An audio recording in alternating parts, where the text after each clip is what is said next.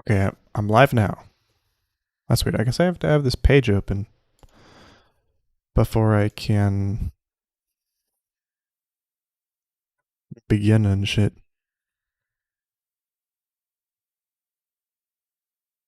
Looks like we're good though. Maybe I have to redo chat here.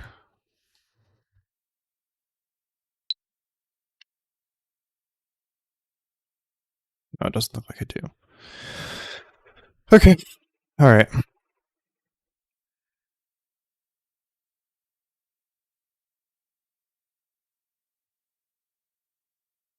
Well. So open up MeScore, open up Cubase, get started here.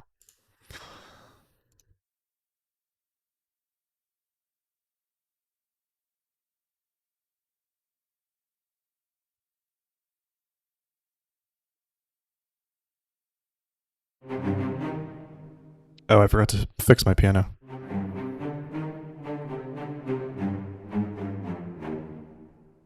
Let's do that. Maybe I should have done that first, huh?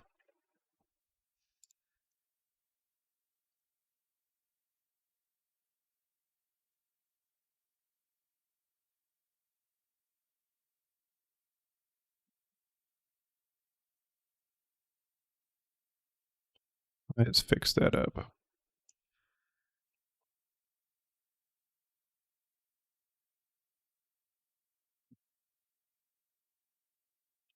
To line it up between the E and the F key here in the middle here. And drag it up. Fun fact, that's the exact middle point of the piano is between E4 and F4. And then you zoom in.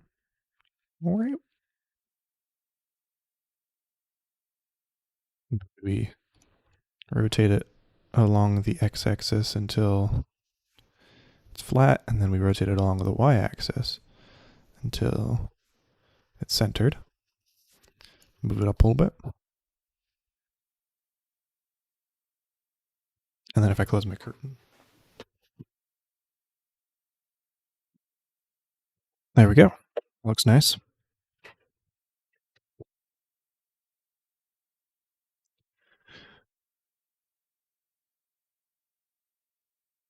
Add some delay.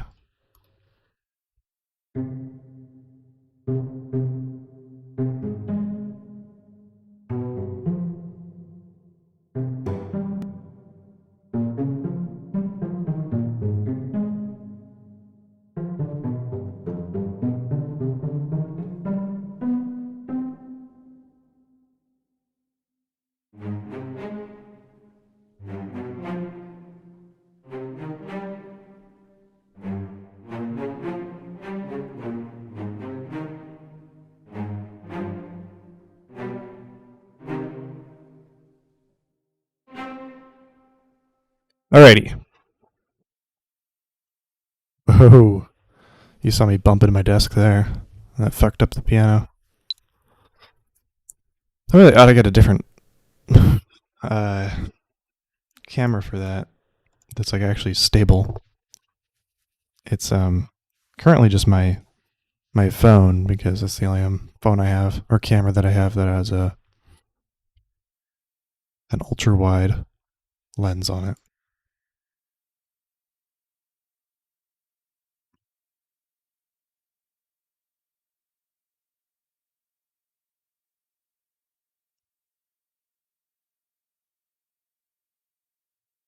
All right.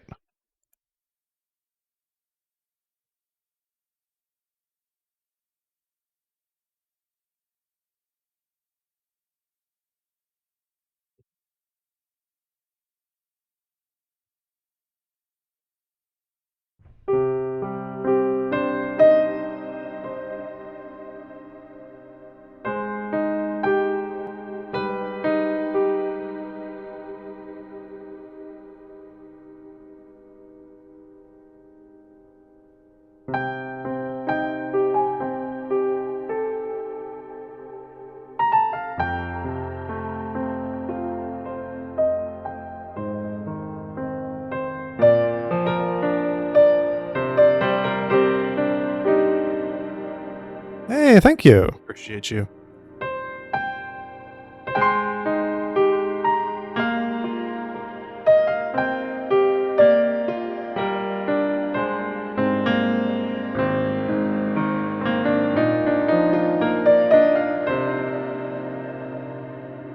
All right. The stream is just going to be me trying to make instruments sound more realistic for the most part. So let's get started. We got a bunch of flute parts that we need to actually make sound like flutes. Here's the first flute.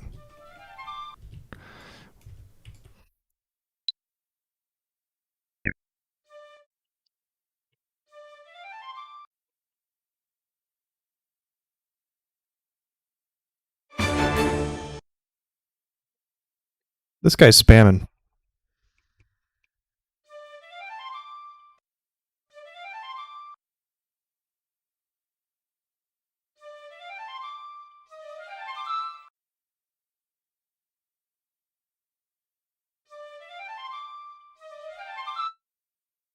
That's supposed to be E natural? I thought we were in, I guess we are in D minor. Oh, because there's an E flat here in a different chord. That's fine. Da-da-da-da-da-da. Hello? The score stopped working. Whatever. I think this is supposed to be like this. Legato expressive.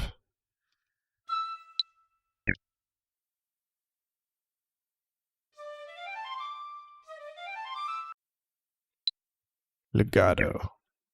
Da-ba-da-ba-da-ba-da.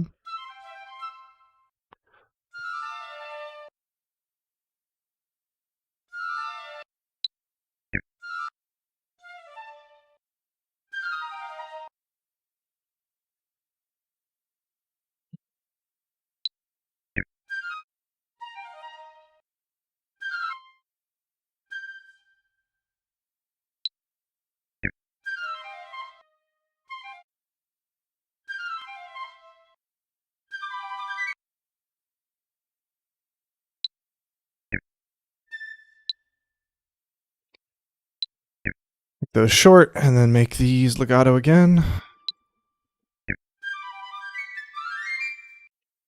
There's that piccolo. And then ba ba ba ba ba ba ba.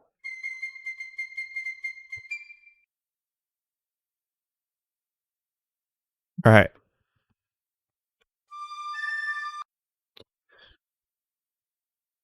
I don't know if you guys actually like what the point of this is. I'm just doing busy work right now, which is a little unfortunate for the stream. I guess I could try to talk while I do it. It's a little tough to talk sometimes when I'm thinking, but right now I'm not really thinking. I don't know. How you guys doing? How's it going?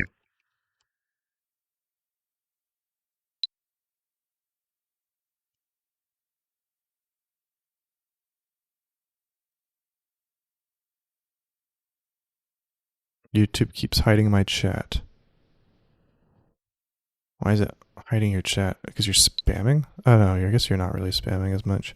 Whatever, I don't really care. To me, it's showing up on the stream. That's all I can do anything about. That's not true. It seems fine to me.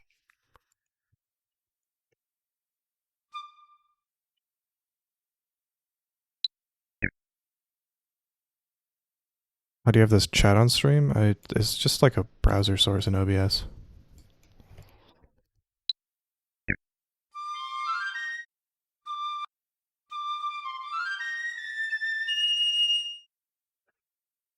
It's just a browser source on OBS. It's nothing too crazy. I can't be asked with that stream elements shit right now. I used to care more about that kind of shit, but recently I've been in the mind space of like, if it just works, it works, you know?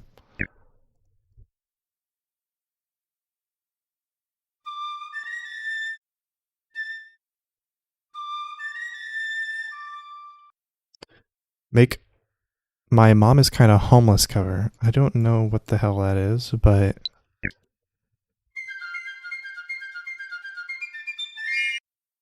I would imagine that it's probably not something that would translate super well to an epic orchestral setting.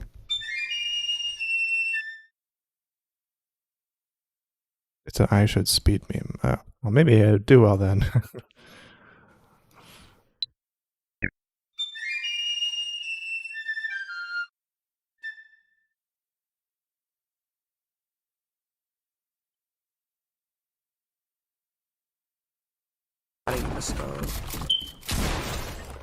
Oh my god, I'm going to lose.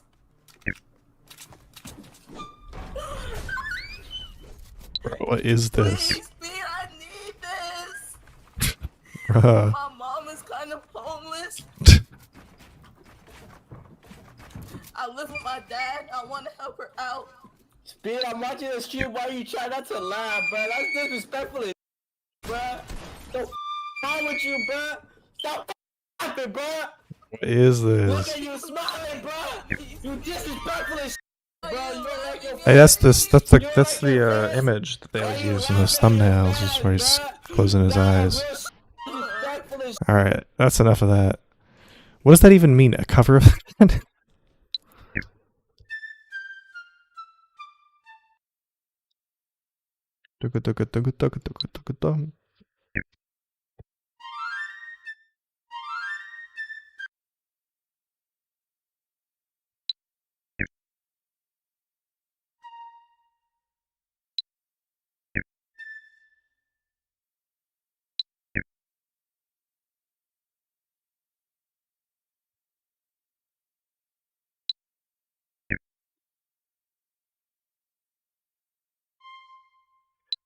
There's got to be a better way to translate these into the DAW.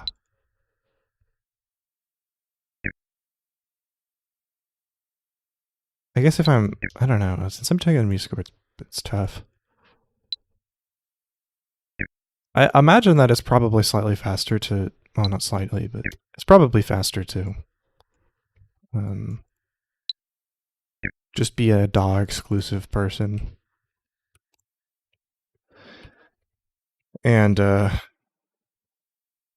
not deal with this, and maybe have different tracks for different articulations. That's how Samuel Kim did it.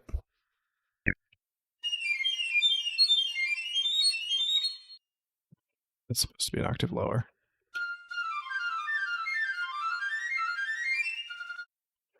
Oh, thanks. Appreciate it. I might do more covers like that, where it's like not a fandom, but more just like,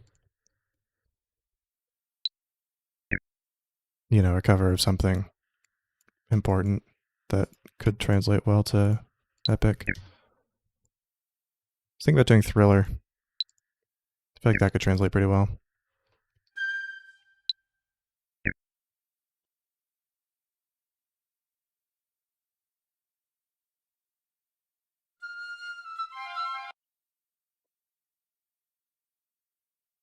Asking for a friend. I mean, I did the stream I did yesterday was a pretty good example of, recently I've been trying to put more work in the covers. So the last stream and the stream before that are both me making the score for this, which is this thing right here. The score is like a sheet music. But the stream before those two streams, maybe I should put them in playlists. I don't know. I was thinking about it. I did that before, like a year ago when I was streaming. But those took me like 12 hours, I think, on the stream. Then it took me another like 4 hours after to finish setting up the YouTube video and posting that.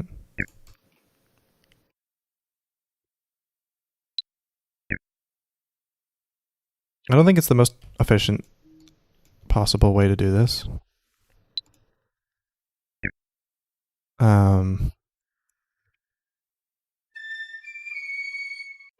But I like having the score. I just feel like I'm faster in the score. But then it adds a bit of extra time, I feel like.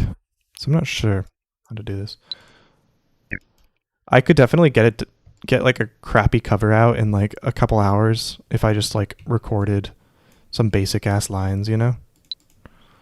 At least, especially if they're like lines I already know relatively well that are pretty simple. Like if I just made an Imperial March cover, it'd be super easy. And I would probably get one out in like fucking an hour. Maybe not an hour, but like a couple hours. If I wanted to spam for a little bit. But I've been feeling less spammy recently. I think the answer to your question is as long as I want to like make it sound as good as I want. Recently I've been recently like today recently I've been like thinking maybe I should just put less effort. And if I did more covers, YouTube would like it more. I'm not sure though. At least that's how it was. I'm not sure if that's still the case. I think it still is. If I did like shorter covers, maybe, I don't know. Probably not that.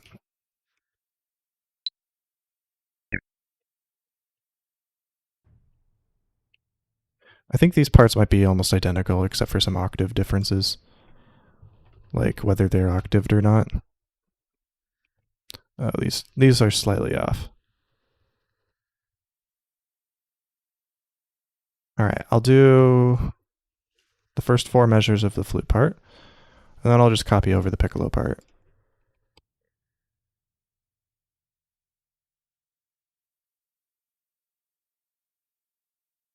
Just double check to make sure it's in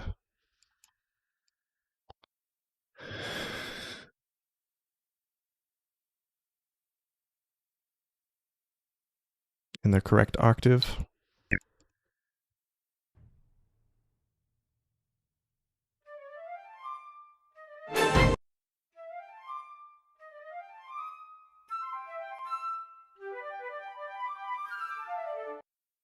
All right, so starting at measure 17 here. It's relatively all just the same octave until measure 4, where it's an octave down.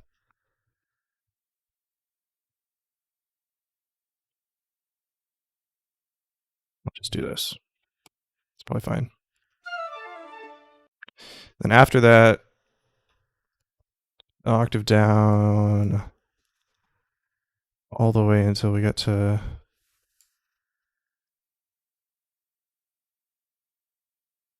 this measure, measure 34.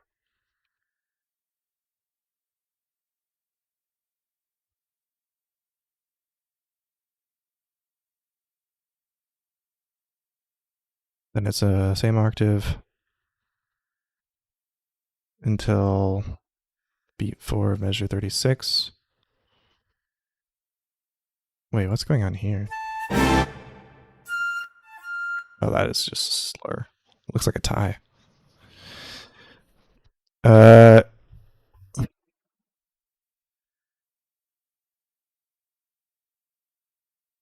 no, that is just same octave until measure beat 4 of measure 36.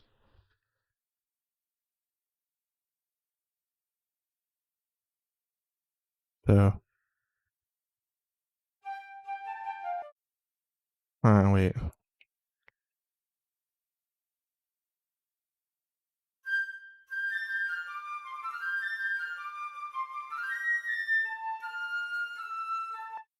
Okay.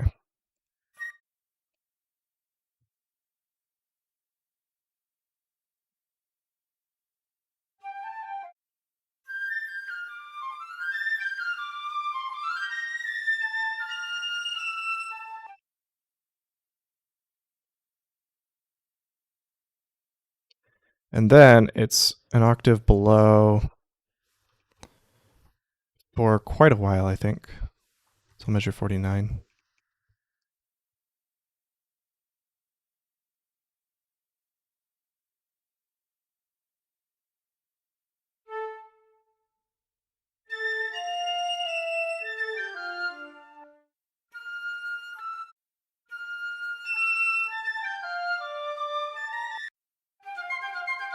This might be faster just for me to do it normally.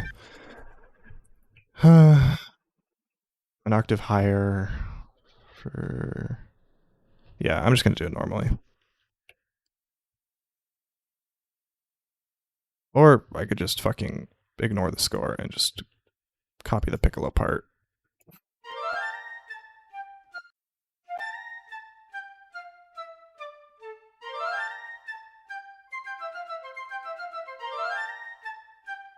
I might just do that.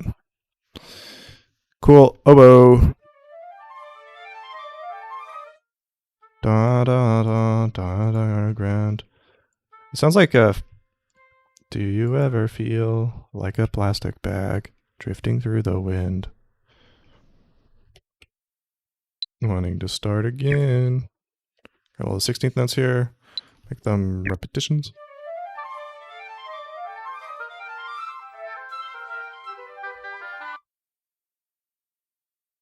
A little higher.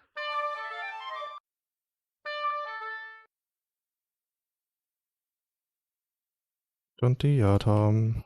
Tantiatom. I think I did this again.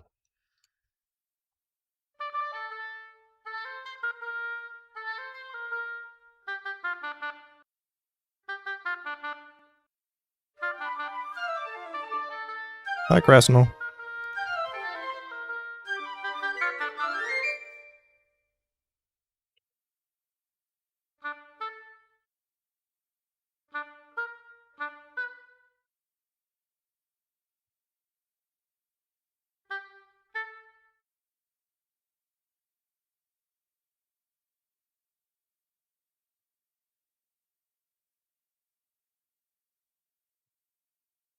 We should all go.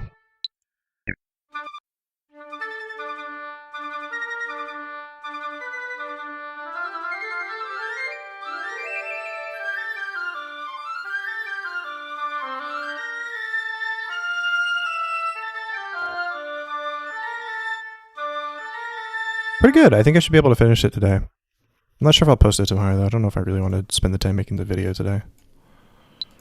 Probably should, realistically. YouTube probably wants me to. But I don't know if Logan wants me to. Inside of you, there are two wolves.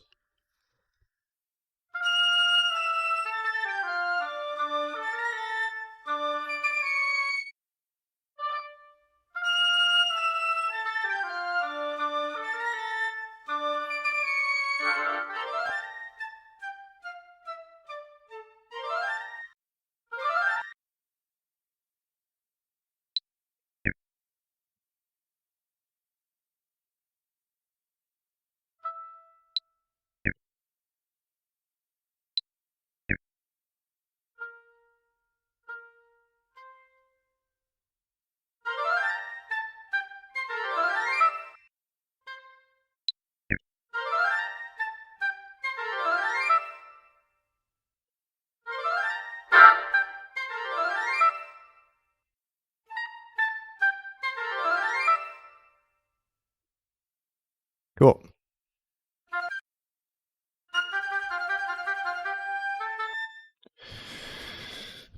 Sixteenth notes. Let's grab them.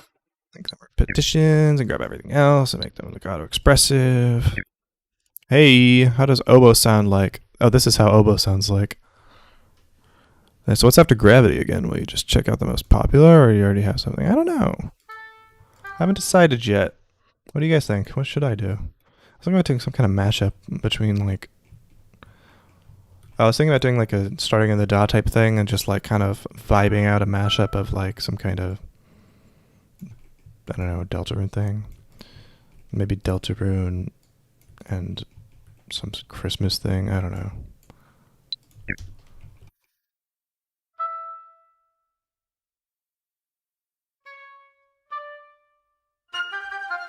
Probably not that.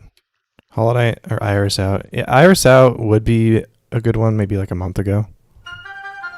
But I guess I could say the same thing about this cover.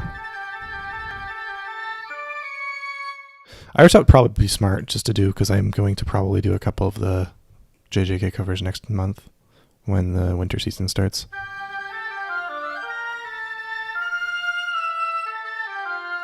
Like, even if it does not amazingly, it would probably build from that.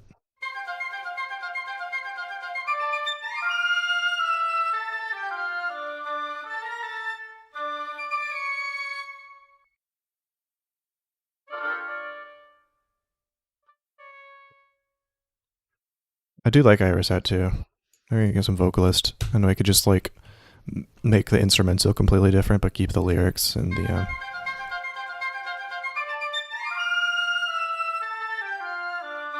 like the melody the same, but like change the instrumental entirely. You know, that'd be neat. I feel like.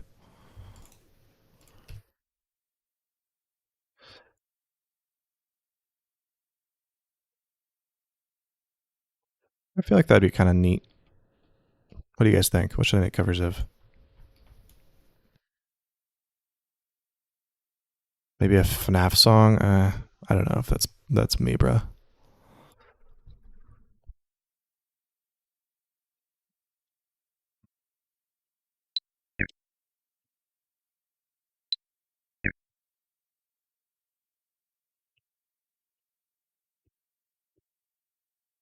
I know I did a Skibbity Toilet cover, but I don't know. I don't know. You know, this cover's gonna be Feece delicious. Thank you.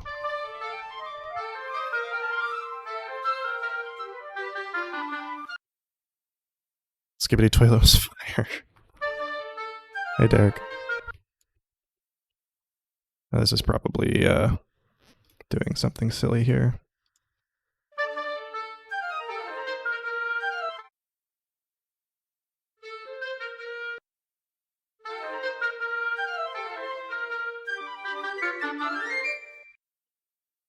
I'm gonna spend too much time on that. I know it sounds not the best, but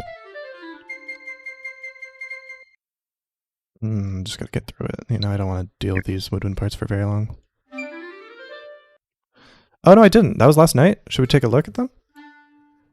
Maybe we take a look at the orchestra too.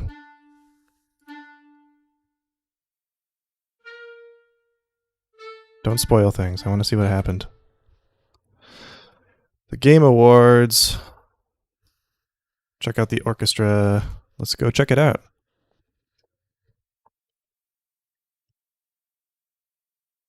Let's look who won first. I'm kind of interested. Who did win?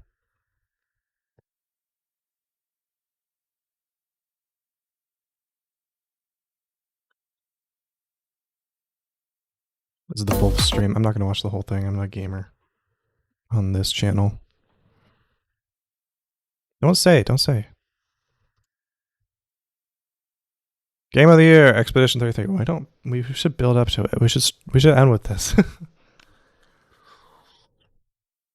Let's sign. I'm fine. I started with this because Krasnell spoiled it anyways. Lamau. Oh my god. Best direction. I guess that makes sense. That's crazy that Silk Song wasn't on this category. I feel like the direction on that was kind of nuts. No, you're totally fine. Oh, the Silk Song heads are gonna fucking... They're gonna go crazy over this Game of the Year shit. Yeah, I'm sure Silk Song won a couple.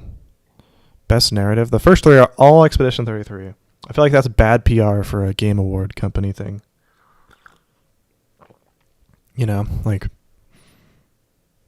If you're gonna have Expedition 33 win everything, at least like scatter it out so people aren't like seeing it back to back to back. Oh my god. This is diabolical. Yeah. I like the way that Crunchyroll does it. I feel like probably more than this. Where there's like a panel of judges that like mostly have seen everything. Damn. Best art direction? Okay, I'm not sure about that. Maybe. I don't know. Best score? People are gonna... There's like... The Christopher Larkin heads are fucking feral for Christopher Larkin. I feel like... Obviously it was between these two, but we'll see how people react to that. Best audio design is Battlefield. That's so funny. Sometimes I wonder if these like awards show website people are like kind of change like the actual decisions because like do people actually think this? I guess they probably didn't vote for Clay Obscure because the audio was like just kind of normal. I feel like the sound effects and shit. Jennifer English, is that her last name? That's crazy. I thought they fucked up the. Oh, my image just stopped working. Interesting. Okay, there we go.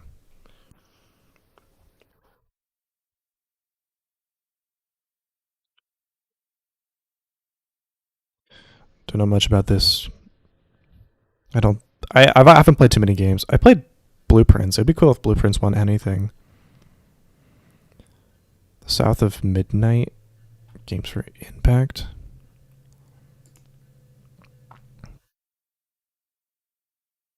I played the demo for Battlefield. Why is it not showing the fucking images? Too many people trying to load this page at once. Whatever. No Man's Sky won Best Ongoing. I could see that. I mean, there's not too many crazy things going on here. Best Community Support. I guess that makes sense. I feel like there was quite a few like mods and stuff that I saw for Baldur's Gate when I was playing that. It seemed like there's like a mod page inside of the main menu, which is neat.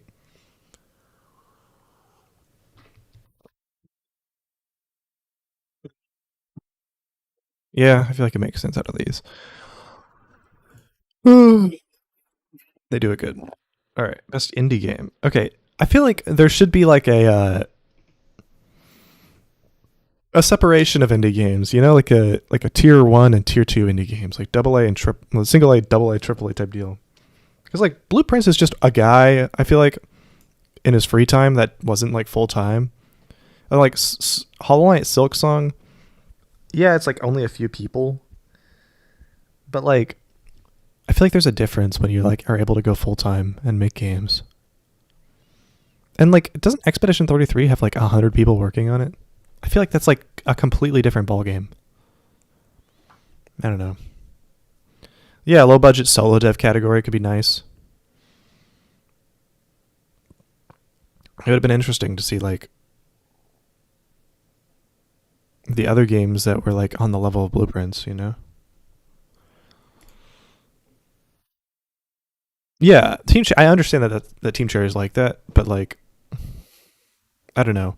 Having like fucking tens of millions of dollars from your first game is just inherently going to be a leg up over like somebody that's making like a game on the side after work. A lot of ex Ubisoft devs. I see. Best debut indie game. I saw like the first like episode of Dispatch. I thought it was interesting. Expedition 33.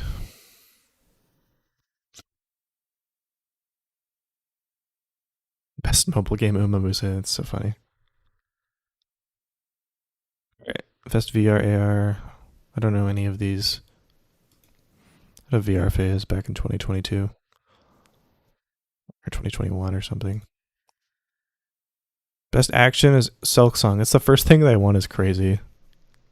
Even like with recency bias. That's kind of nuts. Surprised about that. Best RPG. Yeah. Bro, Expedition 33 winning literally everything. Yeah, so it looks like I'm kind of done dirty here a little bit. Best family. This is just the Nintendo Awards, isn't it? Donkey Kong Bonanza. That's kind of crazy. Won over Mario Kart World, though. I'm kind of surprised about that. Best sim / strategy. Yeah. I don't know. I haven't played any of these games. So I don't know. Best racing game. Yeah, that makes sense. It does seem like kind of a popularity contest. DK Bonanza was really good. It's pretty mid in my opinion. Yeah. I've seen a lot of people say that they didn't like certain things about it, and like the updates where they were fucking around with the like not letting you like choose not connecting tricks for the multiplayer thing that people were complaining about seems super annoying, honestly. I feel like I didn't mind as much the straight tracks as people were like complaining about. I feel like people were over complaining about that shit. I feel like the straight tracks is actually kind of interesting because like there's a separation, there's like a difference between like hype that comes from like chaos of like around regular track where like there's turns everywhere and people are always going in front and like switching from first to 12th like every 2 seconds, and like something where it's like a straight track, because when it's a straight track it's like you get hype moments where like the person in second is like behind the person in first for like a solid 30 seconds and then slowly beats out them, and like it gets really hype, you know? You can't react like pogged out of your mind if you can't even react, you know?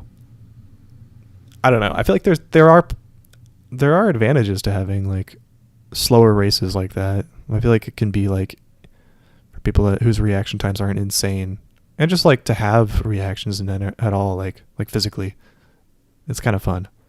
But the way they're handling multiplayer is actually shit. Okay, best multiplayer Arc Raiders. I like Arc Raiders. I'm kind of surprised Peak didn't win. I thought it was just such a phenomenon that people were gonna. But I guess it's got recency bias for Arc Raiders, and it's more of a game with a capital G. Best adaptation, Last of Us Season 2. I have not watched any of these. Most anticipated game, yeah, obviously. Bro, the Grand Theft Auto 6 covers are going to go insane when they make them. Looks like that's it. Why would you put the next button here? All right, let's go look at the Game Awards medley.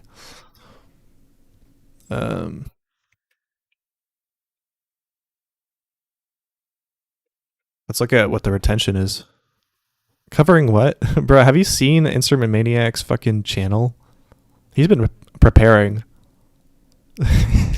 That is actually kind of funny. Pornhub type beats. All right. Let's take a look. What's this?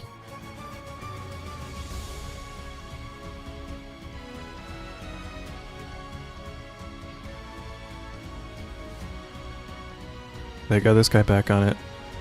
He's playing a transverse flute. That's a pretty sick stage.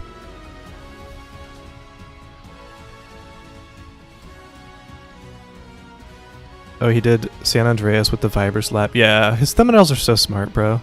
They got a fucking clear trumpet. That's turning to... What is the... This one right here is interesting, whatever this is.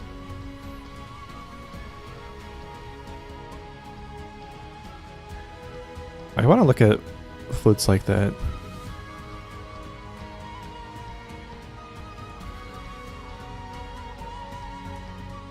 Is this guy not using a stand? Yeah, is this the Silksong one? This retentive part? Skip ahead 2 part? Oh, it's Clair Obscure is interesting. It's a concert flute with a... Oh, I just have to get a head joint. Let's go. I'm gonna look into that. Bro, that's a fucking PVC pipe. I'm excited to see the retention when the video is out for a little longer.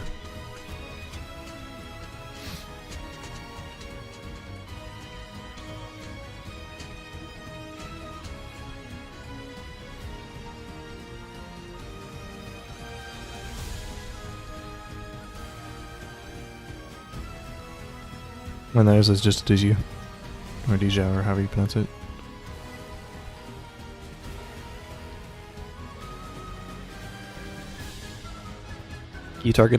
Guitar guy is back. Hey, nice double tonguing, bro.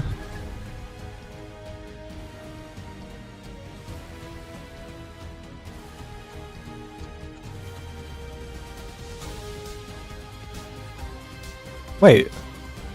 Yo, the sample drums here actually make the mix sound really nice. And the guitar.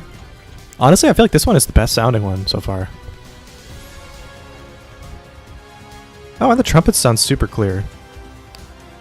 For a live performance, this is kind of nuts.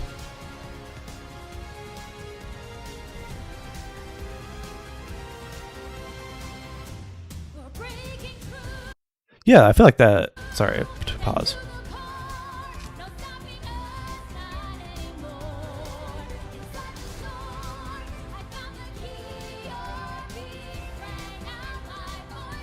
Is it plastic? Is that a tiny ocarina? There's no way that you're hearing that in the mix.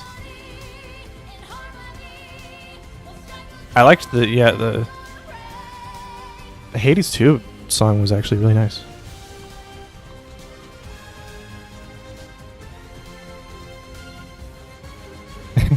You got the contrabass flute.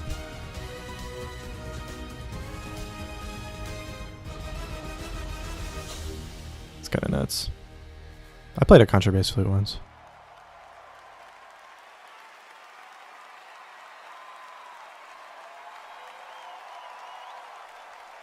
Yeah, I don't know the Hades soundtrack either.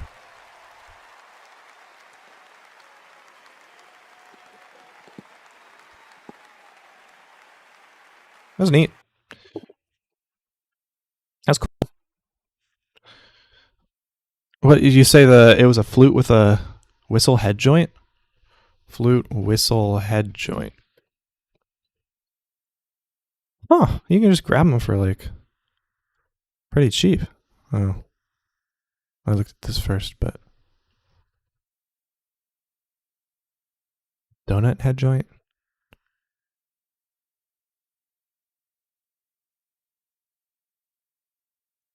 How does this work?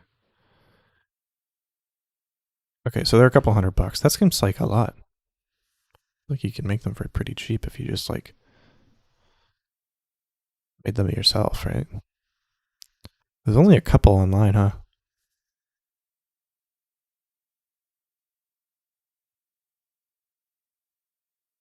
I don't know. Aren't they called transverse flutes? Or is that the regular flute? Or regular concert flutes? Yeah, those are transverse flutes. What's it called when it's down?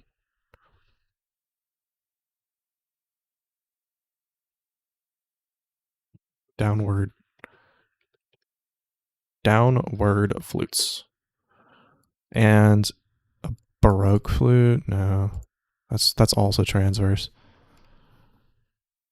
Side blown flute versus end blown flute. Is that what they're called? Edge blown flute?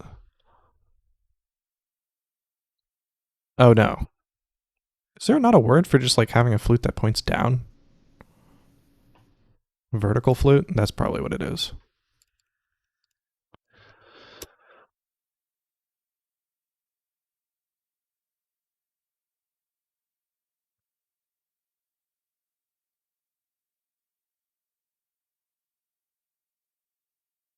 Yeah, whatever.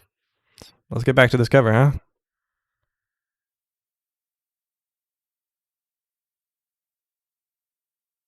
And then you think I should play on the side while I'm here?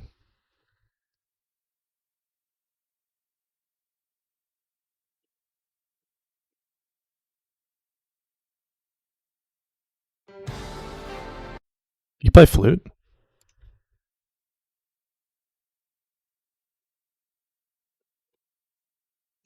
Oh. Is there like a video of somebody playing this? Hi, it's Emily. Today we're Hey, going it's to Flute try Channel the Girl. Head. So Axel Muller, he's the founder and creator. Okay, so now I put the thumb holder.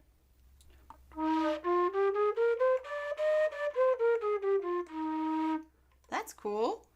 So I guess, for people who have issues with their shoulders, this could be a good alternative. Or a child learning the fingerings but who can't hold the flute yet.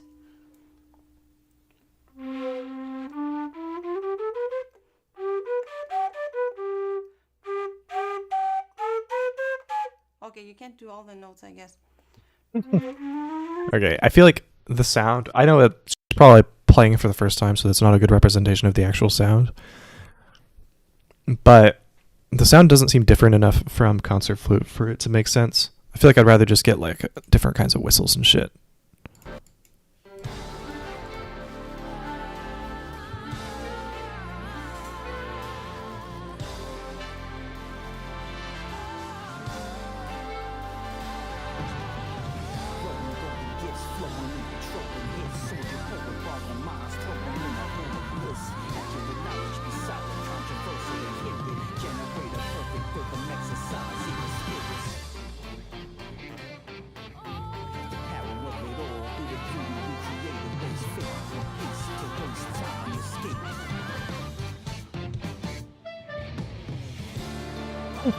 A little clarinet there.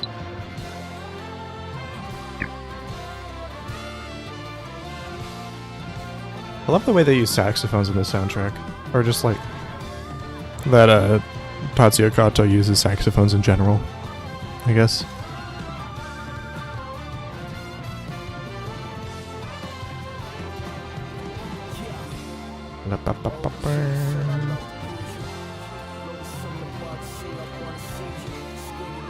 Absolutely Survive from the Endless Journey soundtrack. Or Sakugan, I guess.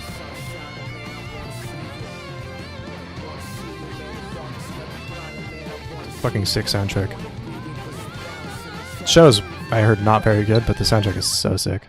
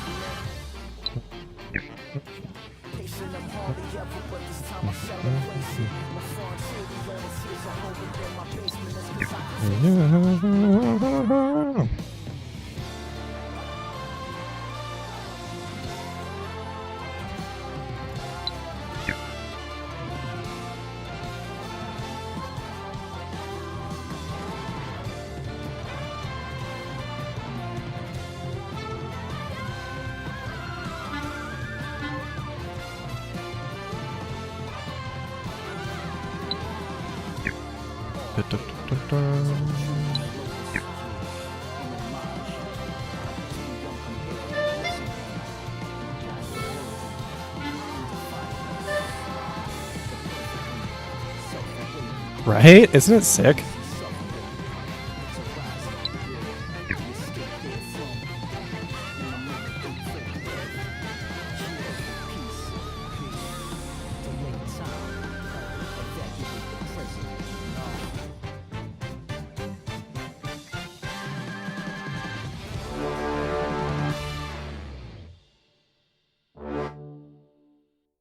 Alright, let's take a listen to this low brass.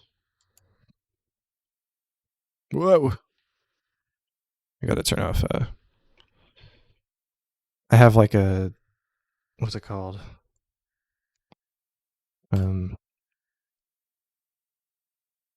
Wallpaper engine, and whenever it changes video wallpapers, it always lags my computer.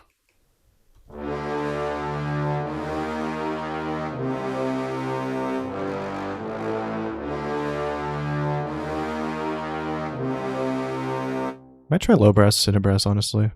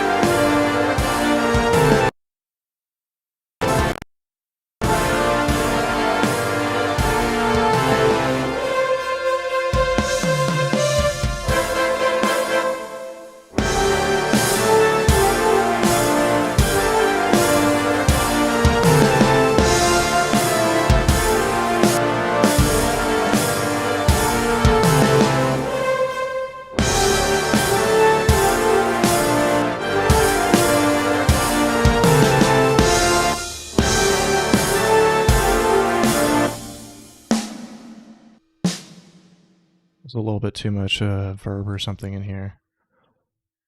Not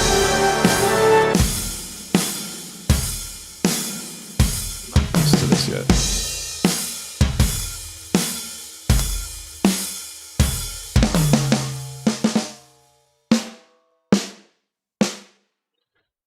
Is there a list here? Yeah, okay. Let's get a different kit.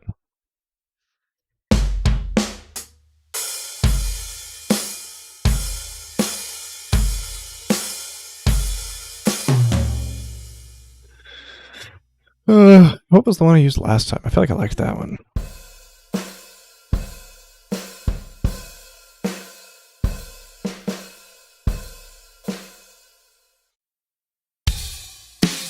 Yeah, drum sets are tough. This Addicted Drums is really simple though. I like it a lot. I like how easy it is to switch the kit here. A lot of them make it kind of annoyingly difficult, like Steven Slade drums I used to use a little bit more.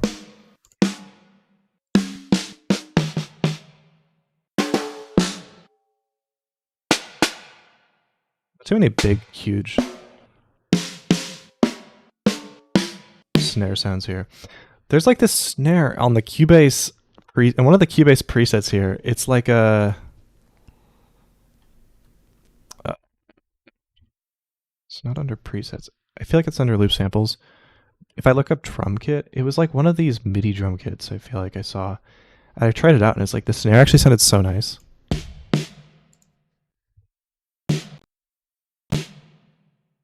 No, it wasn't this. It's like a... Oh my god, I'll never find it. It's like a rock drum kit. It's like one of these silly little MIDI things. I don't understand Cubase's like proprietary MIDI things. They're samplers. But there was like this really sick sounding snare. Where is it?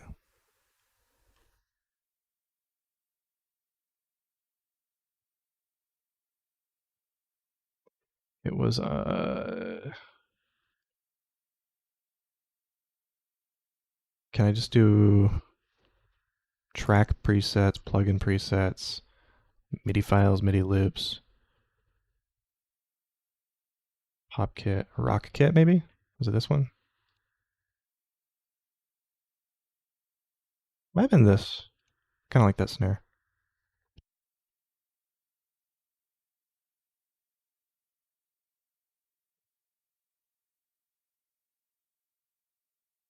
Hello again. Kit 2. Might have been that one actually.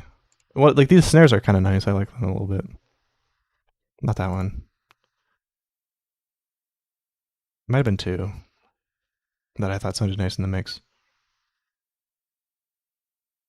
Not like the rest of the kit. The rest of the kit's whatever. I just liked that snare sound.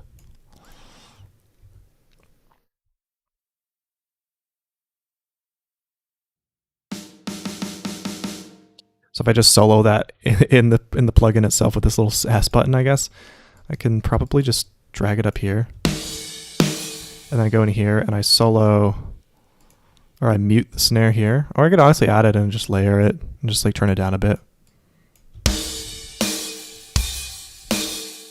Like, doesn't that sound like a nice snare, huh?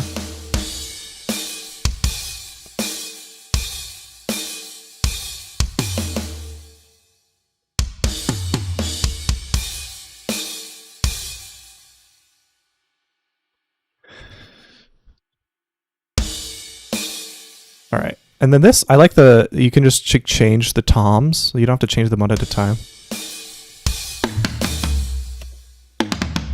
Like that's a tom set.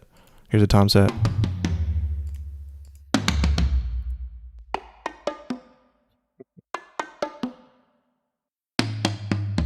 What snares do you like?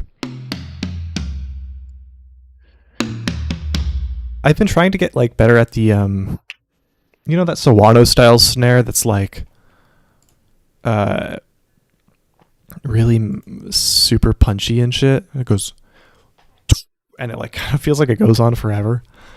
There's like this one track that does it really well. I forget what it's called. Let's see if I can find it.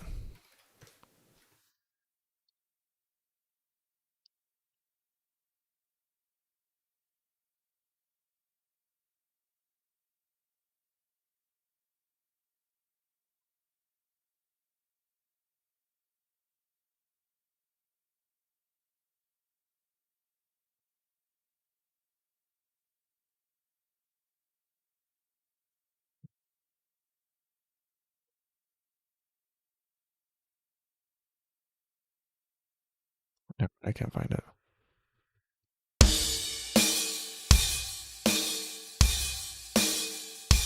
This kick is also a little.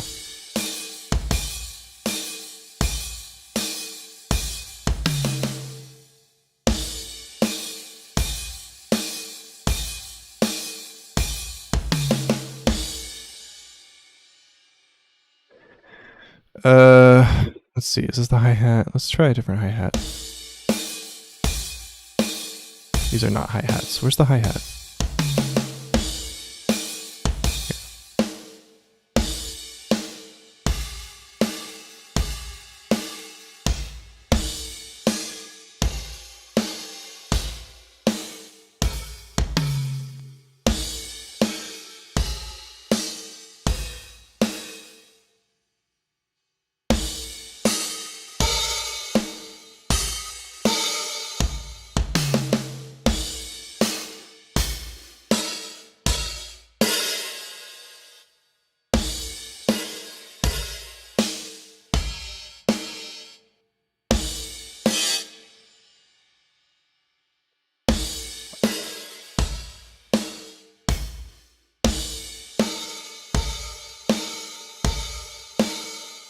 I don't like the machine gun effect on that.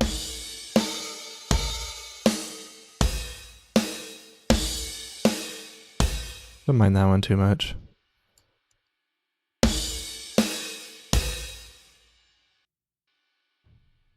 What about the snare here? Or the hi-hat here?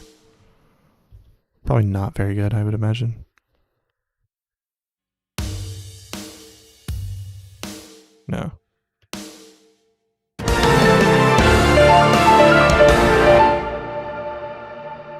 Where's that piano coming from?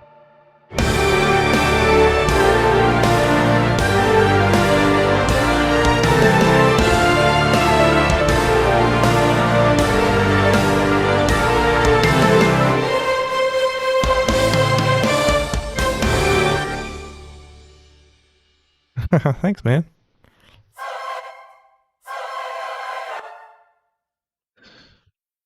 This is very squashed. I don't like how squashed that is. Let's turn up the volume too. It's probably... There's no compression on it. Maybe it's just quiet. That's not too bad, I guess.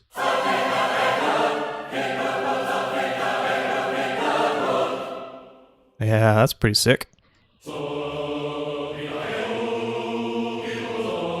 I think maybe we add some daylight between these. Da, da, da, da, da. Maybe I'll have fun one, honestly.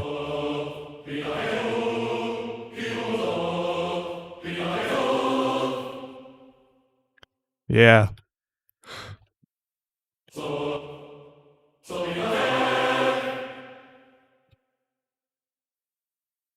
Wait, there's an episode today?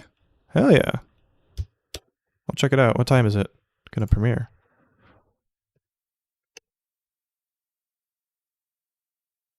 That was the pool party one, right? It's up in 3 p.m.? Yeah, I'll definitely watch that. Oh, you're European. Or something.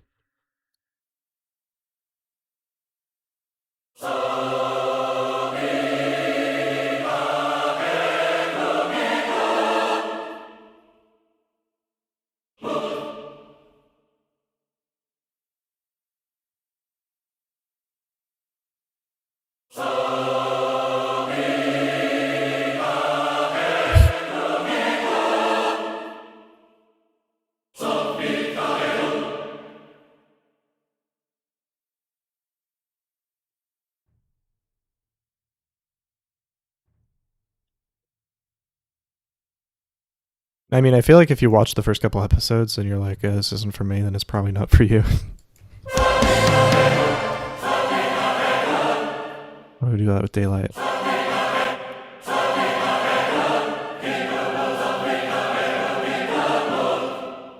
I like that.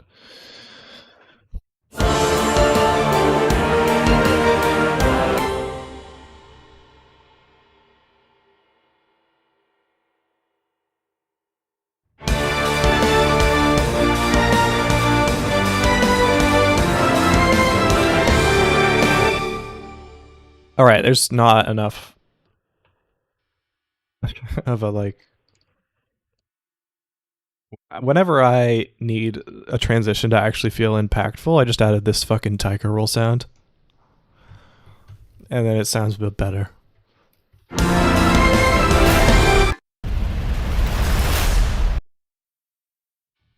But I think the main problem is the section before it is a little bit too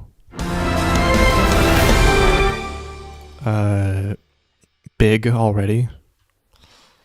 I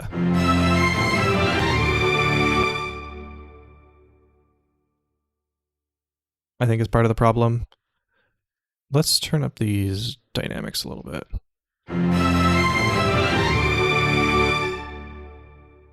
These two. I think the symbol could help too. Some high frequency shimmer.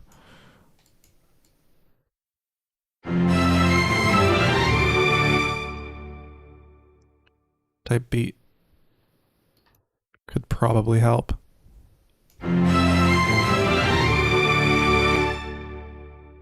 Maybe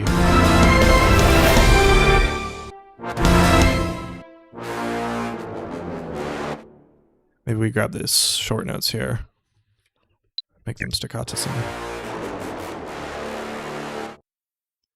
I feel like there's probably, it's like really low and then like kind of mid and really high. There's not like any tenor. Like this trombone. Also, you know, like this area is not full enough. I feel like the same thing maybe with the strings. I don't know.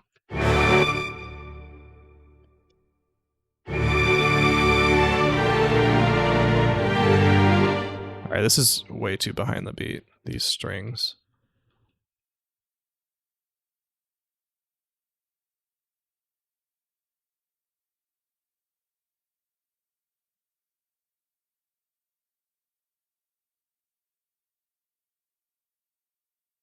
Okay. We'll just grab that for now.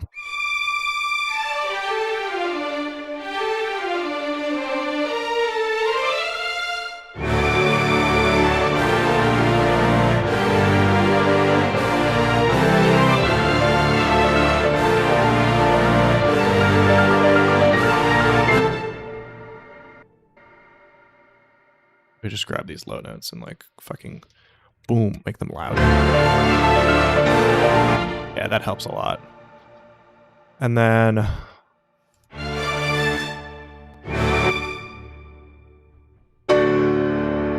big piano chord like that.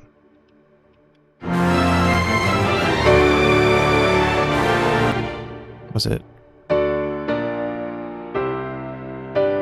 a G major chord at the end there? I forget.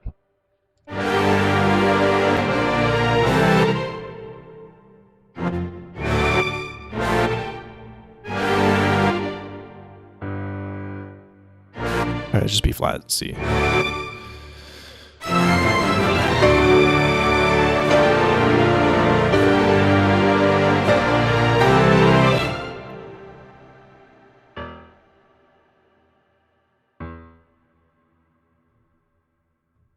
Yeah, I watched the video you sent yesterday, Derek. The Samuel Kim one. It's insane how fast he writes, but also it's kind of insane how little he writes, you know?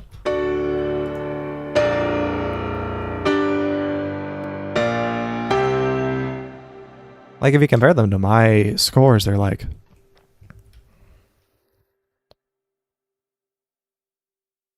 kind of there's not a lot going on, but like I guess that makes sense. Like his mixes are really good, and that's partially just because he just has like a bass and then like some violin ostinatos and a drum set. At least in the one that he wrote. I know there's a couple where there's like a lot more going on, like a couple of his tracks for sure. Like I've listened to them. It's just kind of nuts how he's just like, all right, violin, all right, cool, drums, all right, bass, all right, we're done. And then he was like, here it is. I'm like, wait, that's it? That's all you have to do? Yeah.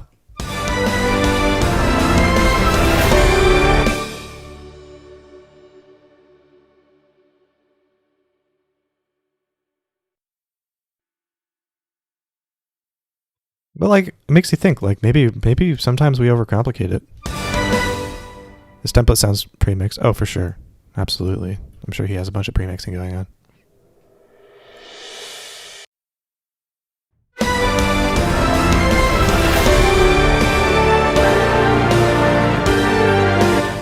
These pianos are too high.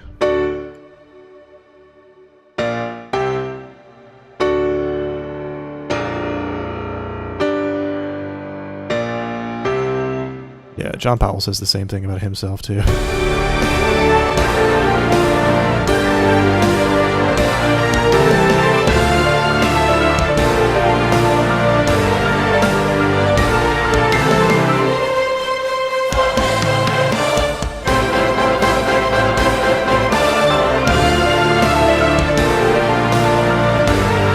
Oh yeah, no, he doesn't key switch at all. Which, I think it depends on what you're doing. If you're doing what I'm doing here, key switching is kind of nice. You write the part in, and then you just put the part on, and then you go through the part, and then add the articulations with the little drop-down menu, which is nice. But if I were to record, maybe I have a different template that I just like click it, and then I do the...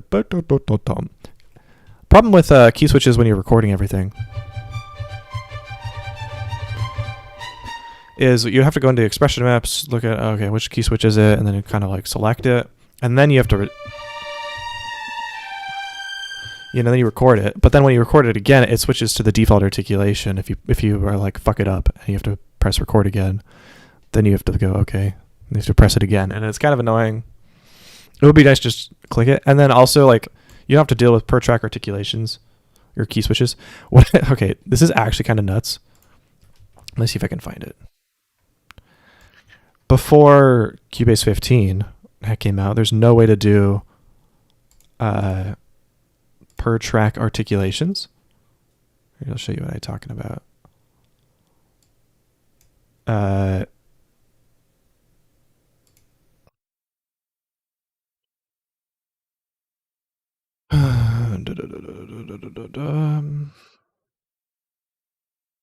Do I have it here maybe?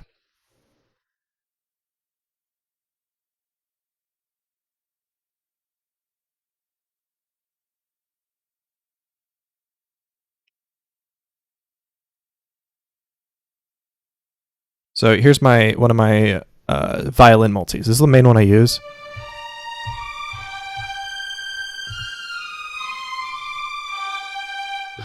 This is a legato, and I press a key switch, and it switches to spiccatos. And to try to get some semblance of like actually lined up with the track, the legatos and the spiccatos don't line up. Obviously, you know this, Derek. But for the people who don't know, spiccatos in a lot of libraries are usually sampled a lot more on the beat because you're able to get away with that. But with legatos, a lot of the times, the transitions between the notes are so long that the delay that you need to get them to line up with the beat is a lot more. So what I do is I add a cyc delay in effect inside of the contact instrument that's completely wet. There's no dry signal. That is literally just a delay. And I can set the delay however much I want on the spiccato, about 70 milliseconds here, so that the 70 milliseconds there, and along with like perhaps there's no cyc delay on the spiccato on this, but if there's delay on, I don't know,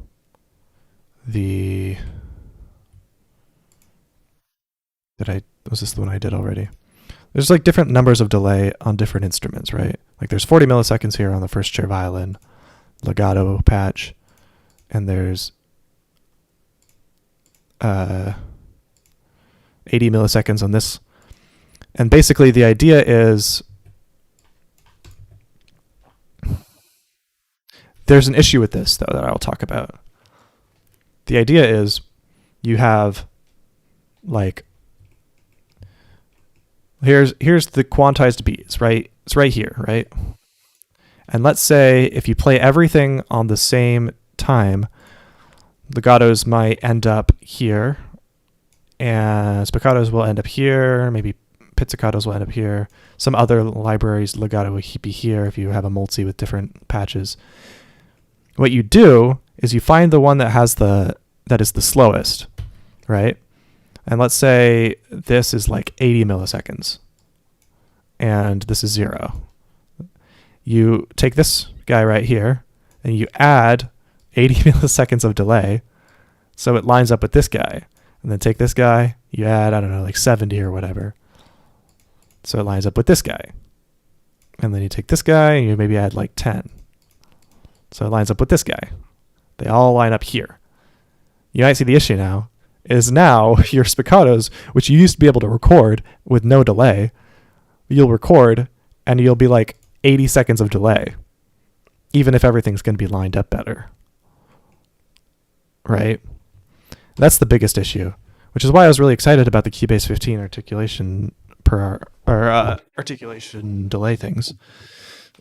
Yeah, to the live playing. So that can be really nice if you like spend like weeks setting everything up for what I'm doing here, which is making a score and then adding it in and then selecting the key switches yourself, because you're not playing that. But I don't know, sometimes it's fun to play everything in. So what I have here, I mean, obviously, right, as of yet, I haven't made like a second template for when I want to play more. I think I might do that just because like right here, to get around that, I have like a rec channel right here that you see where I will monitor it with a hotkey N. If I press N, it like you can see that it monitors it so that when I like play it, you can kind of hear the piano in the background, and I listen for that to like line up. But if I switch to the violin spiccato, you hear the spiccatos are like quite a bit behind the piano, more than they would be normally. Normally they sometimes will have like 10-20 milliseconds of delay with the spiccato patches. And that's just because I add a delay to them. Sometimes I'll even like just turn off the violins. But I don't know, I don't like it. I was watching that video that you sent yesterday with Samuel Kim just plays it in, and it's like, that actually seems really nice. He plays it in, and then he just goes in, grabs, and then he drags them a little bit to the right. Which is something I'm sure a lot of us do have experienced. You know, but we'll see.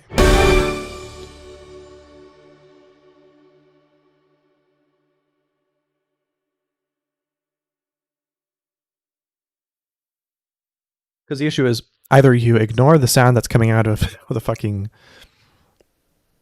the sound that's coming out when you play, which it seems like is what Samuel Kim does, and then you just try to play it at the right time. In which case, I feel like it should be lined up. Yeah, I think so. But sometimes I think the track delay compensates, you know? I think like if you let me do an experiment really quick. If I have audio Imperia cores, it's at -100. If I set it to like -500 and I play on with the beat,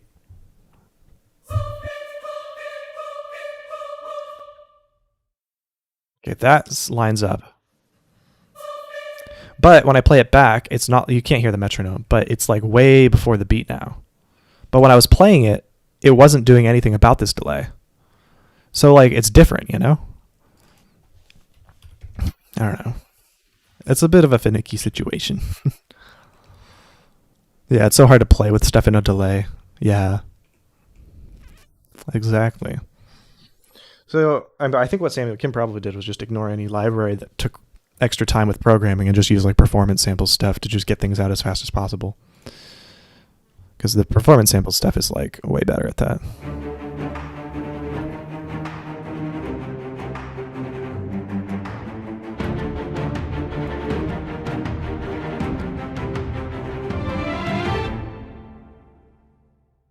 I might honestly just get this run on like CSS or some shit, I don't know.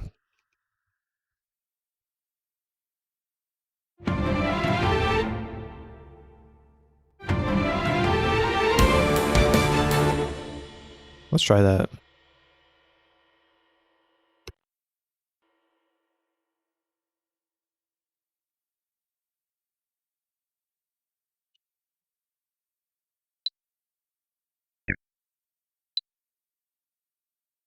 How's the Mikado legato sound actually? Is that kind of treated as the legato run as well that you were talking about?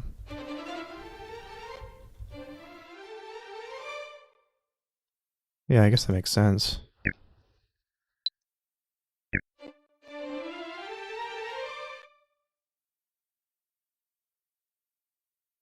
I don't know if this is fast enough for that to sound better at this point though, you know?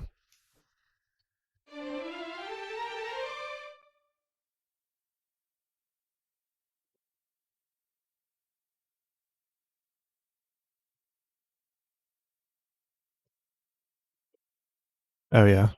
Okay, I'll try that. I'm interested in that because like I don't know, I kind of like sometimes the sloppiness at a certain speeds, the sloppiness of having the legato sounds a little bit more real. Turn down the velocities, let's try that. Let's turn up the actual patch.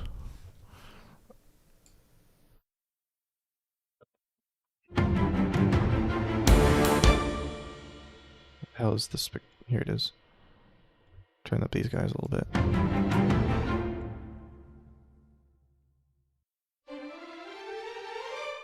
Yeah, obviously it depends on the speed of the run. But of course, so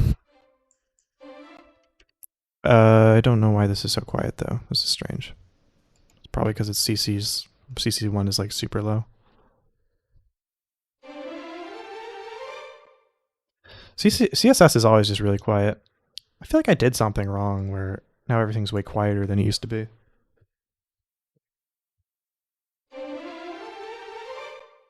I don't know. Maybe my ears are going bad.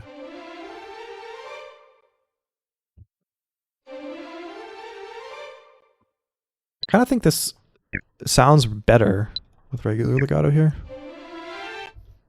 It would have to be high velocity because that's the speed. Yeah, ignoring the volume difference there, obviously.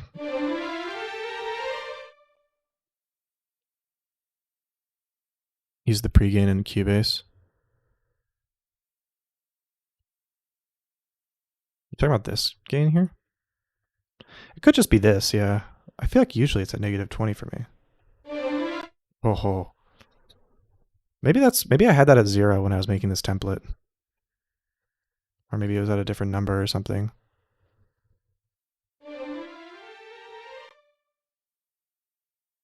Maybe not. What's my volume at? 18. Let's set it to -20. Not control room again.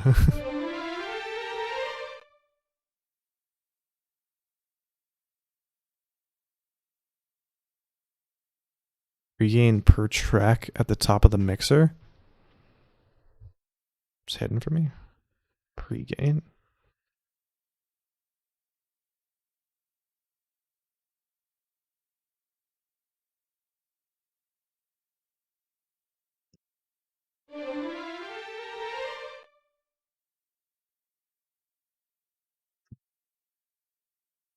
Hello, Clothical. Per track in the mixer at the top.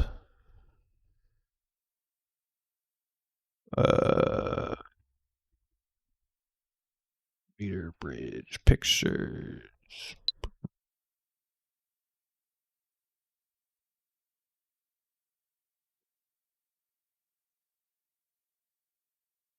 What are you talking about? How are we doing? We're trying to figure out what the fuck Derek is talking about here. There's an extra gain knob that happens before the inserts on the mixer apparently that I don't have visible.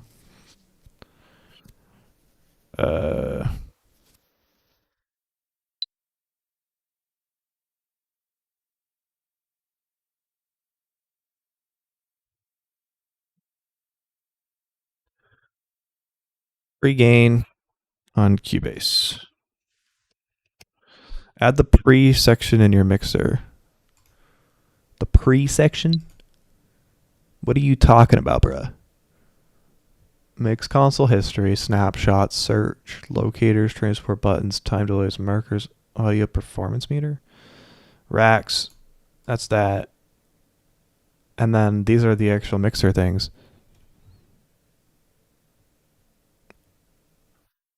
Equalizer, curve.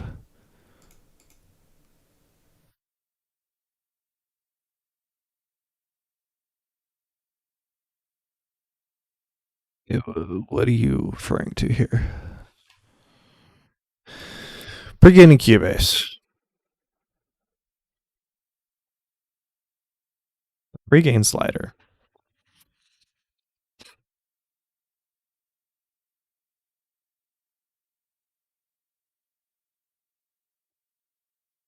It allows you to change the level of signal forwards. This.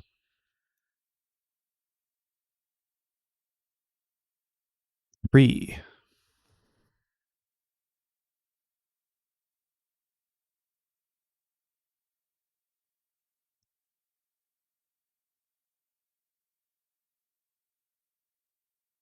Wait, that seems kind of nice.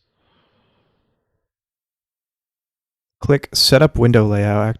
Okay, wait. Whoa.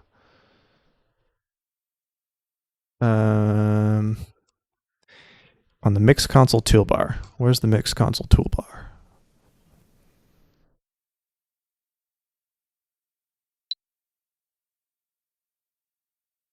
Setup.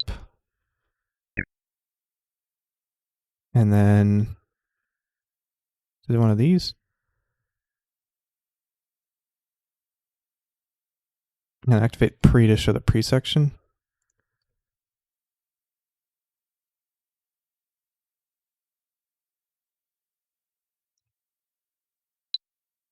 This is in Cubase 12, right? I'm using Cubase 12.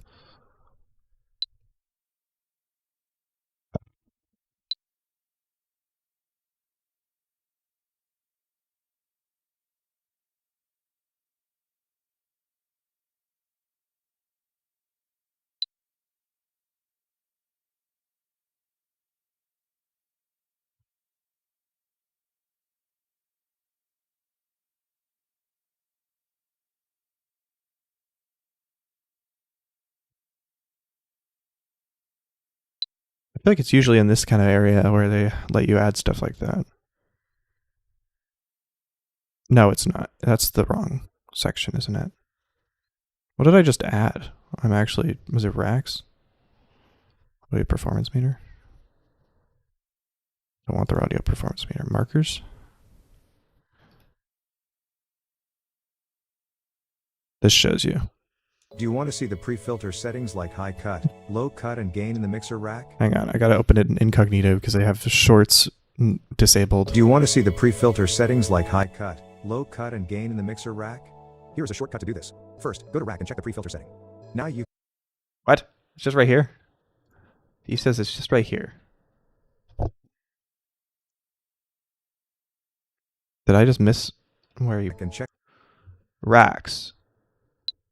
Oh, I see. I have to go here. I have to go to setup. I have to go to racks. I have to add it, and then I have to okay, and then I go racks, and then I go pre. Cool. There's some other stuff here too. Q sends.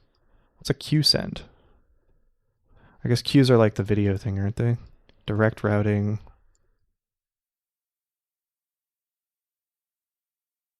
Direct routing seems kind of like just a cleaner version of the routing because I don't use all of these. Maybe I'll get rid of routing and I'll just use direct routing. Yeah, that's what I use too. Track quick controls. What are these? This seems not as quick as a quick control. What? Oh, I guess it's just like somewhere else to put the thing. I'm not going to do that. I'm already used to having regular controls. Then device panel says, what's this? I guess it's probably like for MIDI devices maybe. I don't want to deal with that. Cool. Huh, that's kind of neat. So the pre-channel here lets you, if I hold like Q-Link, I guess I could like increase this and like still have the faders be low.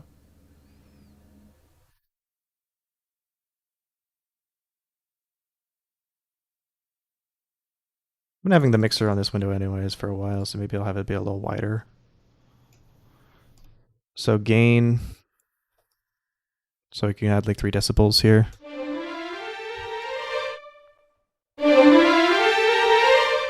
So you can get it like 20 decibels louder without even like cracking. Whereas if you add like 20 decibels here, well, you can only add like 7. I guess, yeah. What Marcus Warner does in Logic is he, and what I've been doing is I've just been having a limiter that adds like 12 decibels to the master channel. Or not to the master, to the mix, to the like monitor channel. So that when I export, it like gives me way more headroom anyways. So I'm like hearing it all loud and shit. I worry that adding a bunch of gain here will squash the audio when I export it, you know? It's really nice to have a shit ton of headroom after I export.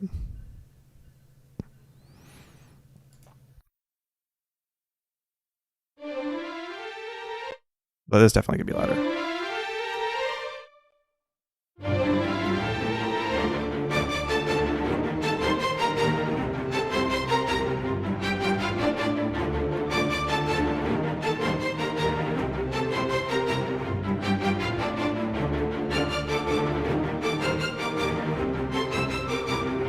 Yeah, I use the faders for minute adjustments, I guess.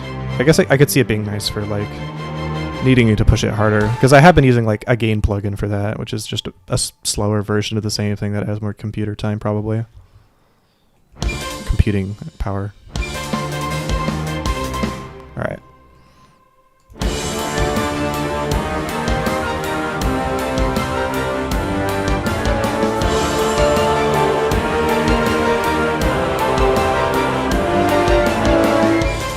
Yeah, I am.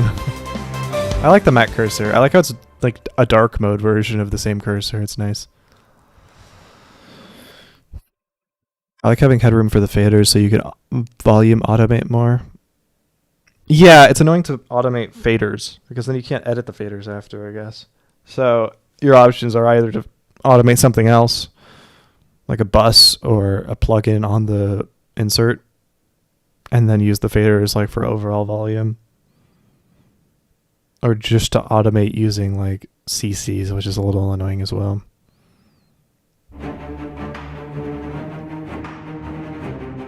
Like if I wanted to turn this up,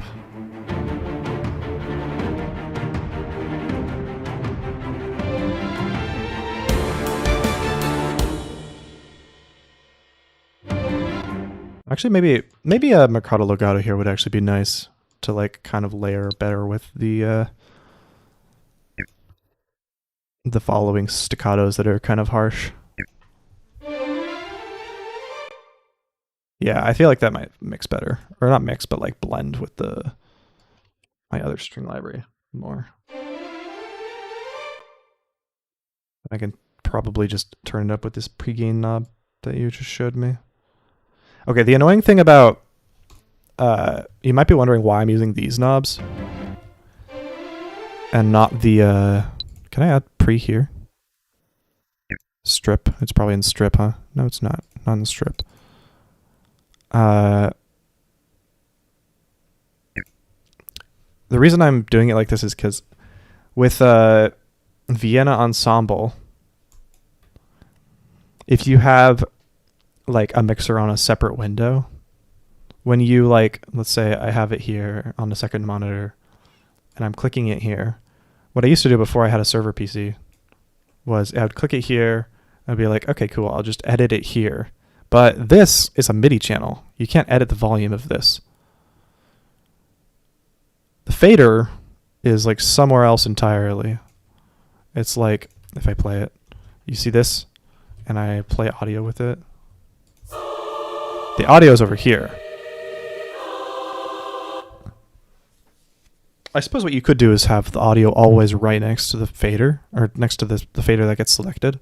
That could be useful, I suppose. That could be the way to do it. Maybe I should do that. So I could go back to like editing a strip more easily. But then it gets really bulky.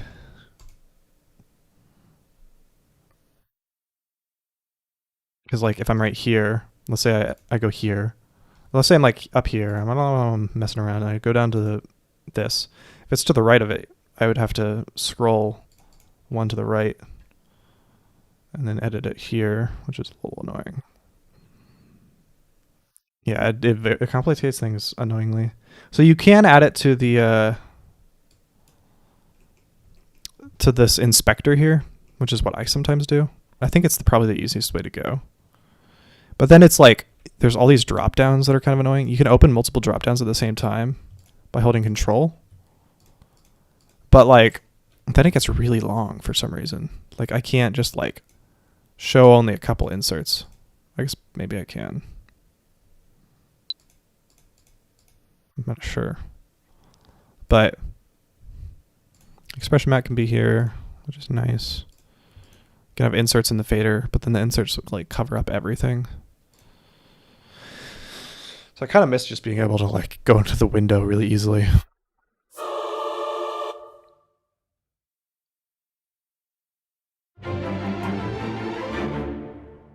Yeah, so like if I want to select multiple too, it gets even harder because like I can't just go into the fader anymore and just like do multiple. So I go here, I have to scroll to the right until I find CSS here, which is my CSS channel. And then I guess I could change the gain here. Now that blends way better there with the Mercado legatos. See ya. So, I don't know what the solution is. I should probably just have the audio channels, because like there's literally no reason for me to use these MIDI channel things other than it'll select it when I select the channel. So I probably should just put the audio channels next to them. 49 in ultra wide for the mixer. 49 inch like monitor. And that's why I had this thinner, I suppose. Like I have it on the smallest possible setting here. The issue then arises if I have it like such that all of the audio channels are next to them. I guess I don't need to have them shown, but whenever I show the audio tracks for them, like these tracks, I have them in like a nice little folder here that are on their own thing. They look like that, which looks like kind of like a weird instrument track, even though it's an audio track. Go down here. And it's nice to have them like kind of in their own thing. But I guess if you just have them disabled most of the time. Yeah, right? They look weird. I don't know if I like that ride sound. I might change that ride. Yeah, so if you have them next to them and just have them always disabled, I guess it's not an issue. Maybe I'll do that in my template. Maybe I'll do a template stream where I just fix up some things in my templates that have been bugging me. Like that.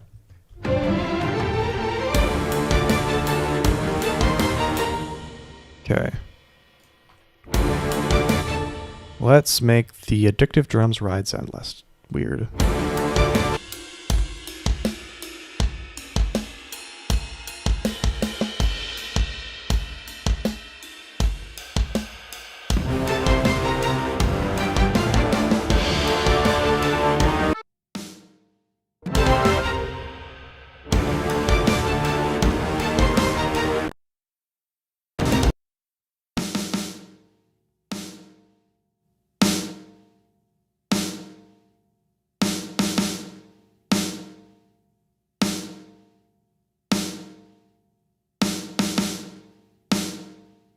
Do a shorter release.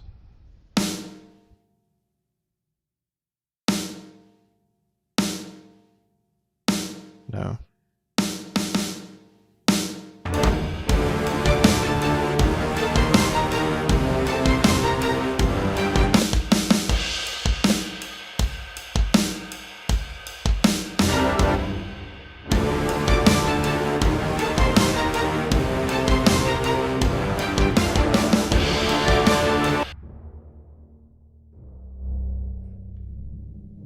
Oh, I never did the timpani part, huh? All right, dum.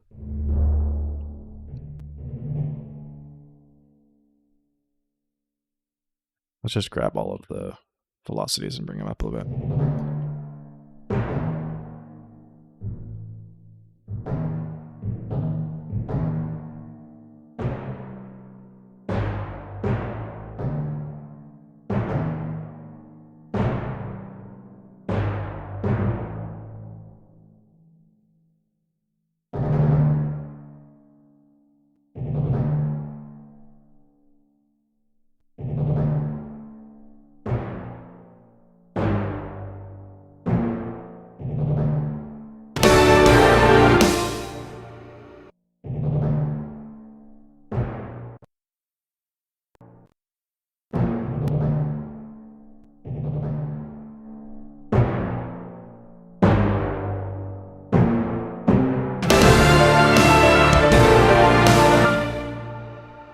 All right, that sounded pretty good. I feel like I've not touched any other sections other than this chorus, and it's like opening part. So I'm a little scared about those, but I feel like I'm happy with how this is sounding.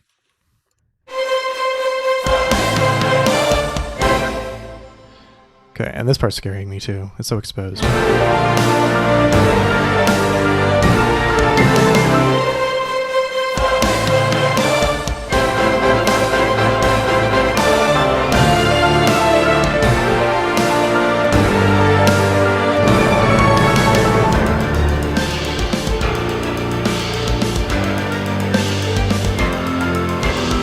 So piano's way too loud here.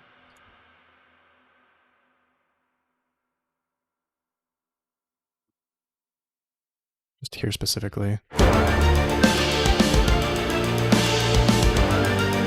think the drums might be a little loud too. I mean, the drums are way too loud.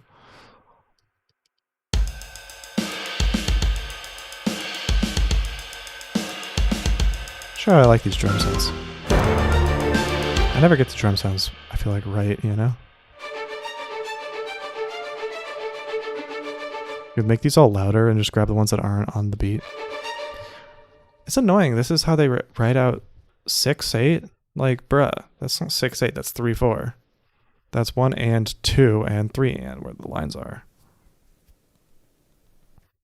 What if I wrote it as 12 fucking 16?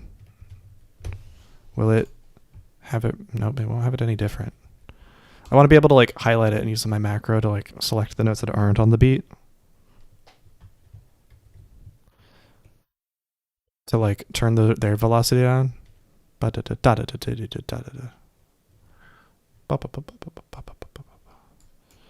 could just do it manually, I guess, which is a little whatever.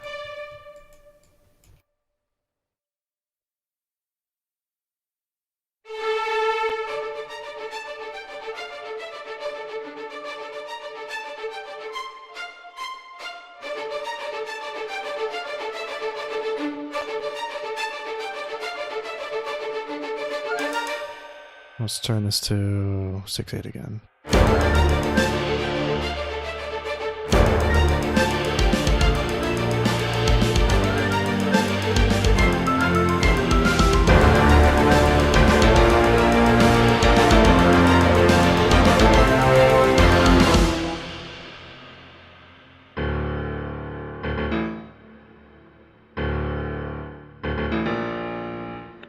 I might do like an off on one type deal here.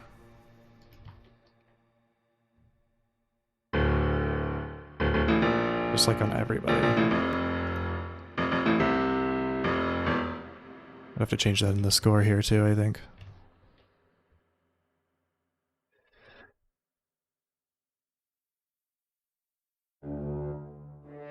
It's actually going to be kind of a pain in the ass.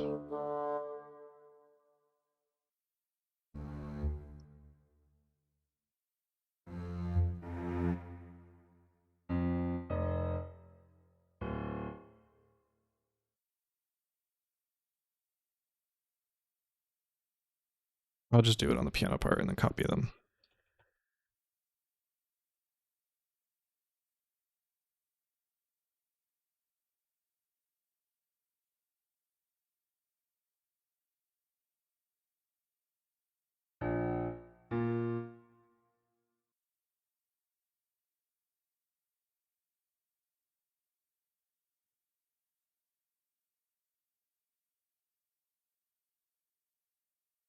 Copy this here.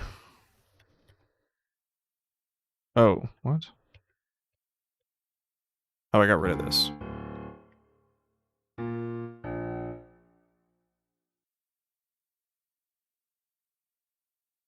Ooh, offbeat section macro. Yeah. It's much more useful for like a hi-hat playing 16th notes, you know? Type shit, but I found it to be useful. Oh, that's completely different actually.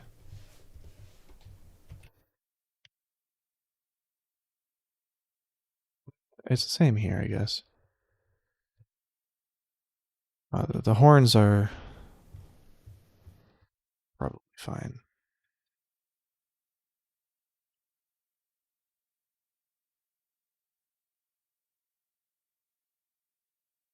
Should I even like care about this? If I want to be a real YouTuber, I feel like I should stop caring about like having the clef and the French horn be a bass clef at the right part. But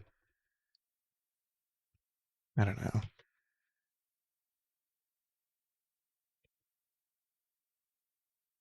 Okay, let's see. What is this?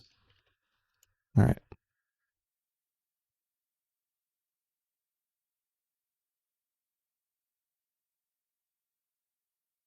The opposite is useless. I feel like not useless, but like if you have one, you have the other, because you have control plus click. So what you do is you just go control A, control whatever to like only get the ones that are on beat, off beat. Sorry, and then you just do that, and now you have everything on beat. You just hold control and then drag everything, and you have it all on beat. It saves you from having to memorize double the amount of key switches.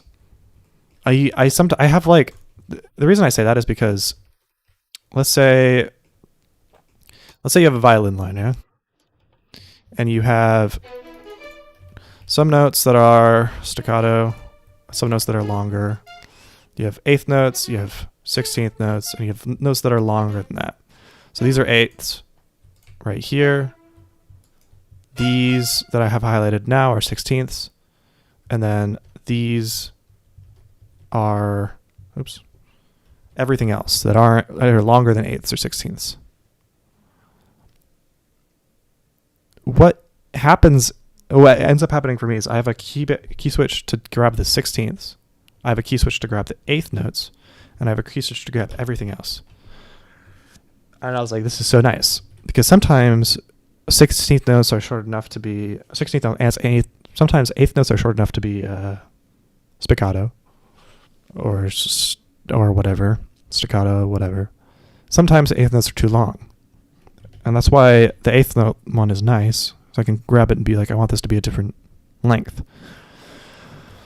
But what ends up happening is I just end up grabbing everything else, making that legato, holding control, dragging, and and then making these staccato. So if you have a key switch for one, you have a key switch for both. You grab everything that's staccato, grab everything else, make those legato. That's usually what ends up happening for me. I still use both of them sometimes depending on the context, I feel like. Very occasionally will I use the eighth note one. Most of the time I'll use the 16th note one and then grab everything else and make those legato. That's usually the fastest way to go. But then you gotta fucking do that, and you gotta do that. And you're like, oh, I did that wrong. I have to drag that back. I tried to set up a Python script that like grabbed everything, looked at if it was the first note, and deselected it, and then like exported it to MIDI, because the Python script actually can't read the Cubase internally, so he has to export to MIDI and then read that, and then it'll import it back from MIDI. Let's see if it actually works. I don't know if it will work still. I select this. What it tries to do is it tries to unselect this, unselect this, unselect this, unselect this, and unselect this, because they're the first note of the line. Then it'll bring these back, and then it'll import it, so I don't have to do that. I don't think it works anymore, though. Let's see. Is it this hotkey? What was the hotkey? I forgot the hotkey. Whatever. It doesn't work anymore. Or I tried to do that once, and that was not worth it at all. because Cubas's code is obfuscated, so I can't see it, you know. All right. I think this is probably...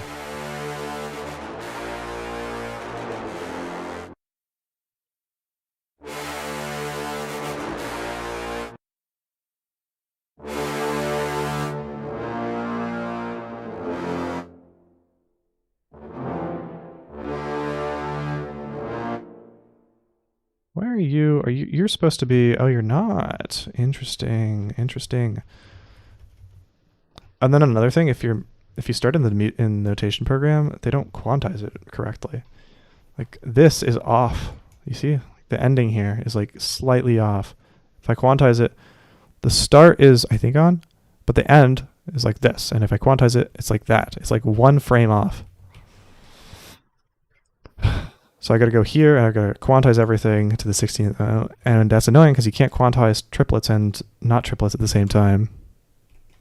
Hey, Luke. Since you can't quantize triplets and not triplets at the same time, if you have... Yeah, it's really annoying. Which means that my macro for 16th note doesn't work. If I grab these and then do the macro for 16th notes... Oh, it does work. I think I gave it some leeway. To be like, if it's like a frame less than a 16th note, then it's fine to grab. I also made the macro grab triplet partials of 8th notes and 8th notes if it's an 8th note, you know, which important thing to do if you're doing that. And then you just grab everything else. The only thing is, like, I guess I have to do this, which is a little annoying.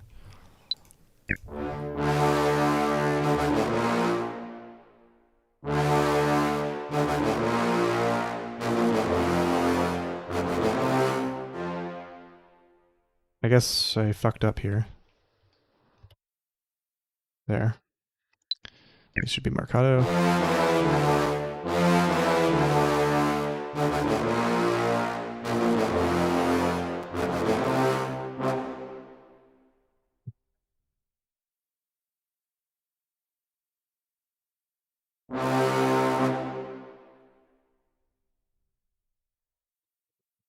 Thanks, Luke. This is my brother.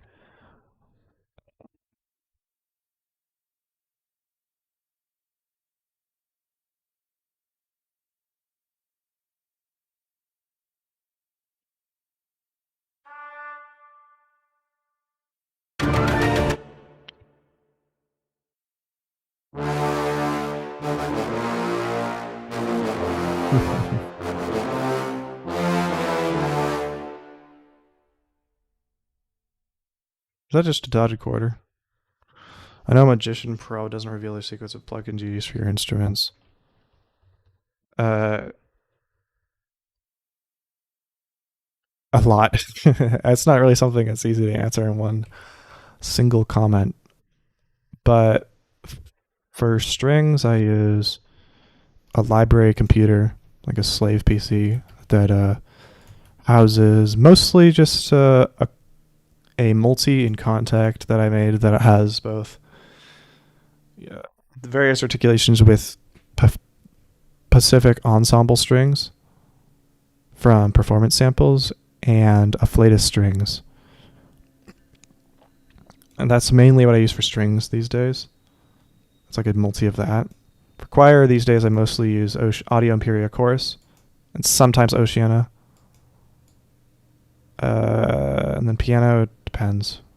Your piano's probably fine with whatever you got. It usually doesn't really matter. Piano's less difficult to sample. There's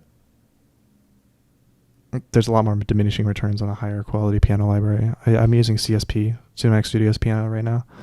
Drum kit, I'm using Addictive Drums, Damage for this percussion. Cymbals. Rest of the percussion usually is like Cineperk here. And that is like things that are like miscellaneous that like the quality isn't not as important, but like what's the word? Like it's more like miscellaneous. Like I don't care if the glockenspiel quality is like 5% better, you know? It makes less of a difference versus like this percussion sounds way better because that's the point of it. The point of having a glockenspiel isn't to have the best sounding glockenspiel. The glockenspiels don't vary from one another very much usually. Low brass right now I'm using a mix of Medark 4, like tubas, chimbassi, bass trombones, some multi-detonate, and then I'm also using Monster Low Brass from Cine Brass. The Monster Low Brass sounds like this. And the Medark multi that I made sounds like that. They serve different functions in the EQ range. Trombones. Here are Caspian, because I just need them to fill out that range and I don't want to spend too much time on them. And anything by performance samples takes less time because I don't have to deal with the track presets and all that. Trumpets. Right now I'm using CSB, Cinemax Studio Brass.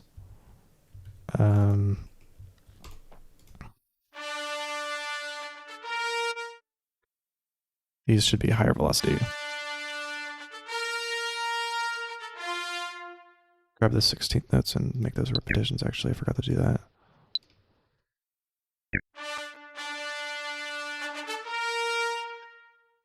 The horns right now are Medark 4's Schwarzhorn. What is it called? Schwarzhorn horns.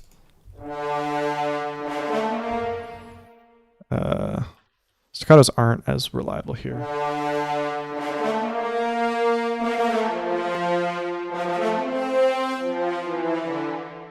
Staccatos are nice though.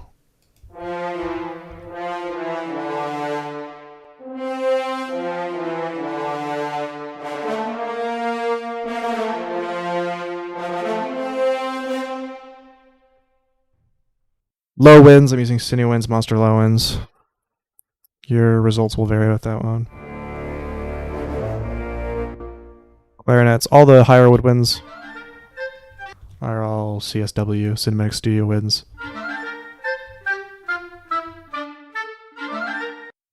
If you're just starting out, just use Muse scores. Just use fucking Muse sounds. So you don't have to spend $10,000 on all these fucking libraries.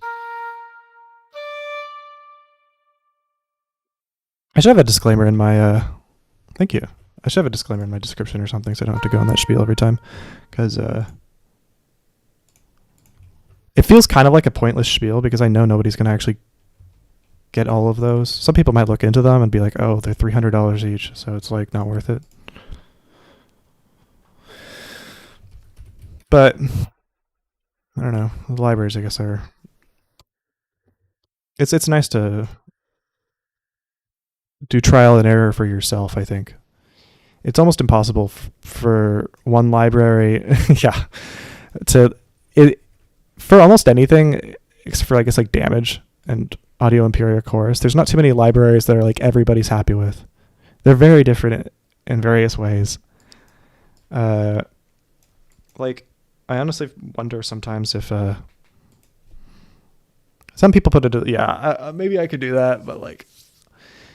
Whether you want to spend 12 hours programming or you want a performance sample that just sounds good but might be slightly less realistic but still like has like that nice mix quality, you know, there's like a lot of things that like is up to the person.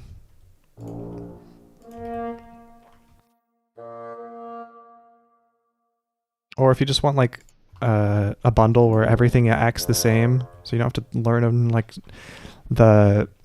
the methodology for like 17 different libraries, you know, then you might get something else. You might even get fucking Museo or East-West. I don't fucking know. But a lot of people like me and Derek like to experiment around, see what's the best across everything.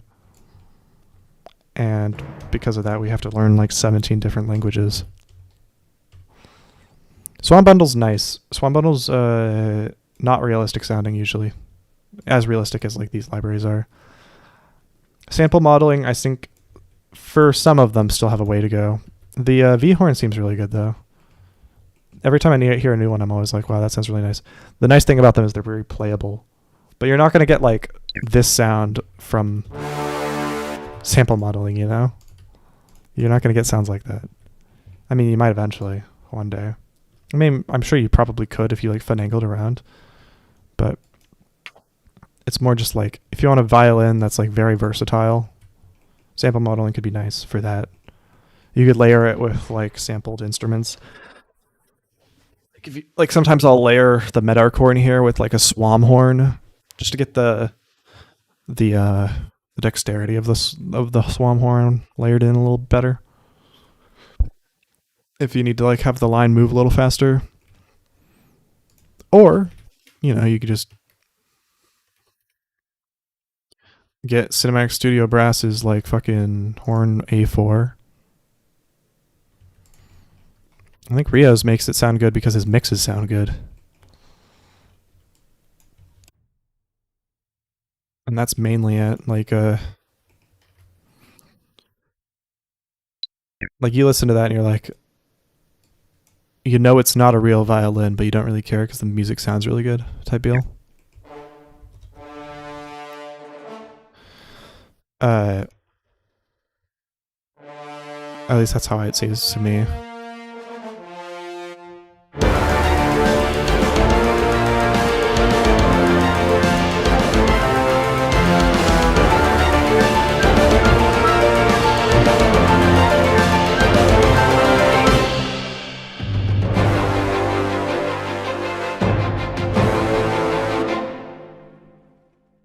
Yeah, the expression is what sells it. Like the versatility with like if you do a pitch bend on a trumpet, it's like it sounds like the trumpet's actually like falling rather than just a pitch bend.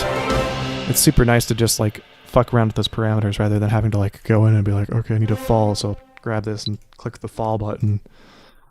Yeah, you can just hold the note and like drag your pitch bend wheel down, you know? It's nice.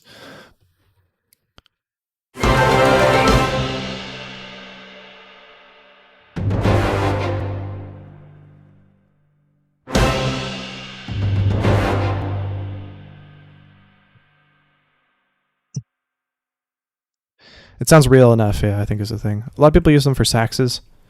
Or like if you're making a jazz score, it's kind of nice to just like throw them in. Maybe record a couple parts, add some Melodyne. It makes a pretty good mock-up.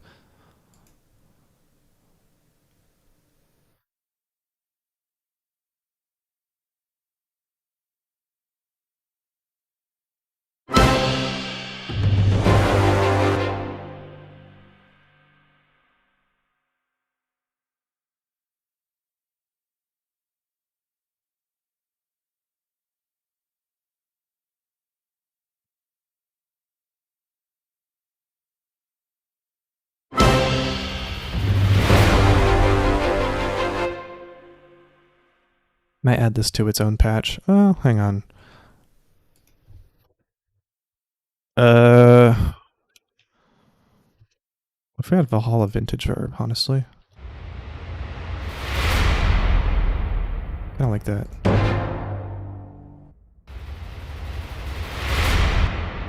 Like back a 16th note. Yeah. Alright. Could honestly add like Easter Island hit here. This transition is from Hybrid. Hybrid's nice. I just exported them all to audio because I didn't want to deal with the UI in Contact. With that trick I told you where it's like you go into the Contact library, you go here, and then you go save multi-as, and then you select patch and samples.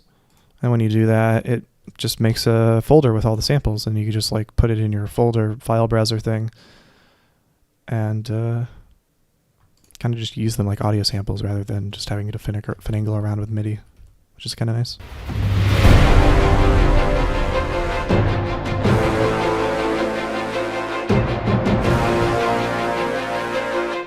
But like most of the rest of the library is less orchestral and more like type of shit, you know, like here. It's stuff like this. Well, these taiko rolls sound really sick. I just love these taiko rolls. There's short ones too. And they have like 15 of them. And 22 here. 23. So you're not using the same exact sound every time. It's kind of like, there's some sounds everybody uses and there's kind of distinct enough to where it's like every time I hear it, it's like, oh my god, that's the same sound I've heard like 17,000 times. It's specifically like one that I hear so much is like the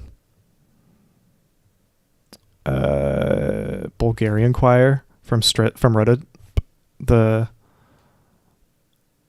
like so flash me doll shit. It's like everybody uses that shit. It sounds like this. You probably heard it so many times. And it's such a distinct sound that like every time you hear it, it's like you're immediately, at least for me, it's like you're immediately reminded that that's not a real orchestra.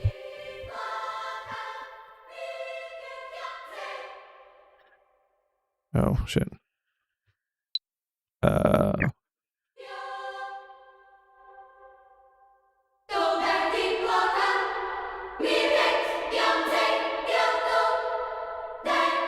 Yeah, but like at least damage is like, it's just percussion, so it's like less of a deal breaker for my ears to be like, that's fake. That's fake as hell. I still like the legato in the road up is really nice though. I might switch to that, using that a little bit more. Because that's legato, so it's like harder for your brain to be like.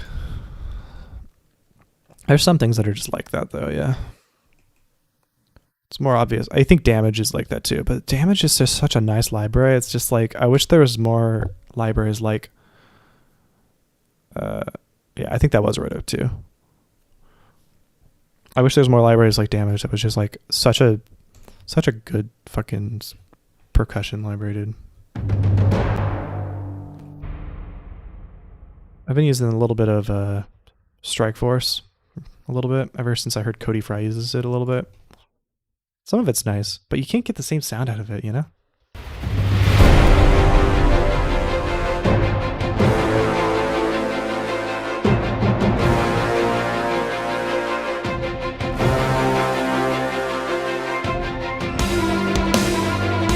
Oh, let's fix this flute part. Sounded really synthy. Yeah, it's a little synthy. I think maybe the reason Cody Fry gets away with it in my head is like, and the rest of his music is so unsynthy that it kind of fits.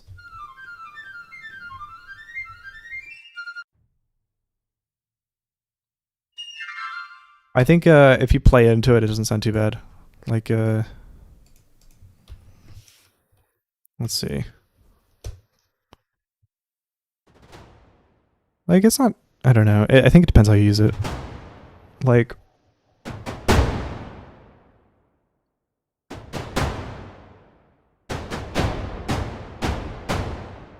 it's like, it's really nice for fast runs.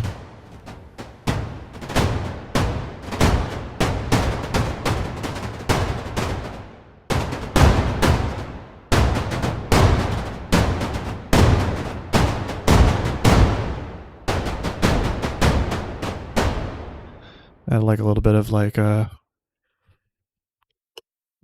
not like some plate reverb maybe actually.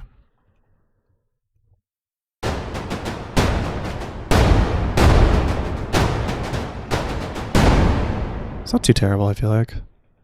And you get really fast with it, where it's like still boomy, but like there's not enough low frequencies where like playing super fast is like destroys your mix entirely.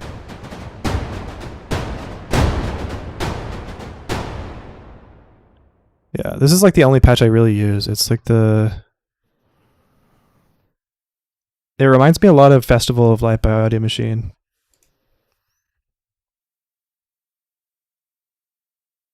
This one is the Bomber, I think.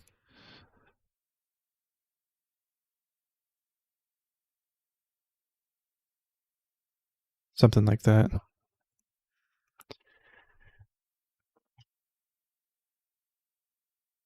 I call it the Festival of Light. Oh, wait, I don't have it on this computer anymore. Well, never mind.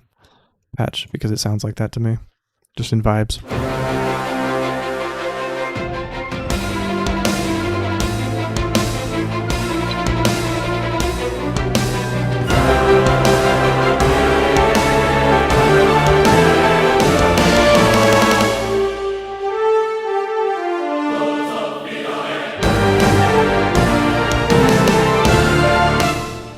let's fix these flute parts.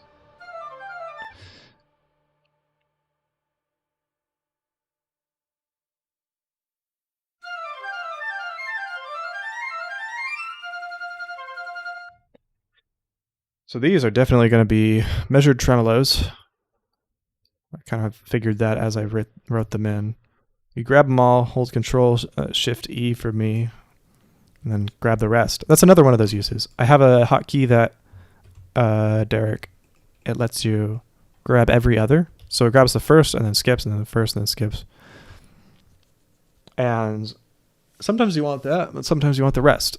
So you just grab them and then do that. Or you just start at the second note and just press it, you know? That's probably the faster way to do it. You get rid of those. And then you do repetitions measured. Instead of that, it sounds like... Oh, wait, what? Hold up. Why is it...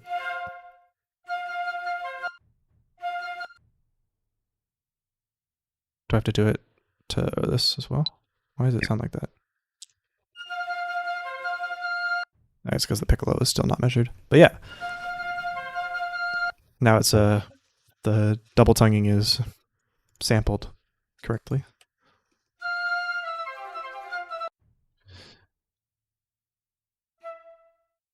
And then honestly, let's just grab these and move them back a little bit so that we can make them legatos for realsies.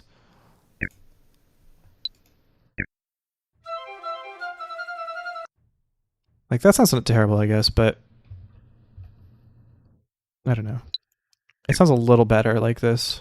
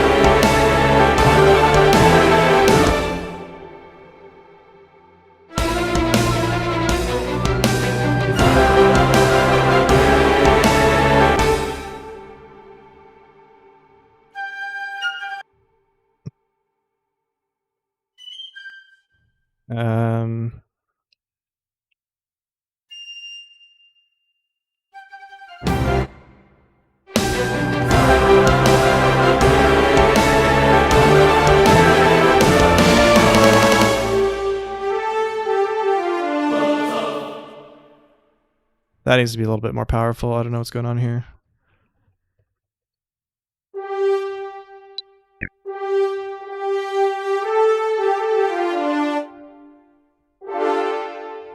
That's not really hitting enough, is it?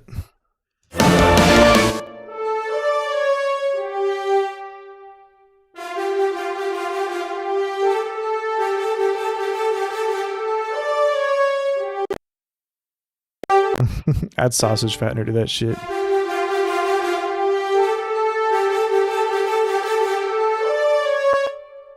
Maybe we add octaves here. Like, we do this.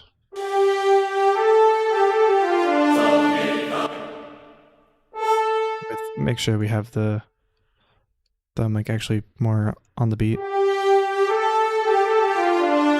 Yeah, add sausage fattener. Yeah, we do this.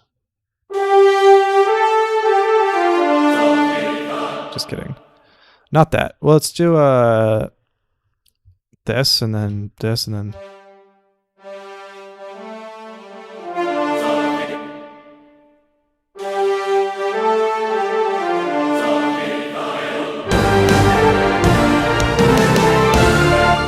No, I don't have Decapitator. Bruh, Karame's going off about that shit. I need to get that. It sounds really nice. He says he like uses it on fucking every track now. Maybe I shouldn't be saying what Karame tells me that kind of stuff, but I think it's funny. It sounds like a nice plugin.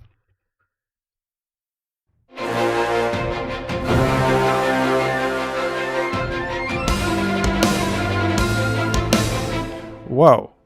Something just happened. Why are those flutes like completely off beat?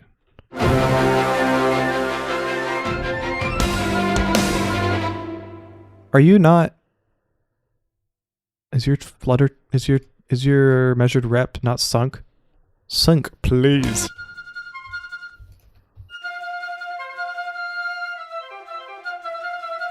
That's why, yeah.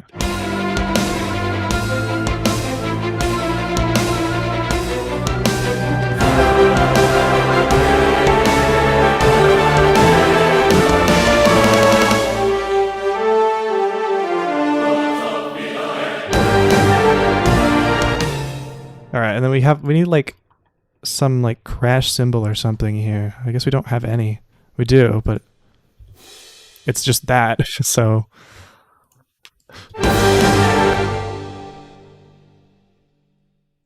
that's where like one of these could be useful.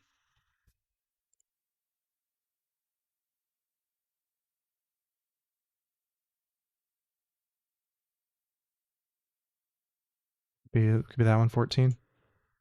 I used 0 a lot though. That one's nice.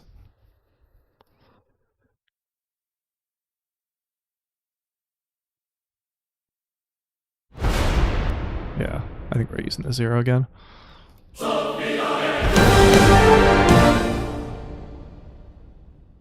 How do we like these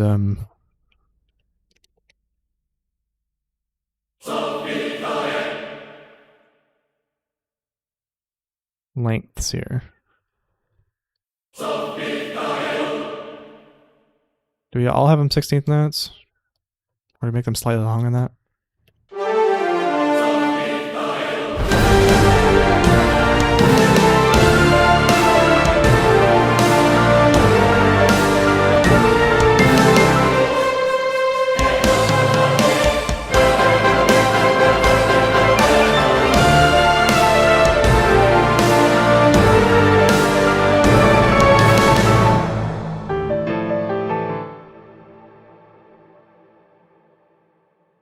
Okay, I think that's a pretty good wrap on this, low-key. Like, I expected this to take way longer on this. Let's take a look at the score in this. I mean, I will have to do some touch-ups, I think, but let's take a look.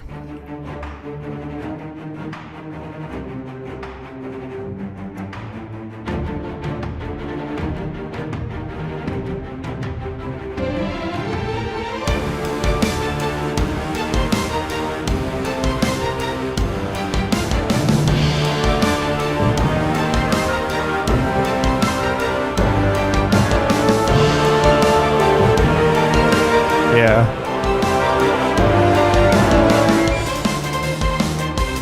I don't like this part. We'll have to fix some stuff about this. Like those CS strings.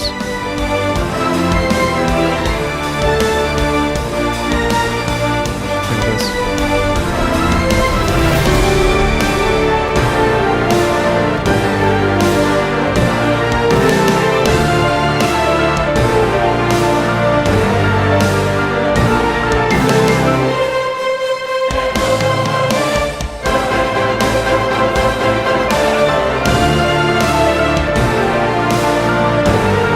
Some more damage here.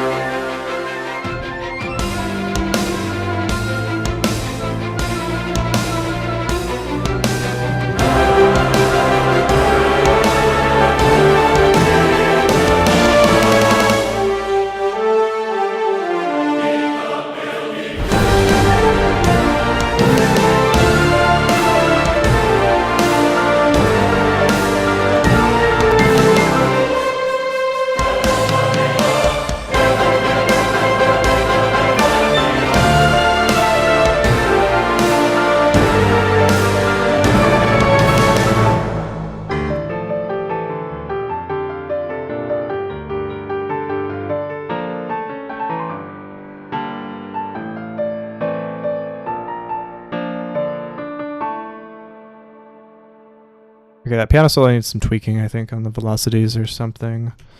Maybe make it a different piano, I think. Maybe a more cinematic sounding piano. So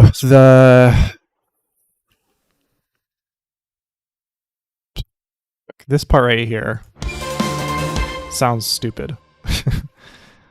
I want to start by making these runs, though. Come back to that. Deal with that later.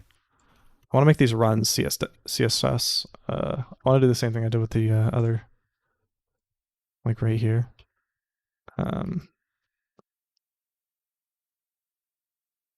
We move them here. We make them like the Mercado Legato. So that kind of works pretty nicely. Oh my god, what am I doing, bro? Here. Mercado Legato.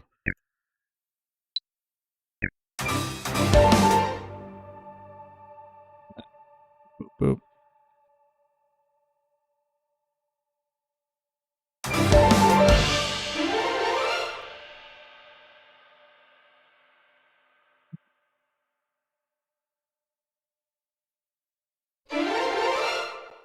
That works. And then maybe, like you said, we can turn down these velocities a little bit. Kind of like that. And same with this guy right here.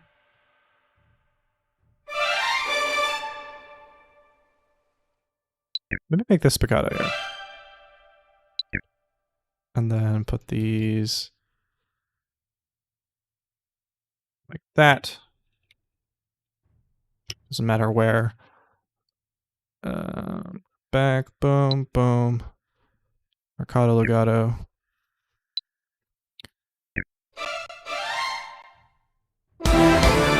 That sounds way better. Listen. That sounds really nice.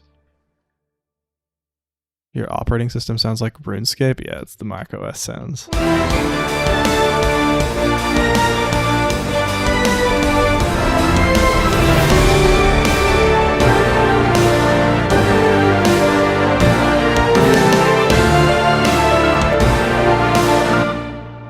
Yeah, they sound a little better. Okay, this part sounds stupid still, though. Alright, so how are we going to fix this? How do we like this?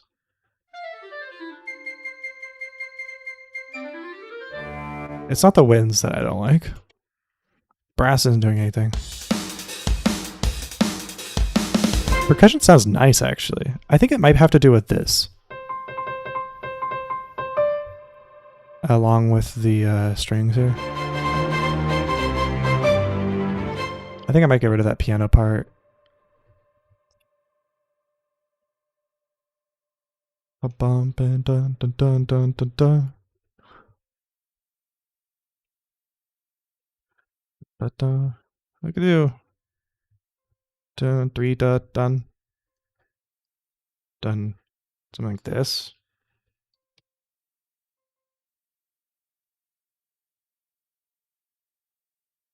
Sounds hyperactive. Yeah, I just think it sounds a little silly. I don't know how to describe it.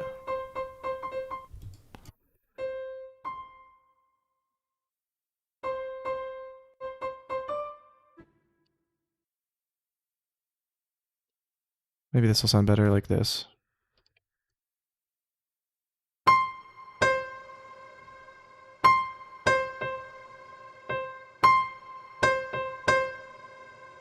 Okay. I take these.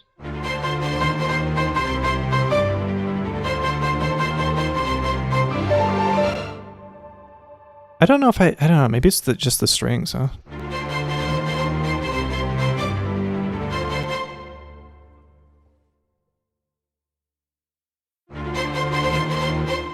Like, it sounds like not real, you know?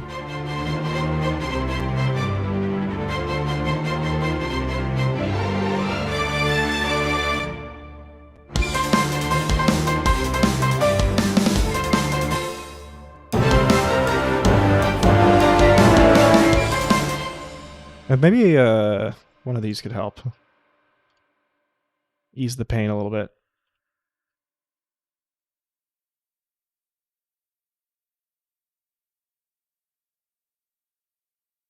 One that's a little less massive.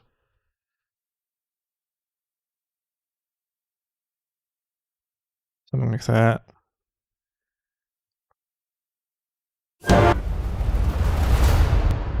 Yo, xylophone, actually not a terrible idea.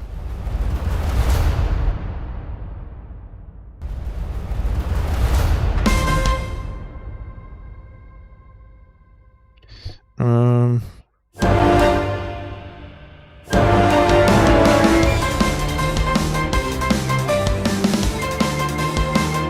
and this part is like a little bit more loud here. I think it should be. If I can speak English, I would.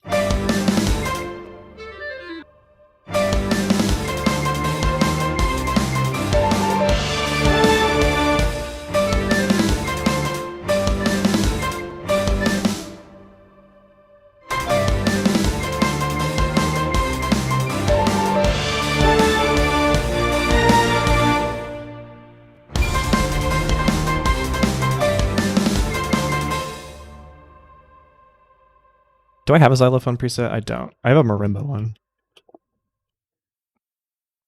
I don't want to make one right now. Honestly, I don't even know if we should add it to the score. I don't know if it's worth it.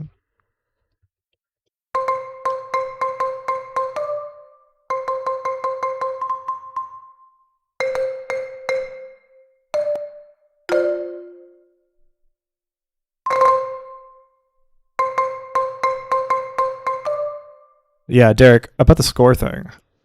I feel like, maybe this is just a hunch. The reason Samuel Kim does well is because he doesn't give composer like the capital C, like fucking, you know, like he's a very mass appeal market type person. And I fear that a score video is like not that. You know, it's like to 99% of people, a score video doesn't, like, it just looks like gibberish, you know? To us, it's cool to see, which is why I added to the second half for the people that are more interested in that. Yeah. Yeah, we don't cater towards music makers like a lot of the orchestral cover people that are like not in the epic orchestral scene, but are more like in the here's a sheet music, a MuseScore cast, even like just MuseScore videos, or like or probably better yet, like score videos that are like, here's my orchestra song, my piece, not my song, because I'm an orchestra person. You know, it's like that has no mass market appeal, obviously, but like I think there might be some middle ground, you know. That's why I've been using MIDIs to jam to. It looks totally unprofessional, which is a little silly, but I don't know if that matters. Like, yeah, you see sheet music playback videos blow up sometimes. I think part of it is like, you don't see a lot of people, at least, do the crazy marketed like Samuel Kim type thumbnail and titles, and then you click on it and it's a fucking score, you know? Part of the reason is all of those kind of people use DAWs, so they don't make scores. And then also, like, I think the brain has to be like, the brain of the person making that is like, I've a lot of, like, it's just like the score people focus on like the musicality and like the scores and stuff. Obviously, I'm not saying the DAW people don't do that, but like, it's just like, they're not thinking of the wide mass market appeal. Like, they're not expecting their orchestral piece to get 1 million views on YouTube, and if they are, it's like they're doing something wrong, right? It's like, or at least for a lot of the like composery people, right? You have to do the like sort of Billie Eilish type, promoting it as like as a Spotify single type thing, rather than promoting it as a piece, because those are very different. And it's a little unfortunate, but I like doing the score. So I don't know. I feel like a decent compromise. I'm thinking about this one. I might do, because like MIDIs to jam to limits me to 16. I might export it as like 3 different 3 different sections. A nice image is the best way to go still. Maybe. I'm starting to become dubious of that, you know? I used to do that a little bit. For mass appeal, sure. I'm wondering if it matters, though. I'm wondering if the image has nothing to do with it. It's just like, if the music is good and you chose the right song to cover, if that's the most important part. I'm wondering if it's like a causation, not correlation thing. Because the people that do the images don't spend as much time on the videos and are able to spam more because of that, maybe. But I don't know. I think an actual video definitely helps retention on YouTube. Like, if you put it in the background, obviously the video doesn't help. The music is the most important part, obviously. But like, having a captivating video obviously is going to help. There's a reason that none of the biggest, most viewed videos on YouTube are lyric videos or just still image videos. They're all are music videos of some kind, because the visual is just going to push it over the edge for like that retention, you know? I feel like, it seems to me at least. Not that like we're competing with those types of things, but it's just I feel like a good case study as to a good video will help. A lot of the people in our niche will like just have a still image and then like animate the image a little bit during the most important chorus, just to like increase the retention during that specific part, which is like, sure, that can like boost retention, but like, I don't know. I feel like there's some other ways to do it. I like midis to jam too. I'm trying to do the insert. I tried doing the Insane in the Rain kind of thing. I feel like that helps. But I found with those, I'm not sure if it's directly correlated or if this is just a coincidence, but with those videos, they're almost seen as like performances and not actual music, I feel like. So I end up getting like a boost in initial viewers, but then like people don't listen to them on Spotify as much because I feel like they might see them as performances rather than like songs they'll listen to. Maybe that's crazy. That's like a theory. Like the first one I did the fucking Hammer of Justice jazz version, where it was like a multi-score video. I spent a lot of time on the video and the song, and I spent like maybe like 2 weeks doing that track, and I spent a lot of time on the video. And maybe it's partially just because it's jazz and people don't listen to jazz as much, but like it's fun to watch like once for a lot of people maybe. But like it did insanely good for the first 3 days or so, and then it kind of plateaued there and then stopped getting as many views, versus like, I don't know, one of our traditional sounding like orchestral epic scores, I feel like people will come back to more, and that's why our views are like nice and linear for a lot of them. I'm gonna use the restroom really quick though. I'm gonna play this, maybe loop it if I take more than that. Don't think it will though. Come back to this.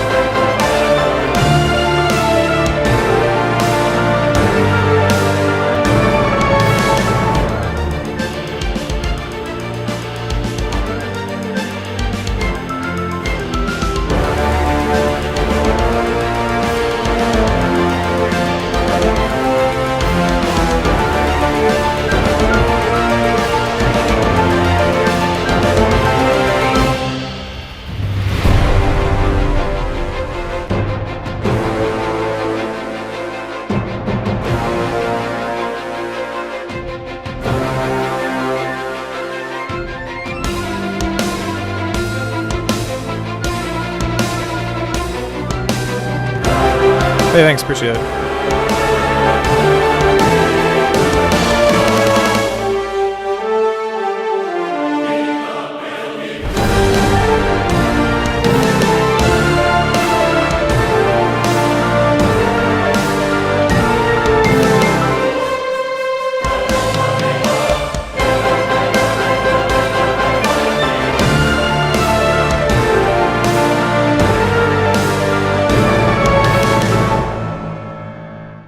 Okay, so I think what we're going to do here is a couple things.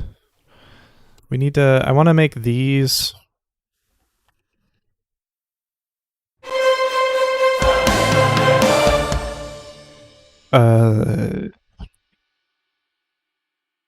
maybe more like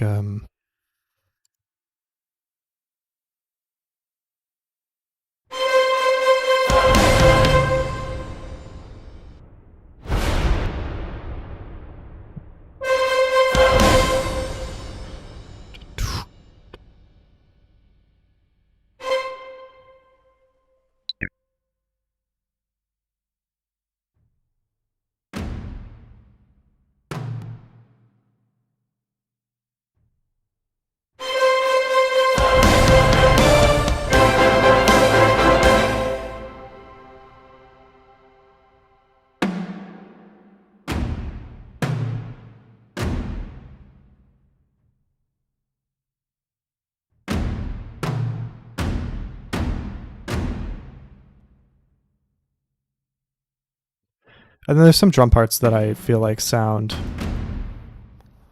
like the velocity is a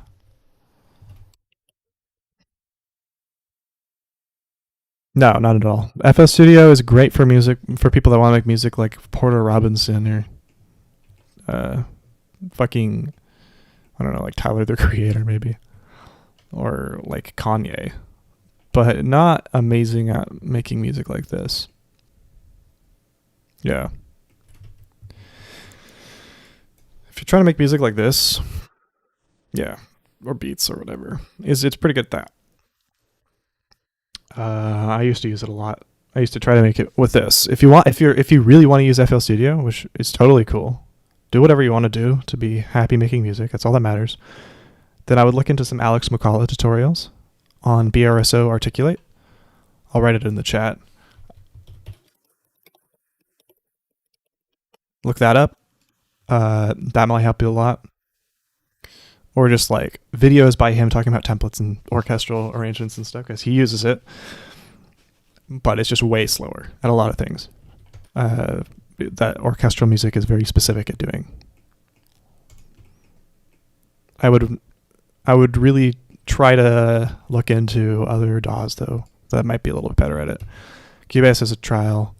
This is Cubase. It's better at many things. It's better at integration with libraries that use articulations and CCs. You can't even really get CCs on FL Studios like Piano Roll very easily. You have to automate it using like their funny little looking automation playlist things. Not playlist, like yeah. And then if you have Mac, you definitely look into Logic too. Cubase is still great on Mac, but Logic has some nice bonuses as well. But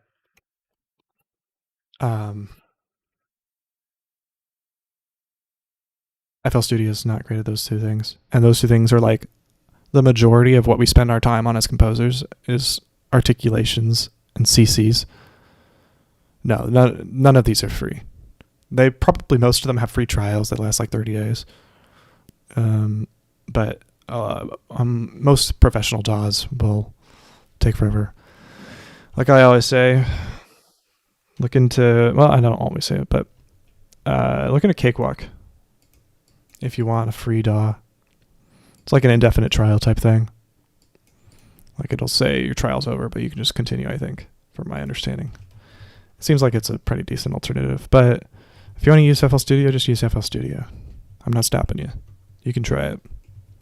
Just be warned, if you're trying to make orchestral music, you can't use CCs. You can't use Didn't I say Reaper? Or did I say something else? Yeah, Cakewalk is also good. Reaper is free. Free, quote unquote. It's like WinRAR. But I don't know if I think FL Studio is a nice gateway drug for a lot of people to make music, you know?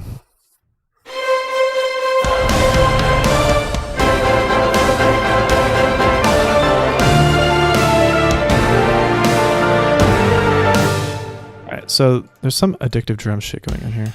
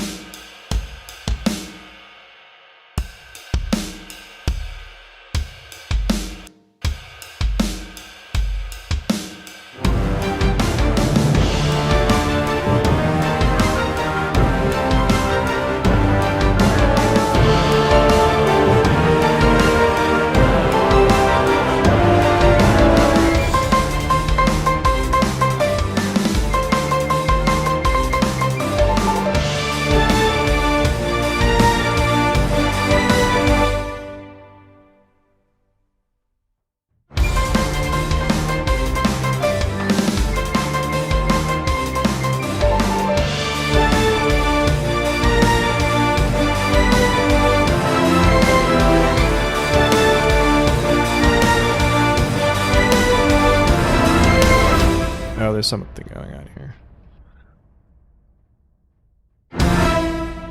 We have an F and a B flat at the same time. We have F here. What about 4 here? What do we like better? Do we like...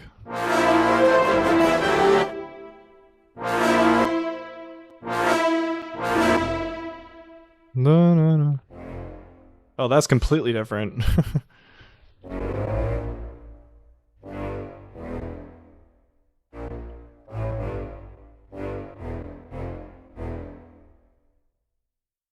We'll do like B flat A, G, F, E, F, D, whatever.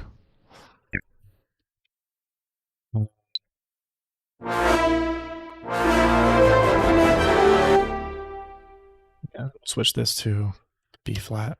That's all we have to do here. And same here.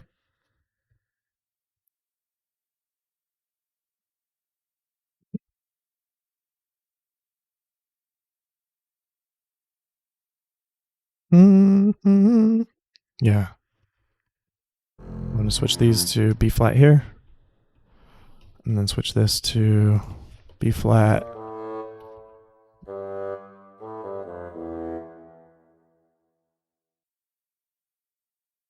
Like that.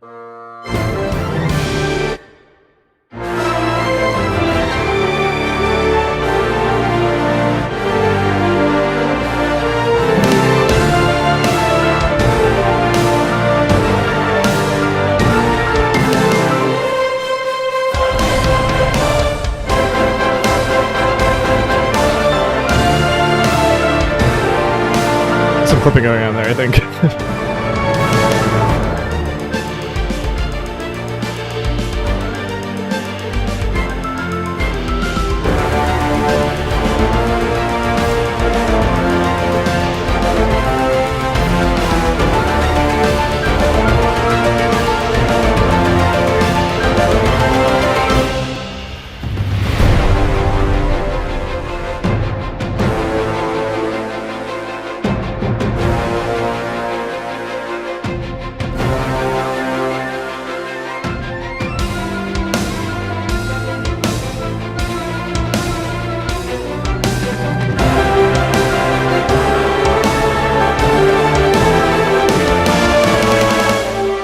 It's that. That's what I'm referring to with the weird velocities on the snare drum or whatever.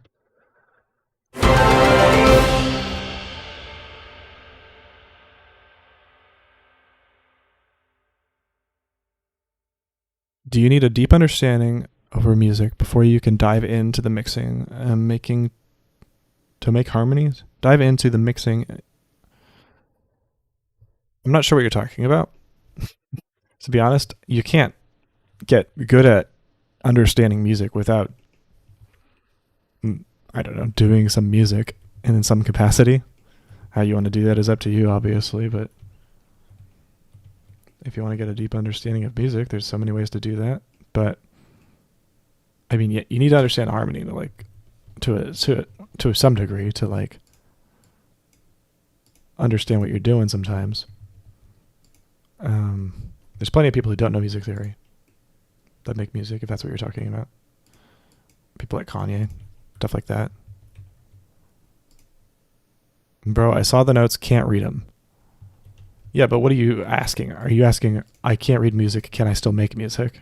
The answer to that obviously is, not obviously, but the answer to that pretty unanimously is a yes. But it might be a lot harder to make music if you're trying to do that. Just don't use sheet music or learn how to read sheet music. It's not actually that difficult depending on the route you go.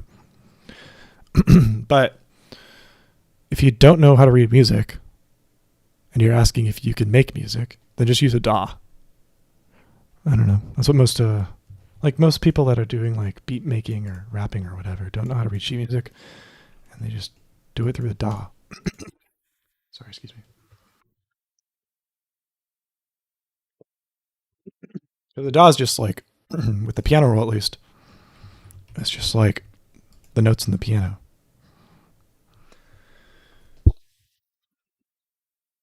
Excuse me. But the notes on the piano are like, I mean, if you cluck around on the piano, you can make music. There's no rules. You don't even need to use a piano roll. You can use your guitar or sample things. You don't even need to do anything pitched. You can just do percussion. You know, none of this requires you to know how harmony works.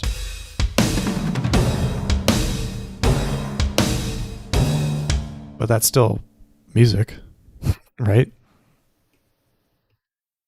I don't think anybody would argue that that's not musical. So it really depends on the context. What was I doing? Oh yeah, the snare drum. A lot of the people in this epic music type community, I feel like, or like epic version type community, aren't like classically trained or like don't have like a rich, like not rich, I don't like that word, it sounds like I'm being pretentious, but they don't have like they went to music school and learned like counterpoint and all the Bach fucking fugues and shit. They just were like, oh, that brass sounds nice, let's put that there and make them play the big D note and then have the other people on top of it playing D minor scale shenanigans, Is this still lined up? This probably isn't even close to lined up anymore. Oh, it still is. Huge. Not expecting that.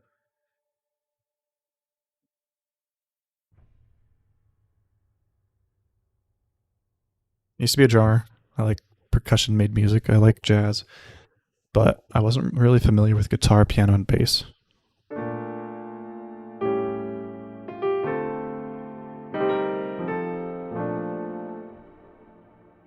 I only write in D minor like Hans Zimmer.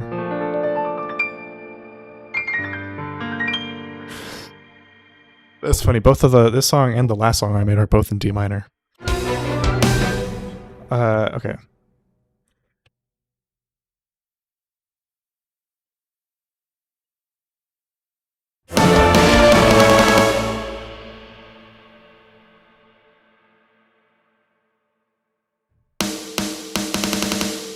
That's why it sounds weird.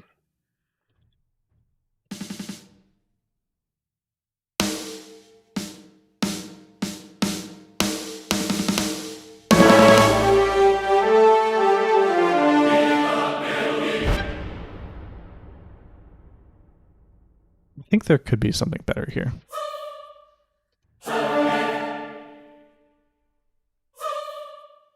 I don't know. Do I use Oceana maybe? Do I just turn them up? I feel like there's like a not that. I feel like there's like a certain sound that like the K-pop choir Your Idol sang sound. with the choir that I'm not getting here.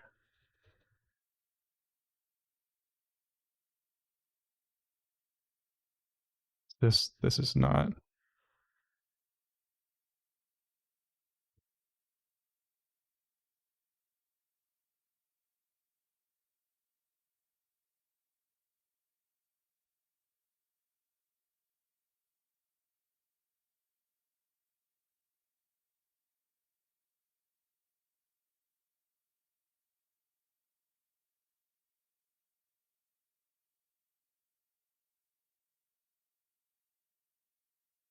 Marshland choir, what's that?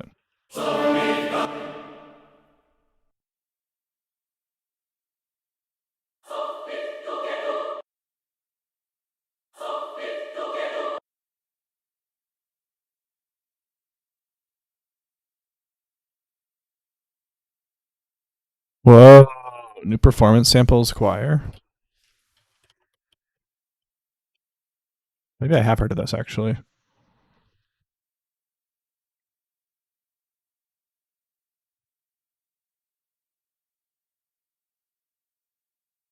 It's probably in his YouTube channel, huh?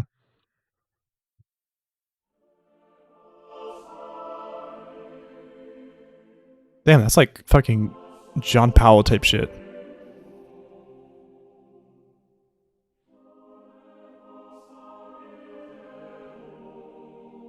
Damn, are this legatos?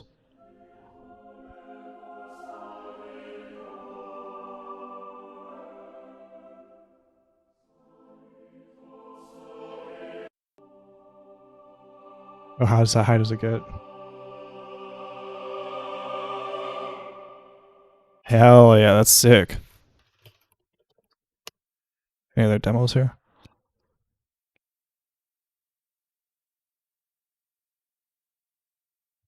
I want to show Marshland Light, which is 3 men, 3 women, 8 VA. And this is a 13 dynamic syllable patch. Whoa, damn, that's a lot of dynamics.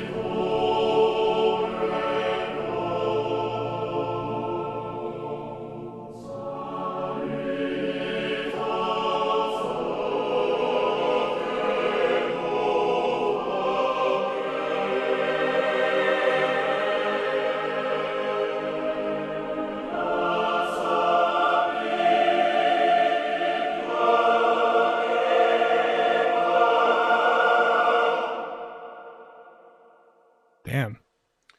And that's just the 13 dynamic syllable patch from the library. So there's other stuff in the library, but I'll do more videos for that.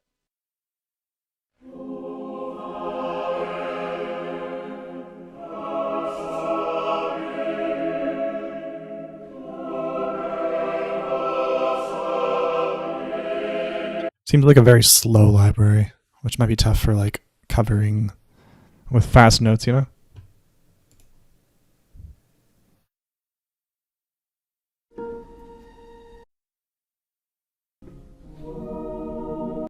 Anyways, that's cool.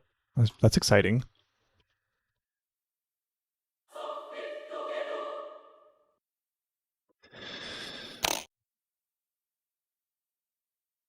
I like Oceania, but a ton of dynamic layers. Oh, it's like, oh, I already read that.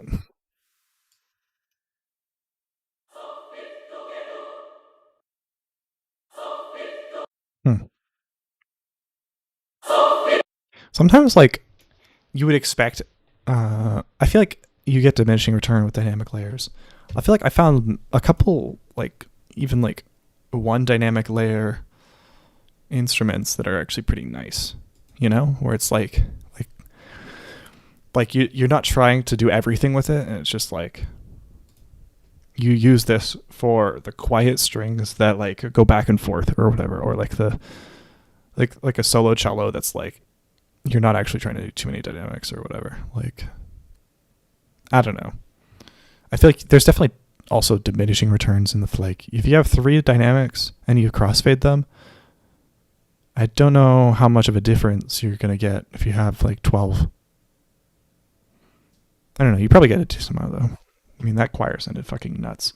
I think it's much more helpful if it's like you only have choir and it's very exposed choir, and it's like a very specific like slow line like that, it sounds like insanely nice. But like as soon as you add every other instrument in the orchestra, the 10 extra dynamic layers you're getting from that, I don't think are going to do anything. But maybe I'm wrong. I don't know.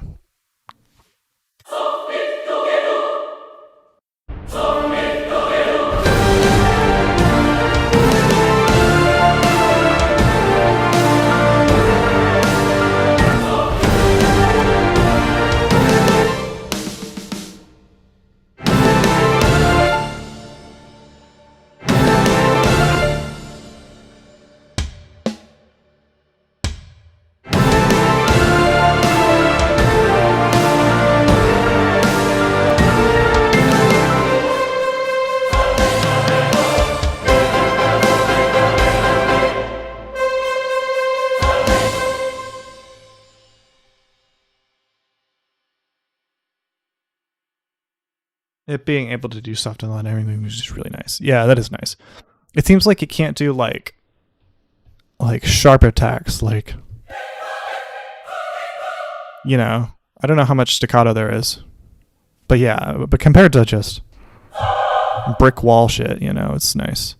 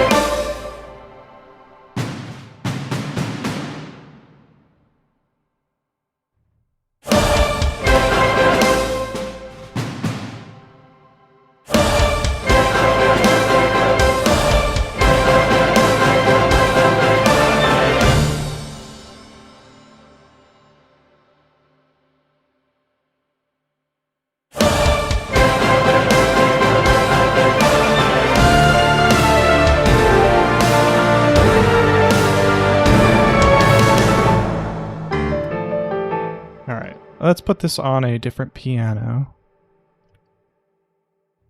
I would do the Cine samples or Cine piano with cinematic piano.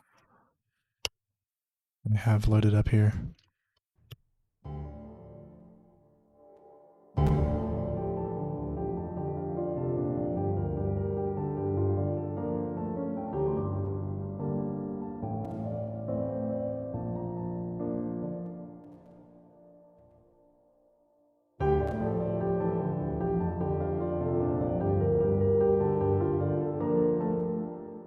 I don't know actually about this one.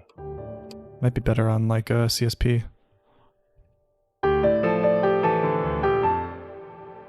Could duplicate it and just like have it more reverby.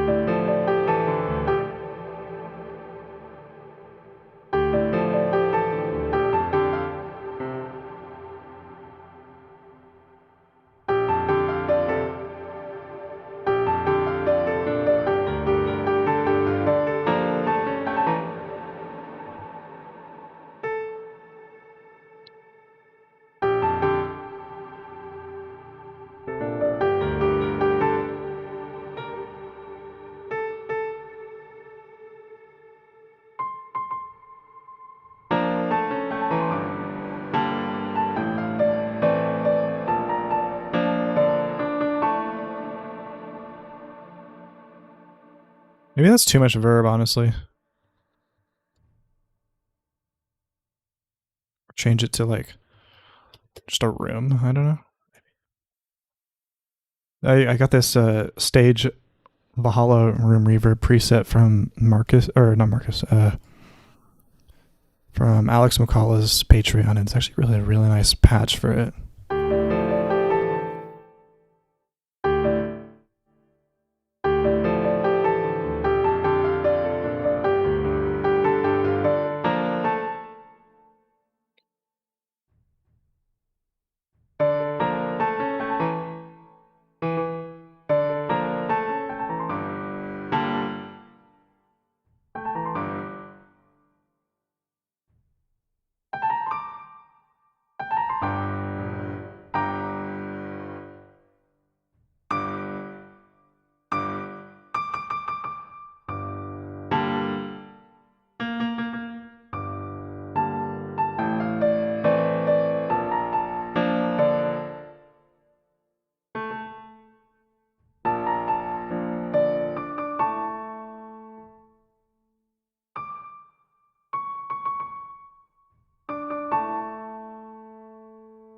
I like that.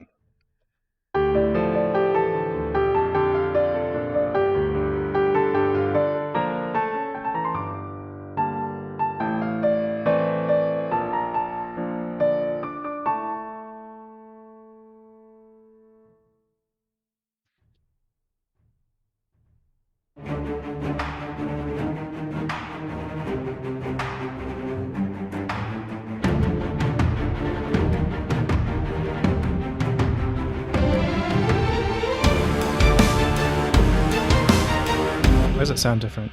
Those string runs, they sound different now. Did I make the velocities higher? No. Oh, these velocities are super high. Did I do that for everything here?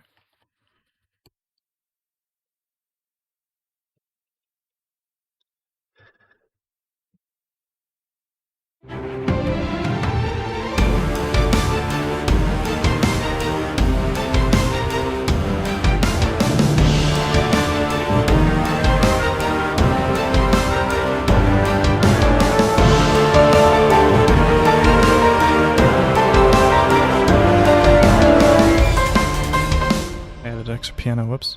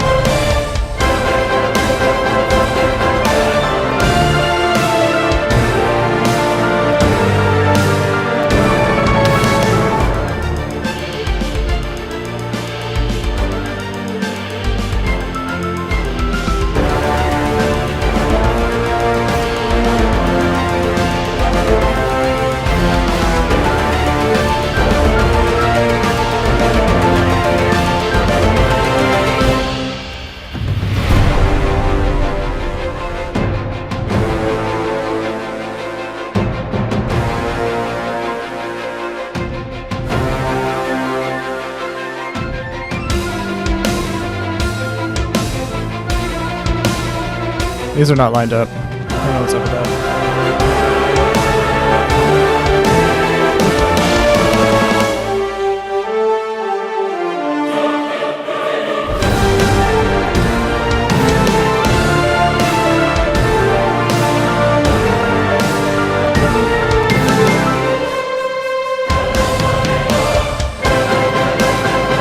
Thank you.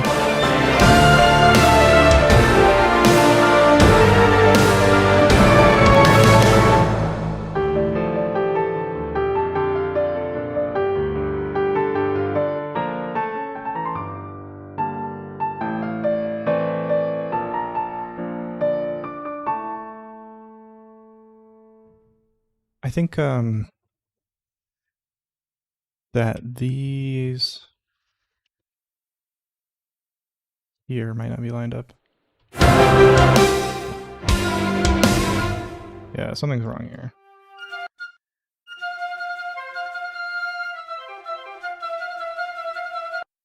It sounds like it should be lined up. You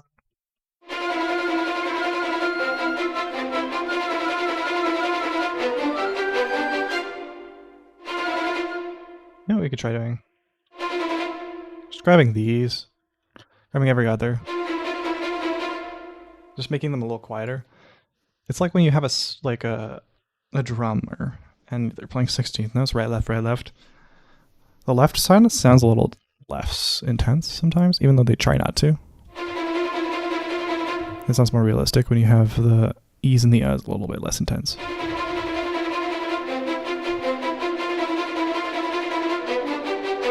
One E and a two E and a, like the one E and a. Do one E and a, two E and a. Just a little bit.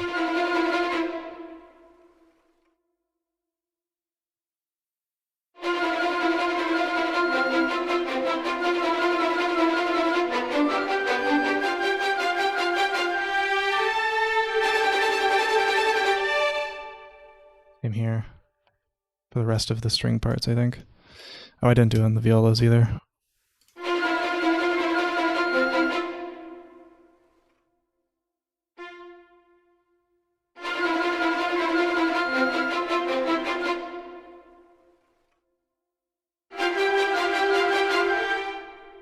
What's going on here? Oh, that's not good orchestration, like, at all.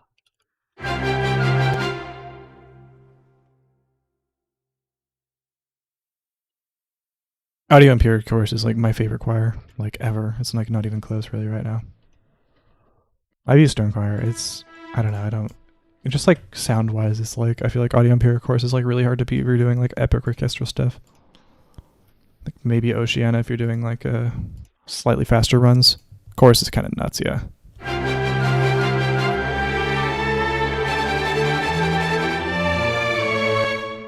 Might get rid of these. What do we have going on here, just in general?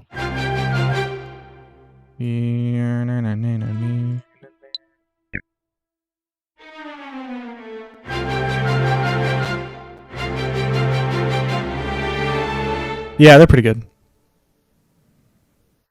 Oh, you think so?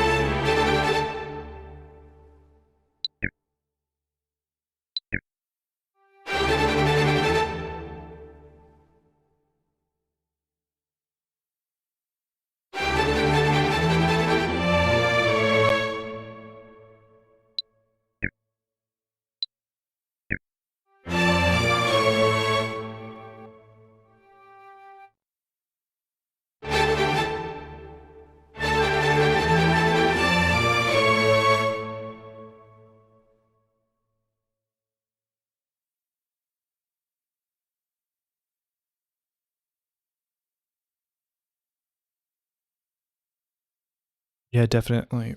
The recordings in Chorus / Oceana aren't great. What?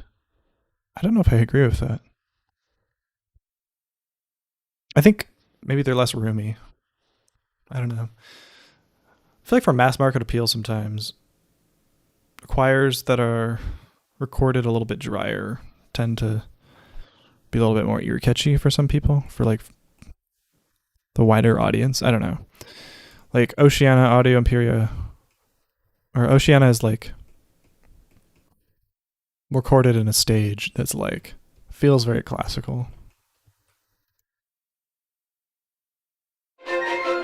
I think especially if it's like soloistic and the choir is like very much front and center, a wet choir is like really nice. I don't know. I have this choir is pretty freaking dry though, huh? But like, there's a reason you don't hear wet ass choirs and like fucking things like K-pop, but sometimes you'll hear like super crispy dry choirs in them, you know? That's my guess, at least. I obviously am not the soothsayer of all these things. Oh my god, don't say you never fucking said what music software you use. I think I've said it like 7,000 times, and it's literally in the description of every one of my YouTube videos. You're gonna make me crash out. Anyways. I'm not gonna respond to that comment just because you pissed me off.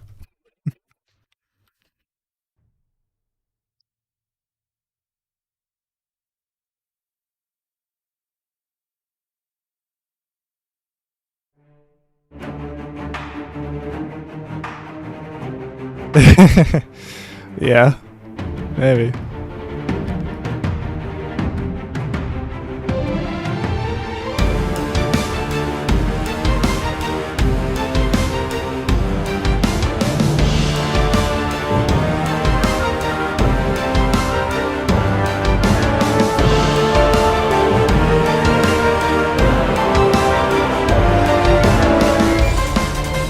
I mean, the logo's tiny, it's on the corner of my screen, but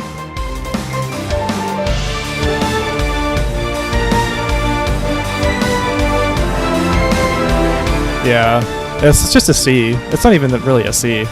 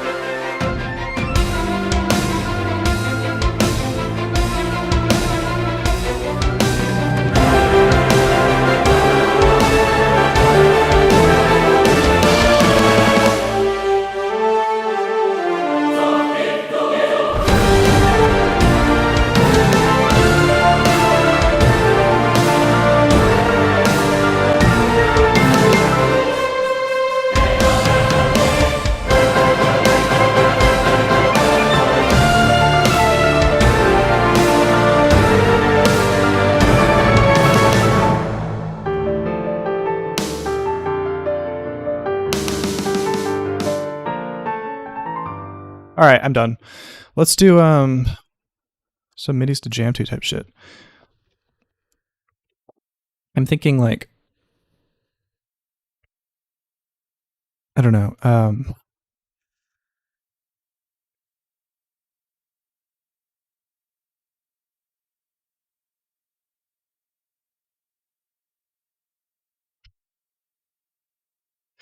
I'm thinking maybe like wins get in their own room, like in the MIDI, and then I use like a multicam to like switch between them. I might actually, maybe I can stream them making the video. Where strings, yeah, okay, so here's what we're gonna do.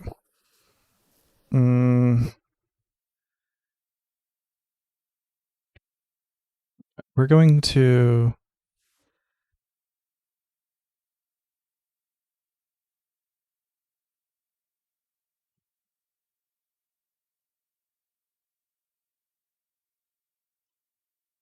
exceed the 16 limit. It'll look like the video will be cutting between a bunch of different instruments, I think. And I'll keep the camera position the same, so it'll just be like more professional looking. So it'll be like a kind of blend between the unprofessionality of the Medias to Jam to and the professionality of having like, you know, a live stream that cuts cameras and stuff with like a control room. And if I put the strings in their own room, I can like triple the size of the strings. Instead of having one, there would be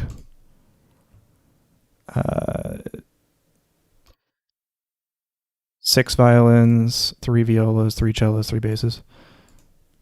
That would be 16, or that'd be 15. Which isn't like crazy, but like it'll look nicer for the video.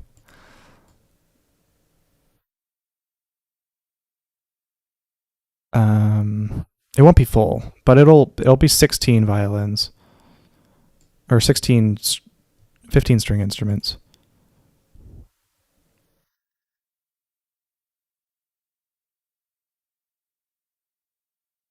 Okay, bruh. I know you don't want to start an argument. But like, I click this video, random video. Scroll down. I wonder what this means. Cubase project file. Right? Like, I don't know, man. It doesn't say like directly here. I don't know. I should just put it in the descriptions. I'm being an asshole. I'm crashing out for no reason. I'm gonna move this.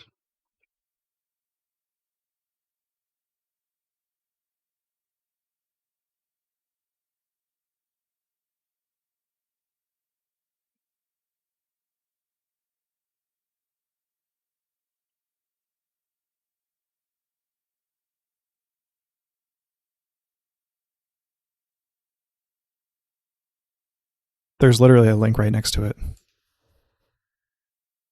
It's a link to my Patreon though, so.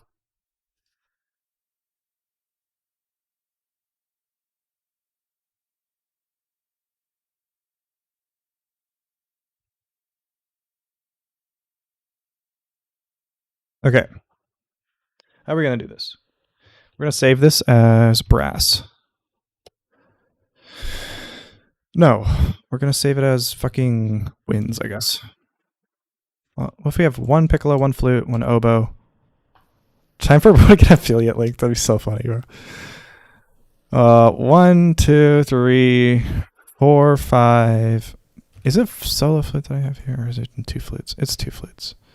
1, 2, 3, 4, 5, 6, 7, 8, 9, I guess. Or 7, 8. We do bass, clarinet, and bassoon.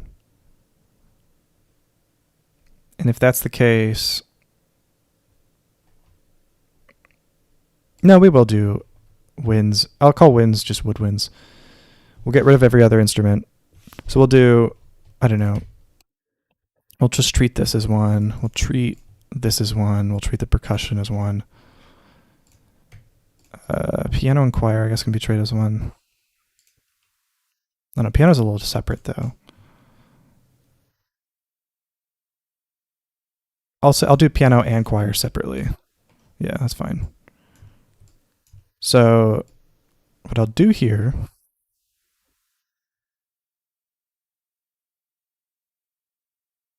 is I will go instrument, get rid of every other instrument, delete.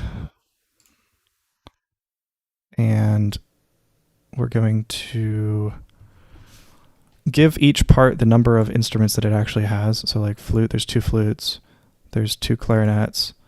We'll add a second bassoon and a bass clarinet, right? That's what, like 1, 2, 3, 4, 5, 6, 7, 8, 9 instruments. That's probably fine. 9 woodwinds. That's like not like, I don't need to take up all 16. And then for the flutes, the score doesn't need to look amazing. Obviously, it's not going to be used in anything. This is just a MIDI editor at this point. We'll just copy them. Oboe, we don't need to copy. Clarinet 1, we copy to clarinet 2. And then the low winds part is going to be copied to the bass clarinet and the bassoon part. It doesn't really matter if they're playing the right notes. That's the wind score. We'll export that as a MIDI file. Okay, and then open up the original. We'll open up brass. Brass is going to be 4 horns. I guess technically it's 9 horns. How many horns are there? It's 9 horns, but like that'd be 9, 10, 11, 12, 13, 14, 15, 16, 17, 18 already. So we'll do 4 horns for. Oh, wait, no, that's 9, 10, 11, 12, 13, 14, 15, 16. Actually, that's perfect. 9 horns, 2 trumpets, 3 trombones. Oh, wait, no, it's not because low brass is going to be more than 1 instrument. We'll do 4 horns, 2 trumpets. So that's 6, 7, 8, 9 trombones. 10, 11, 12, 13. 6 horns. 3 trumpets. That's 9. 2 trombones is 11. 12, 13. I guess low brass can be like 2 tubas. So that's 5 with the 3 trombones. And then 2 trumpets would be 6, 7. And then plus 9 is 16. So 2 low brass, 2 tubas, 3 trombones, 2 trumpets, and 9 horns.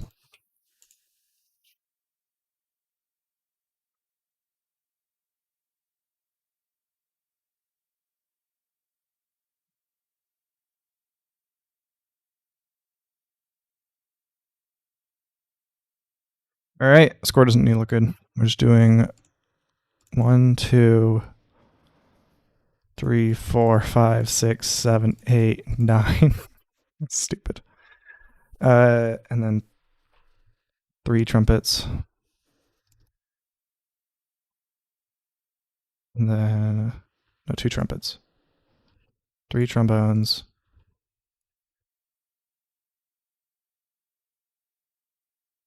And then, what, like 3 tubas? What's that? 9, 10, 11, 12, 13, 14, 15. 1 tuba, 16. 1, 10, 11.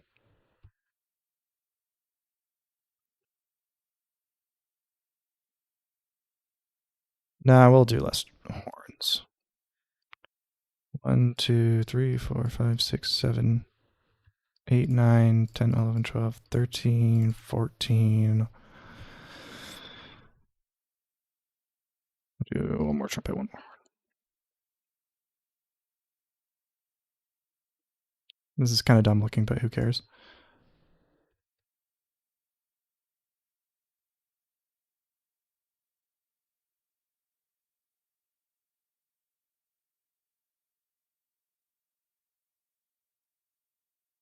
To this trumpet part.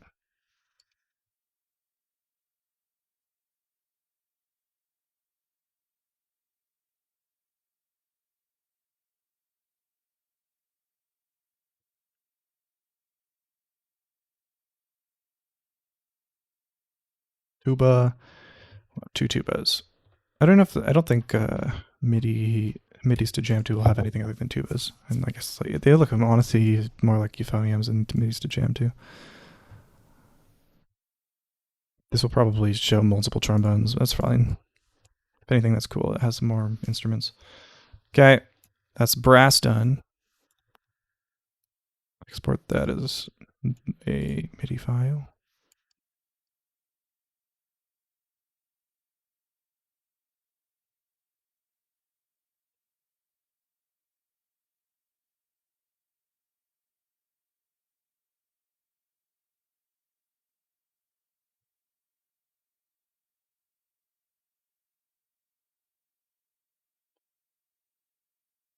Percussion.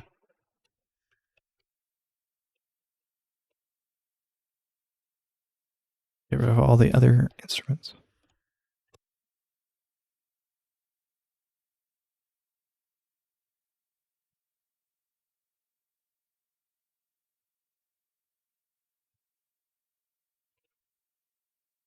Honestly, we'll just save this as it is.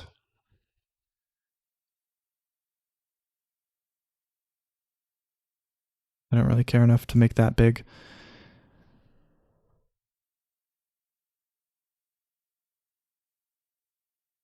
Gosh, gravity score.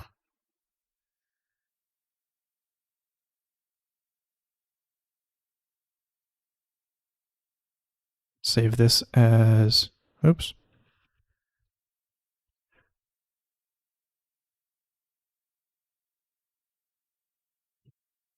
We'll do piano separately.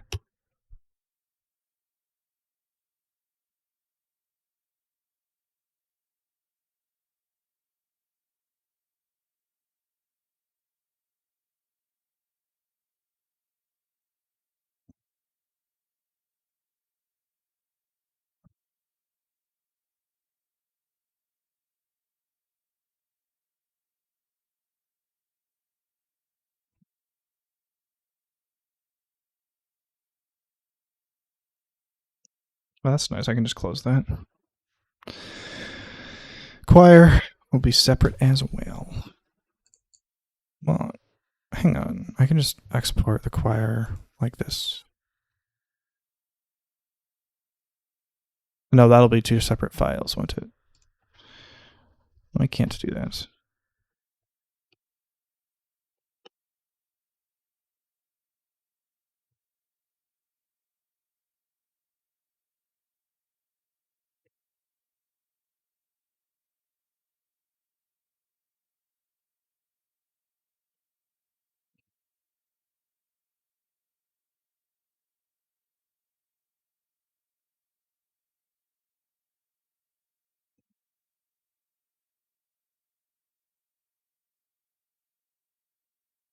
Take the violins.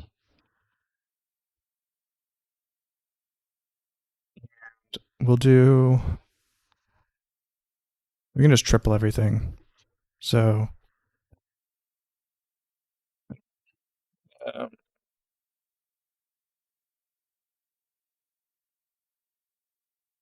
The two of each.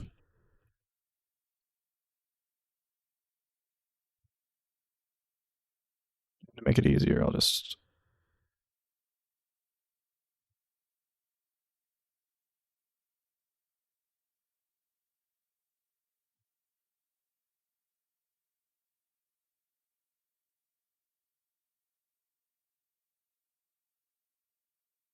Oh, we need two more violins.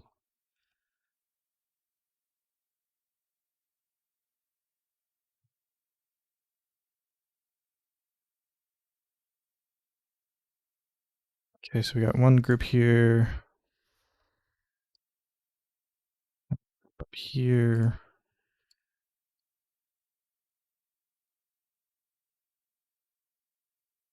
Is that first violin is second violin is needs to flip with the first violin of the bottom group.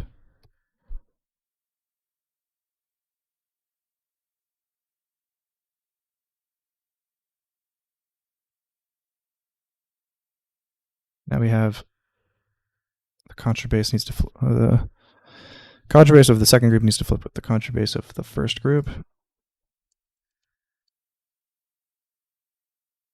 Now we have this. We just copy this here and here. Now we have 16 or 15 string parts, I guess.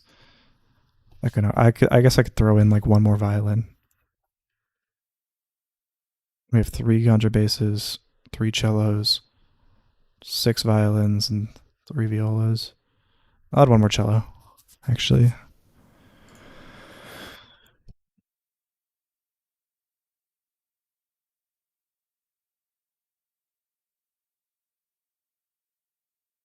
Cello's right here.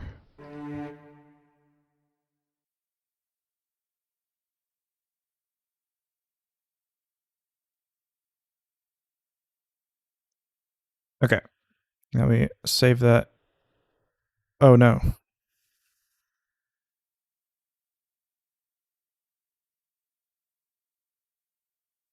Did I just save it over the I forgot to save as. Damn it. I have to redo all of that because I have to Control Z until I get to the score. Let's I could do this. Gravity score real and then Control Y. And then save this as strings. Oh, thank God. I would have actually fucking lost it if I had to do that again. So that's 16 instruments, right? 4, 5, 6, 7, 8, 9, 10, 11, 12, 13, 14, 15, 16. Though I guess channel 10 is reserved for drum set, so that might make it into a drum kit. In that case, we can just remove it in FL Studio. I don't care. And save this as strings.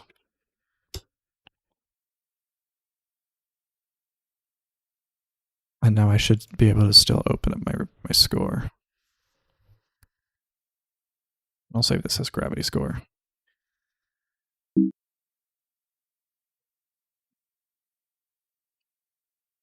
I'll go back to this, and I'm going to delete this just for winds, piano, percussion, choir, brass. Forgetting something. I didn't export strings, that's why.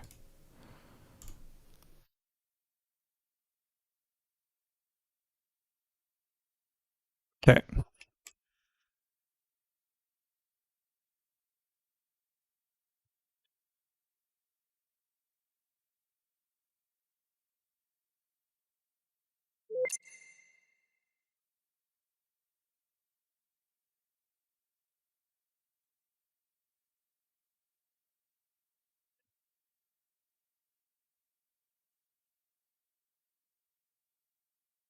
Okay, so we'll start with the winds.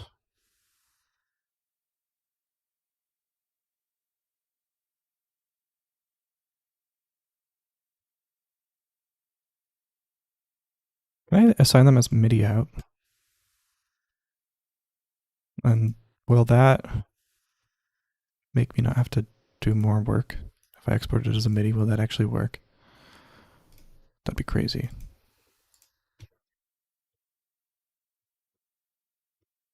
That's the way this works, right? These woodwinds?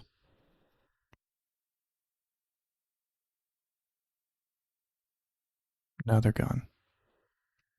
The Dom Bomb. Oh, it's because I didn't do this, maybe?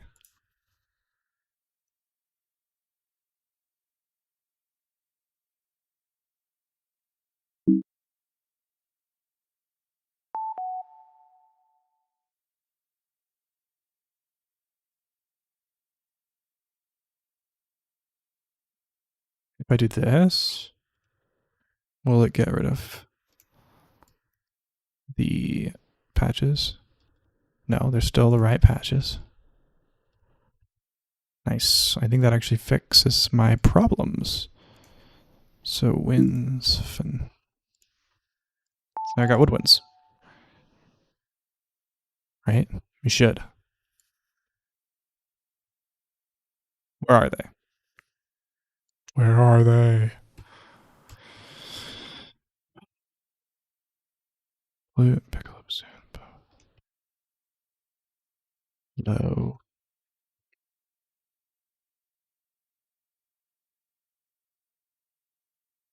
Wait, I actually have no idea why they're not set up right. Excuse me?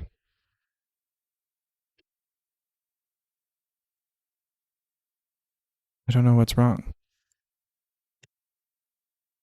Why aren't you playing? Is this because I crashed out on that guy? Is this my punishment? That's fair, honestly.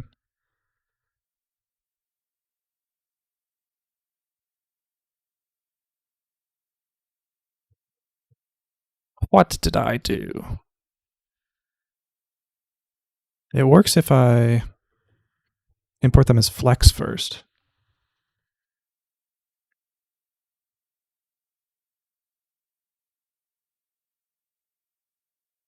Winds. What if I rename it to something else? Winds pin 2.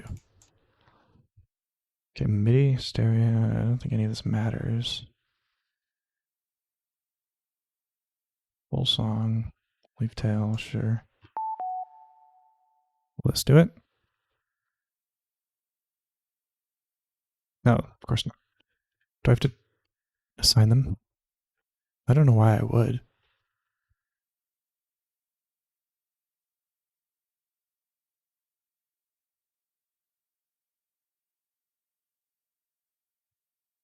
What's the difference if I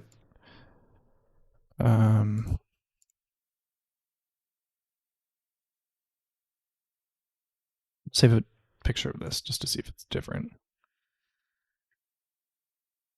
Like open it up. Get rid of these two. In Flex.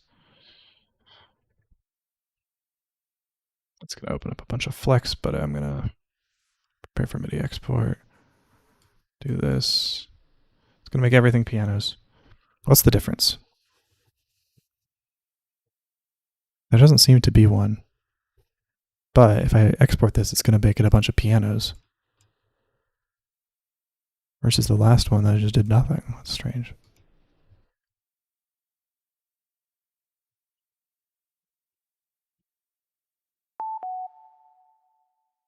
Right? This is a bunch of pianos. I thought I would be able to circumnavigate the... Okay, now I'm confused.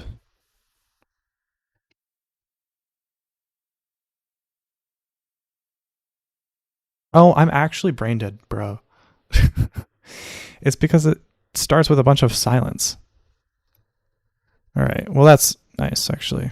That means it's my fault. It's always nice when it's my fault. So we start with MIDI out instead. Drag this over. I might even have to prepare for MIDI export.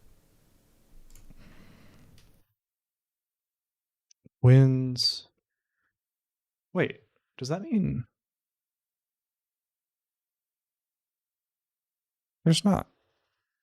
they're not assigned correctly, are they?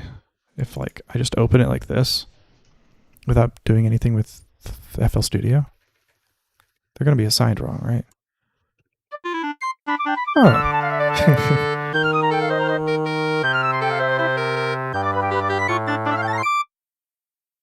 They're assigned right.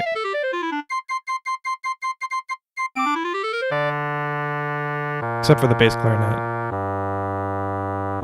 It's possible they don't have a bass clarinet. Or a bassoon.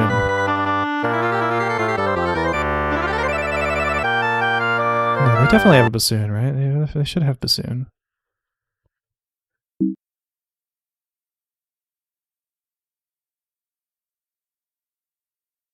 Bassoon plays, right? Where's the bassoon play?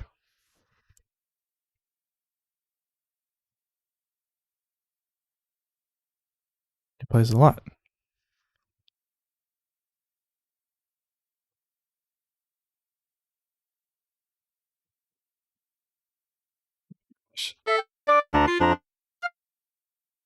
There is no bassoon, huh? What if I export it like this?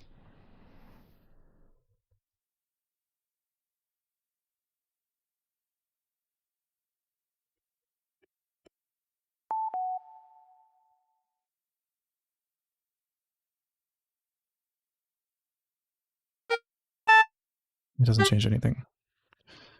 What if I look at the brass? Let's take a look at this brass. How are you looking?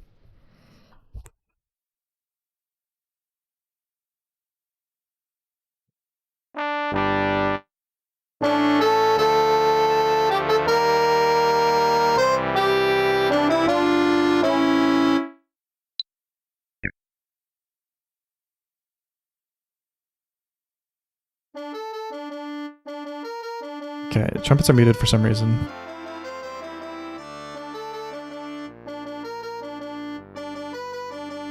So there's only 3 horns. There should be like 9.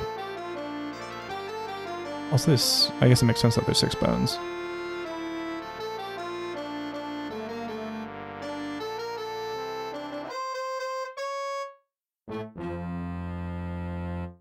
Not a huge deal.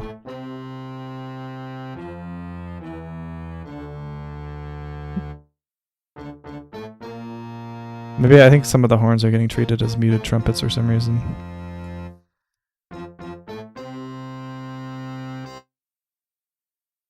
Also, oh, the tempos aren't being set correctly. I think I know why. I think I can fix it during the 6/8 parts. Ugh, that's kind of a pain in the ass, actually.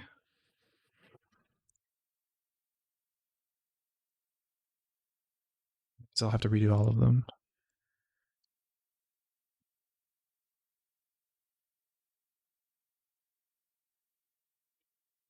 It's gonna load like very slowly. Hold up. We gotta open up like 7 scores.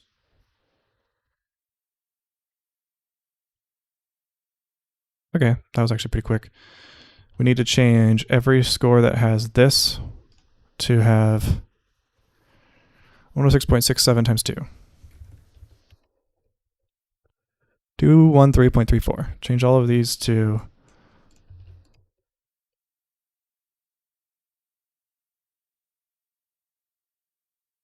wait.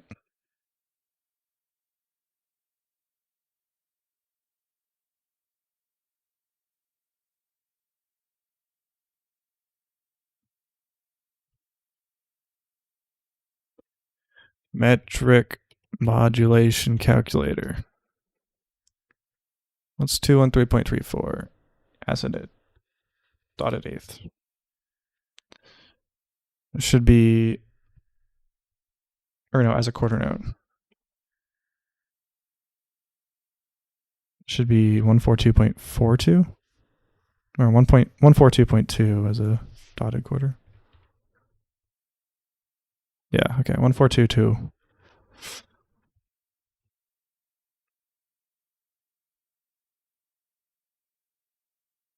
Place that brass. All right, 142.2 wins. Choo-choo train. Just running by 142.2.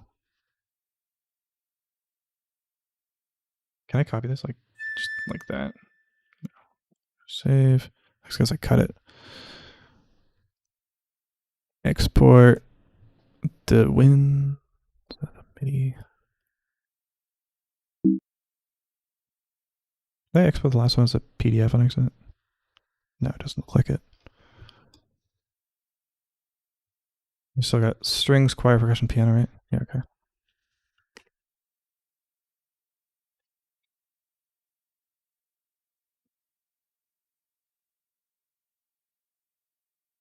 Should make it hotkey for export and me score again. This is strings, strings.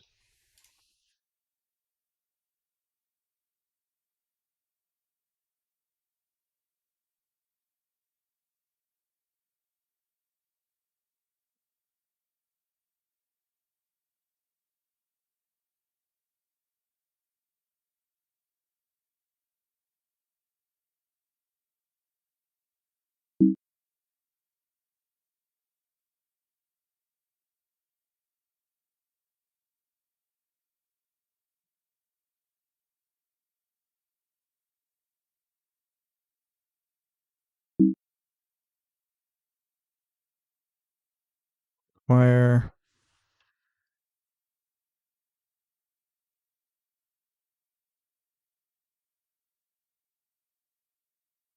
Is that it? Yeah, that's it. Now if I import the brass. Well, if I just open up the winds, will it change anything? So I don't think that MIDI's to Jam 2 has support for anything other than these 3 winds that I have in the score. Or 4, I guess.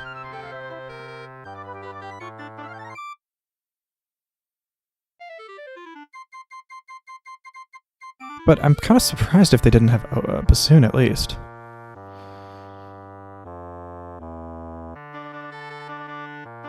Like, they're using a clarinet instead of a bassoon and a bass clarinet?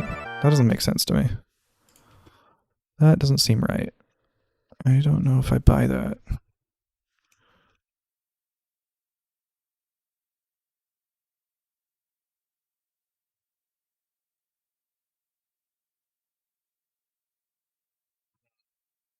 I don't know what else I can do, though.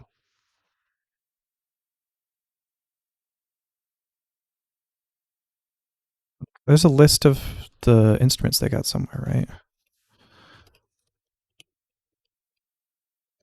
Maybe.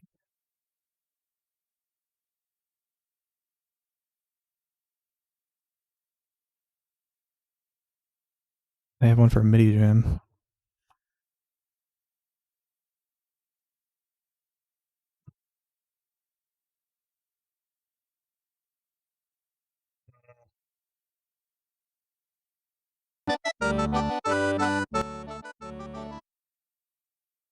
What is going on? I'm zoomed in so much. They have a list somewhere.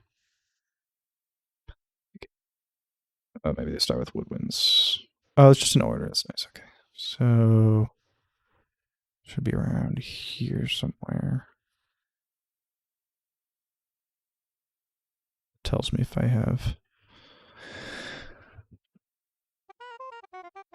soprano sax, alto, tenor sax, bass sax, piccolo.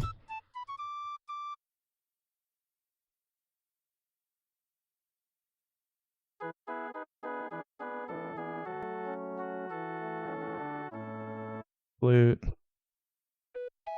They have recorder, but they don't have bassoon. That'd be crazy.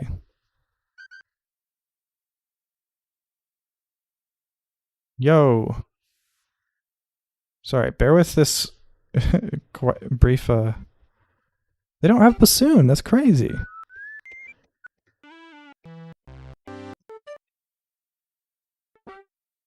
Well,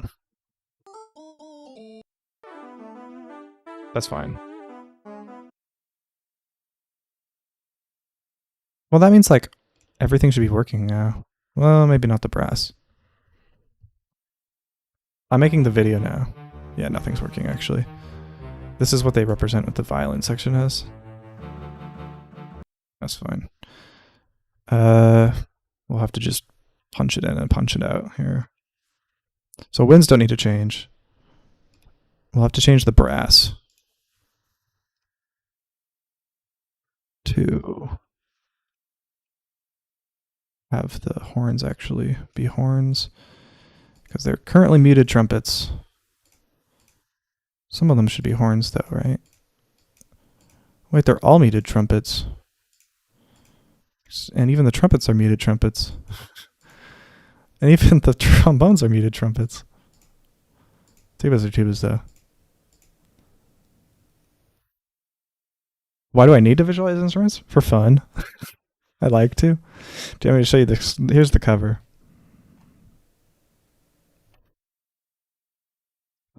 I wonder if I can like work on this while. Hang on. I got an idea. I select this and I loop this while I go back to MuseScore and I get this score open. And while I'm doing this boring work, I will set the. I'll save this as the video or the condensed score, and we will make the hide empty stabs and uncheck this, and then make the page landscape to fit the video better, and then maybe make it a little bigger. It's the biggest section. This one, it looks like. Oh, it already goes off the screen. Unfortunate. Have to make this a little smaller. But then, while I'm working on this random stuff, I can set the loops here and here, it should be the exact same. Pan score automatically. And then make it so you don't see my screen, but you instead see MuScore.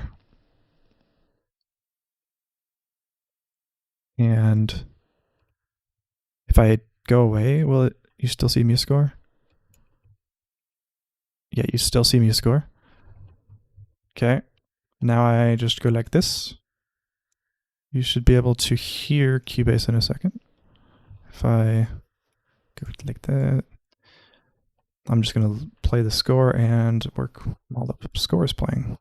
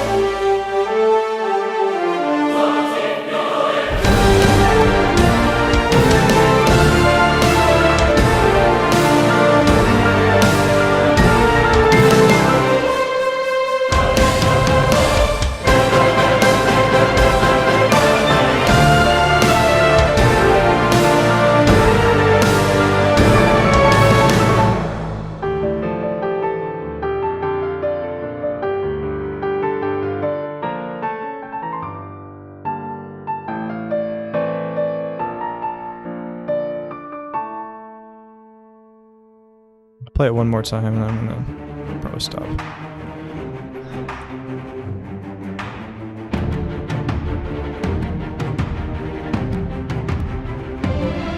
Where the fuck is the violin?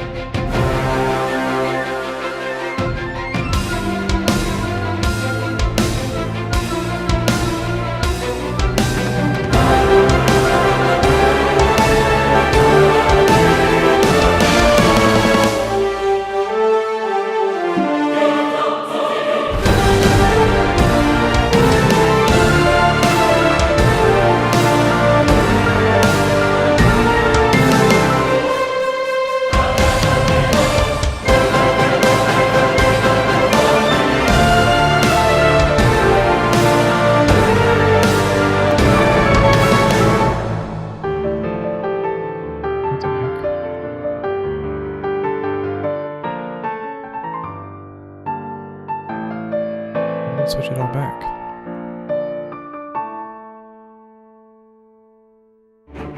Alright, stop. Alright, that's enough of that. That's enough of that.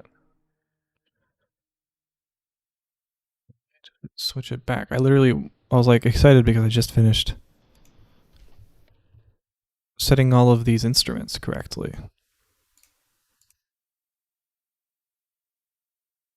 So the ordering is so weird. 15, 2, 5, 8, 1, 4, 7, 11, 14. 14 again. Weird. Is there no 10? There's probably no 10. 4, 1, 1, 7, 11. There's another 14. Jesus Christ. Okay, well. There's no 10, which makes sense. Which means we'll get rid of this extra one. We'll go 1, 2, 3, 4, 5, 6. I think might be a better system. 7, 8, 9, 10. You know? And then after that, we go to 12 and actually just go back one because we don't want 10, we want 11. You know, 13, 14, 15, and a 16. Close all those. And then we go violin, viola,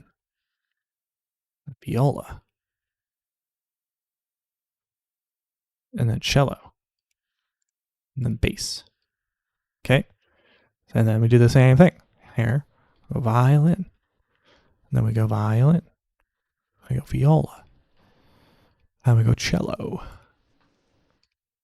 And then go bass. Boom. And the final one. Violin. We'll go violin. Go viola. Then go cello. Then go bass. I did that while I was playing that.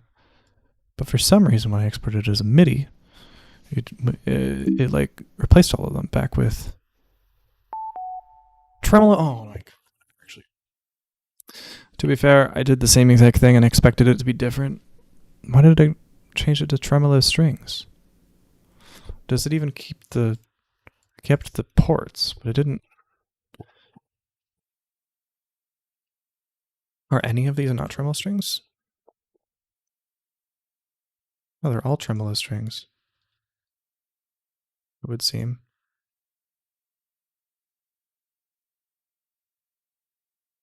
Why did it change it? That is very weird. That's very weird.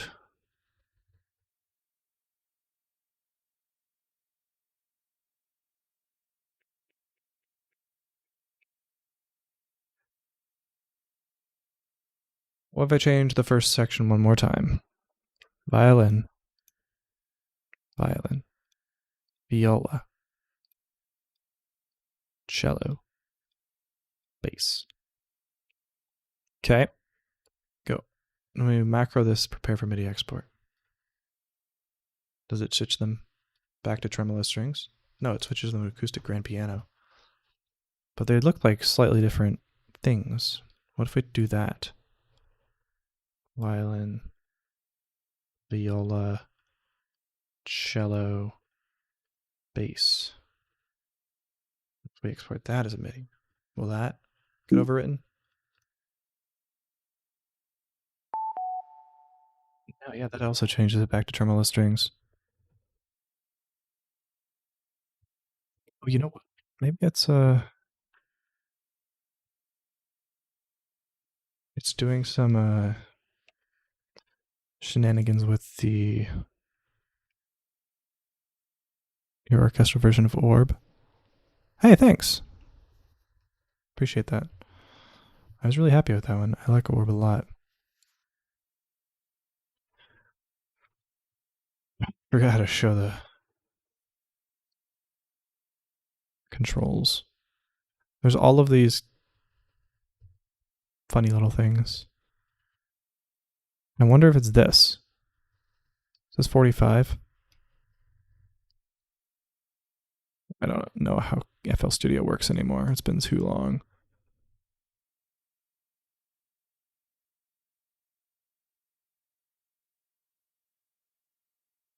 If that's the case, it's possible. Let's do some experimenting. Going to the cellos and making them cellos. Don't send pan automation and all that.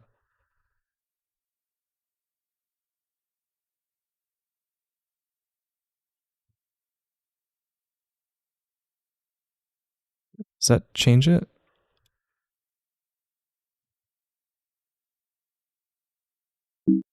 Will there be a cello here?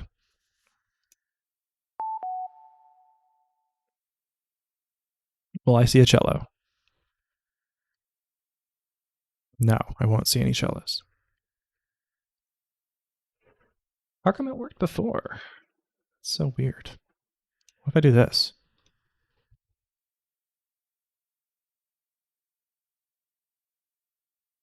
I just don't put it there in the playlist. And then I do this.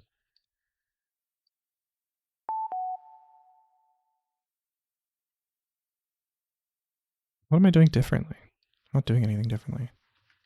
Maybe I didn't export it as on top of the file. Maybe for some reason it's reading that. I wonder how did you learn making music? Because I want to. Let me open up the chat. I'm reading it off of the fucking screen right now. Hold up. How did you learn making music? Because I want to be able to do all the same stuff you do. I know there are a lot of courses and tutorials, but I'm interested in your journey. My journey is very long, but I think a good way to do it, at least for wanting to be like me, which I don't think you should want to, but basically, I just started by playing piano and just like played a bunch of random songs on the piano until I learned that a lot of the songs had very similar stuff. I'd like play like the first like 4 fucking maybe 8 bars of any song on the piano and just get bored and switch to a different song. And then I realized a lot of the songs had similar like chords playing, and like the chords happened at certain times, and when they did the certain things, it gave certain vibes. And that's how I kind of learned music theory. And then I got into music theory like more seriously, and I was like, whoa, it's kind of a deep world. Around that time, I was also starting to learn MuseScore, probably around 2014, 2015. I was getting into like making random just notation covers of things. That's where I learned how to like write sheet music. Just in like middle and high school. And then in college, I went to school for composition and did a bunch of composition work. Kind of like the standard like composery stuff. But they don't teach you how to do mock-ups. And at the end of college, I was like, I needed to do something, and I saw Samuel Kim, and I was like, I want to do that. And I tried to make covers, and it worked out all right. But the mock-up part came later. I feel like mock-ups are easier to learn when you're older. Theory might be harder, like understanding chord progressions and stuff to a really, really deep level, I think to me is more important. So I'm glad I did that when I was younger. Plus, the mock-up part is more expensive. That's pretty much it. And also in high school, I just played random instruments that were in the instrument closet in my band room. I went to a high school that kind of allowed for that, so that was nice. What if I do this as test.mid? Will that show the strings? Why not? Are there any cellos here? No, there's no cellos. Why aren't there any? There's choirs and what? What's going on here? Okay, wait, hold up. What am I doing? Why is there a bass guitar? Why are there 2 bass guitars?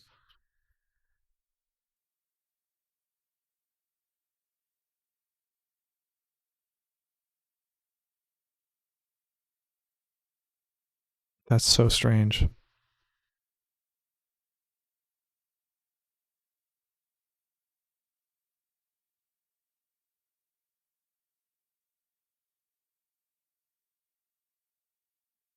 There's Garnet.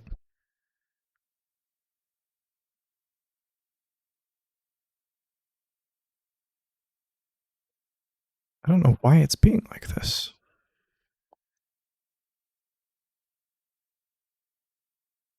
It really ought to not. I have the winds. They're acting functionally normal.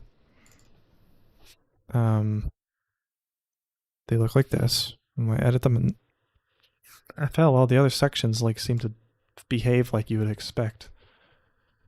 There's the winds. There's the percussion. They look a little strange because the percussion's on weird things, but I can't be asked to like actually change it. I don't think anybody really cares. Snare will happen at the right time, and the bass drum and all that. I don't know why it's not playing.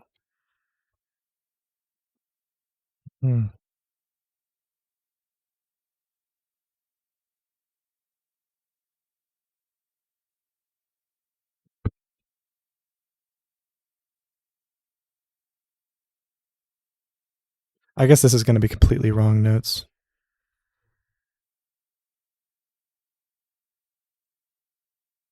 Maybe I won't export the damaged percussion. I'll just export the timpani and the drum kit. Yeah, I think I'll do that.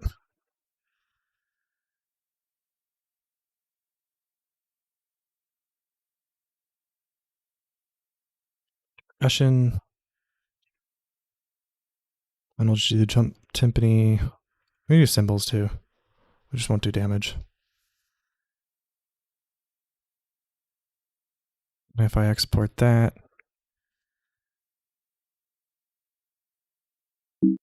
Question. How does that look? There's going to be nothing at the beginning. Cool. Will there be a second symbol that comes when a symbol happens? No, but that's fine. Why are you acting like this? What if I import? What if I start over? To go back to the strings. Take a look at these strings. This should behave normally. I'm just going to get rid of this second cello in the first section. Ignore all the stupid brackets. This is not going to be a score. So it's just for MIDI export. I'm going to play some music in the background. Doesn't matter what, I'll just play random music.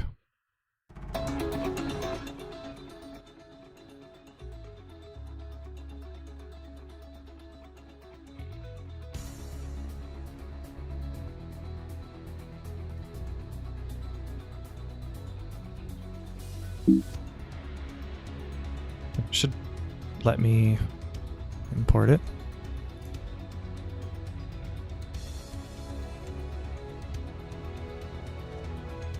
I could try importing it with Flex, I guess.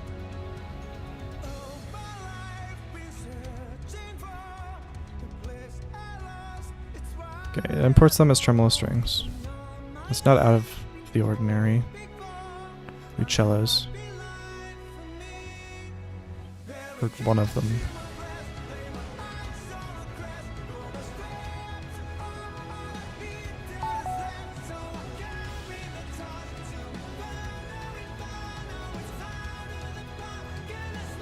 Any of these cellos.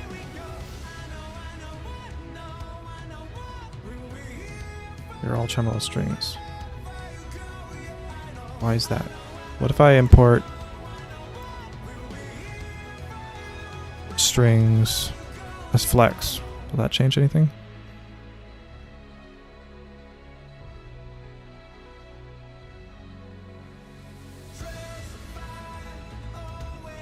And then we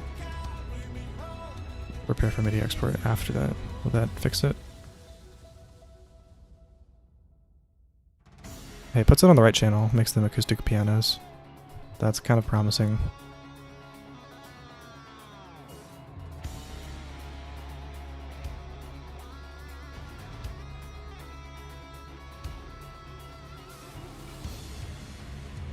We make you a cello. Let me save you here.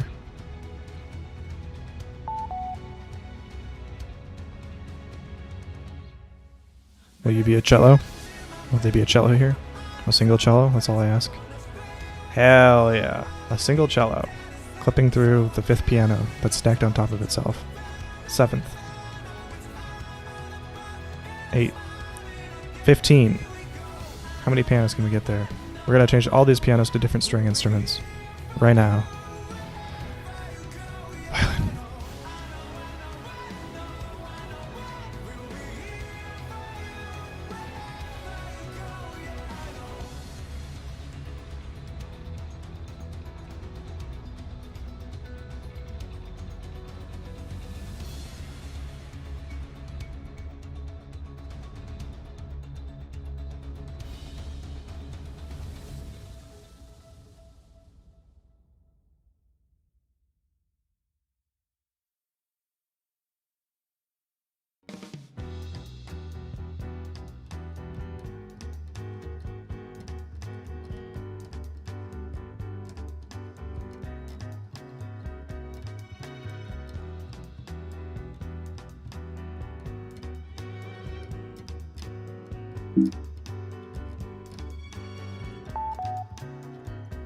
Strings?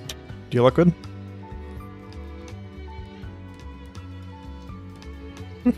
Let's go, baby. Look at all those cellos. Look at those violins. Another section of violins coming up in a second here. Whoa, look at all those violins. I guess those are violas. can zoom out to like make the FOV a little higher. Hell yeah. Nice. Alright.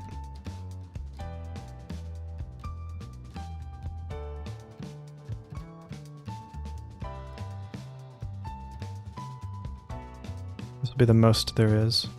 So we can record this.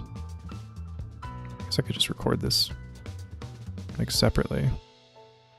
If I like get rid of the chat, I can just record it like that. Sure.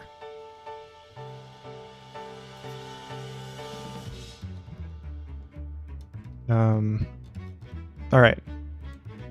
Yeah, we'll hide the chat.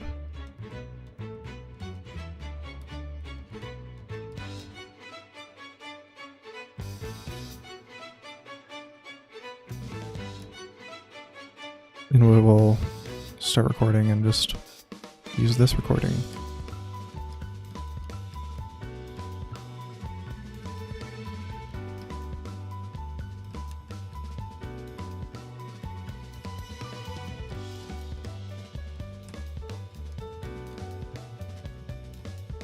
Oh wait, no. Hang on. The background is not right. Let's do some other kind of background.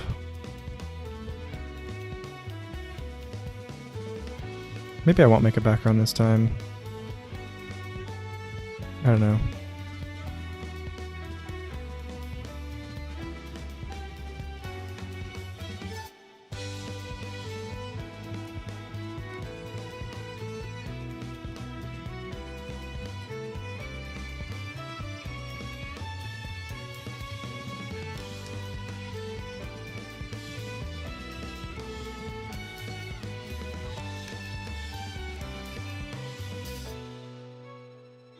What's this guy's name in the background? This dude.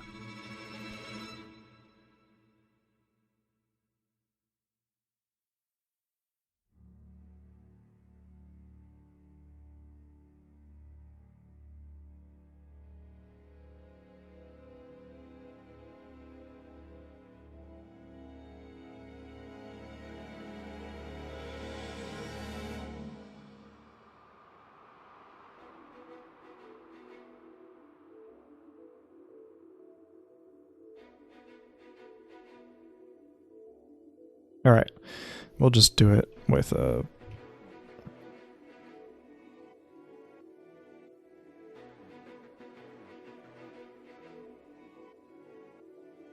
Honestly, make the background. Where the fuck is the background part? I always forget it. I always lose it.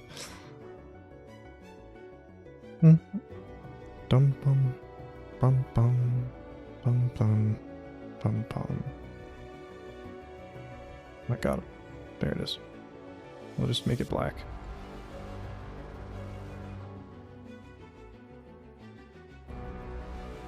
Make it like dark gray.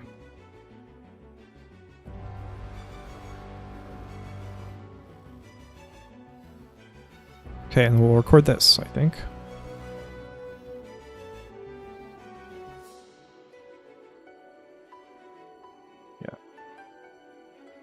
Let's get to a part where everybody's in. I don't know why the violin's on the right. That doesn't make much sense. I guess that happens often. I don't know why I say that. Like, it's not often. Like, it doesn't make sense.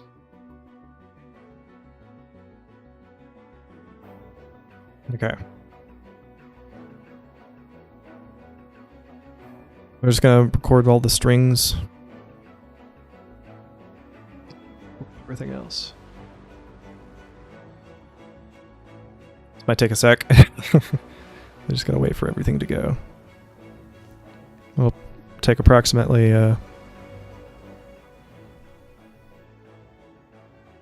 like, I don't know, I got 6 sections to do. Times 2.5 minutes each, so 13 minutes, 14 minutes.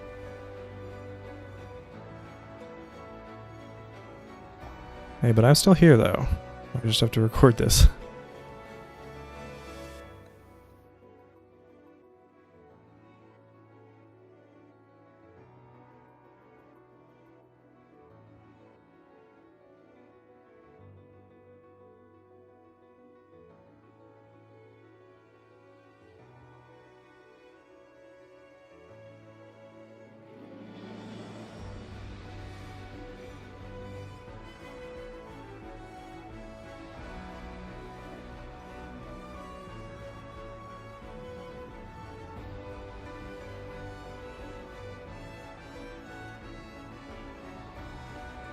This is gonna get copyright claimed hella, but that's fine. I don't really care.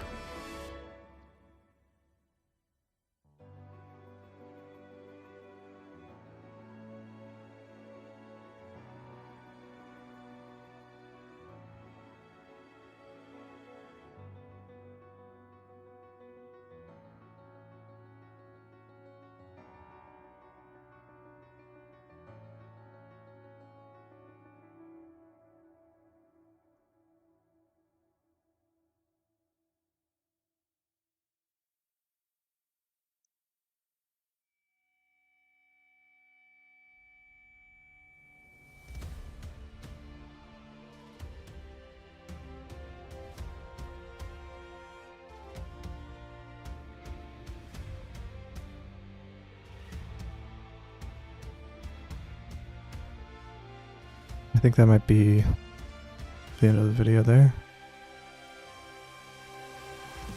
Just be safe, I'll keep playing it through the end. Yep, okay. Go and rename that file.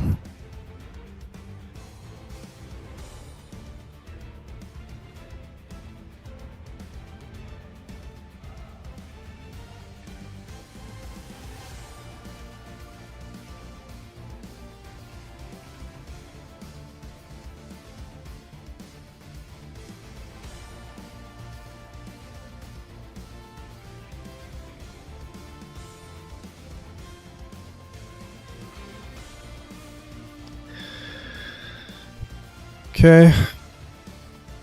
That string's done.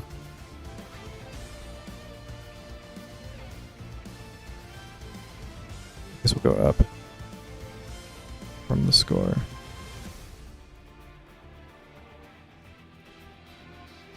Or I'll just go up from the bottom of this file browser.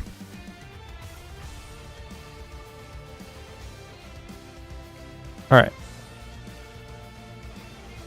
This is the max woodwinds there's going to be.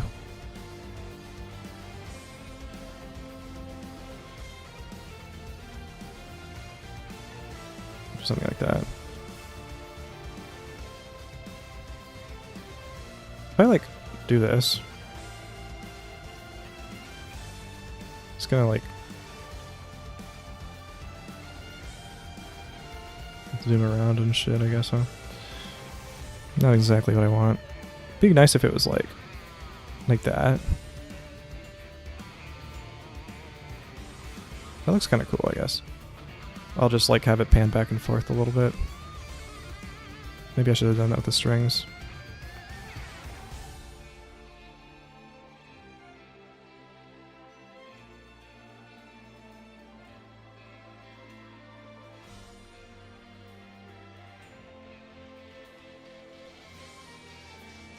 It's recording, just trust the process.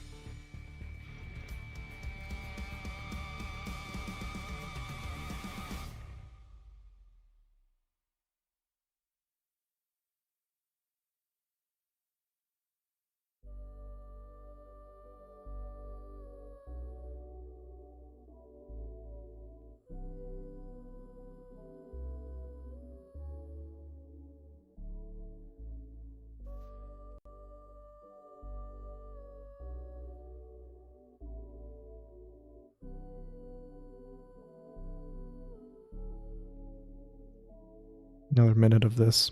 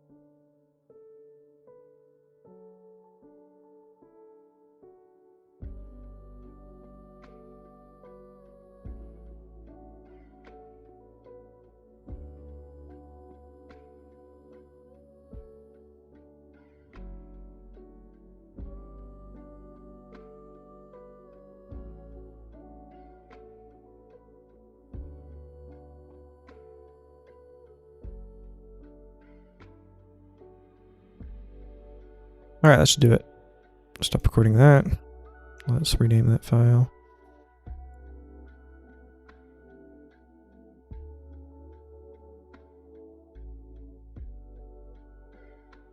Let's do piano.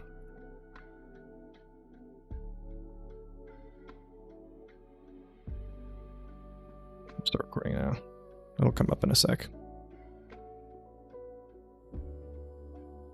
Usually comes up over here, I think.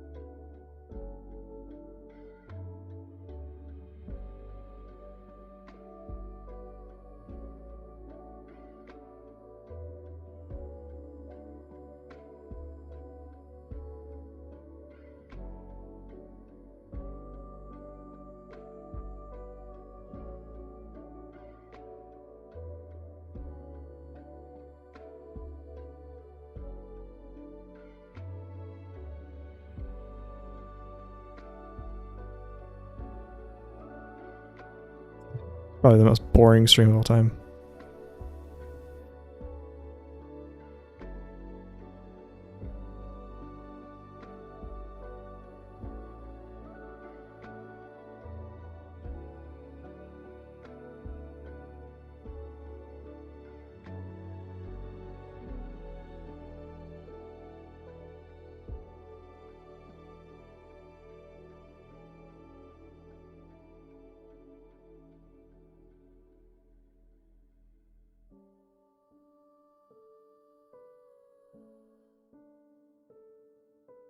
That's the goal.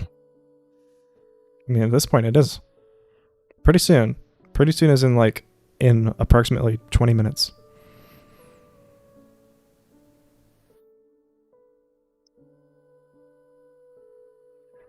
Let's rename that file.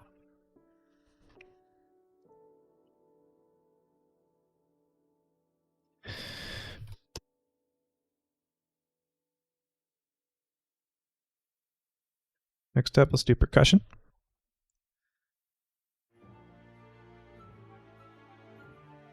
It's playing mine. Sure, why not?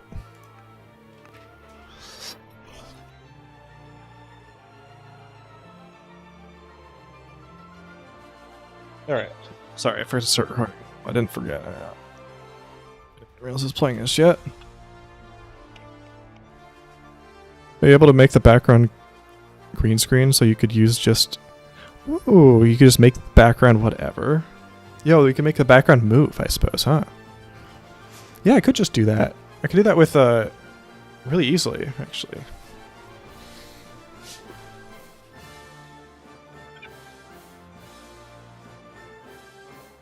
I'm not sure if that would be too much visual noise, though, you know? Depending on what it is, obviously. But I could key it out, like, during a important chorus. Ooh, that'd be sick. Yeah, we'd add some movement to the background during, like, the chorus. That'd be sick. Let's do that. Thanks for the suggestion. I like that idea. I don't know. Yeah, I was thinking about doing that, but I didn't really want to pull up, like, an image of it on stream. I think for the chorus, I'll do that.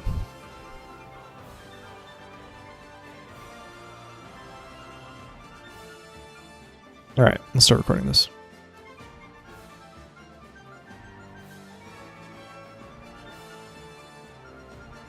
Should be like here-ish, I guess.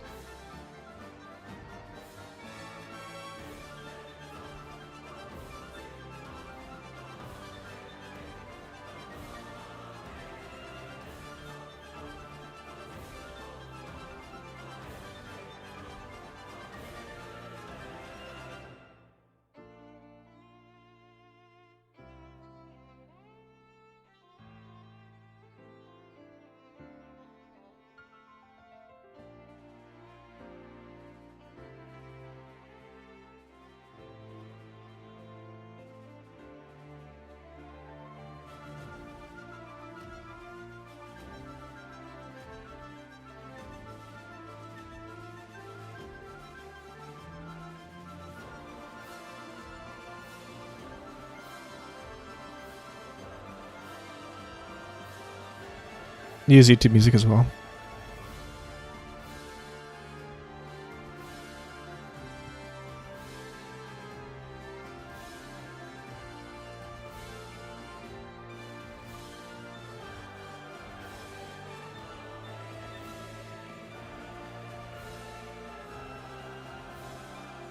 Look at all the sticks. That's so funny.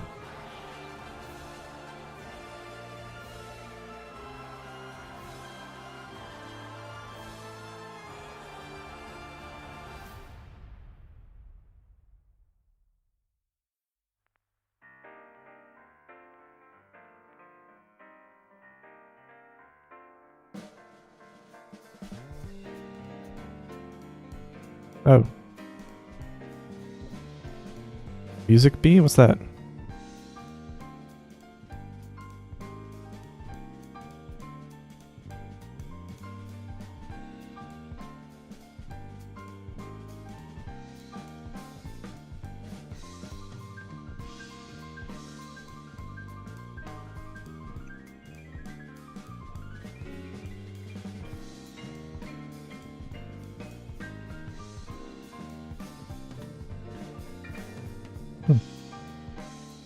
Is it like you download the files legally or something? How does that work?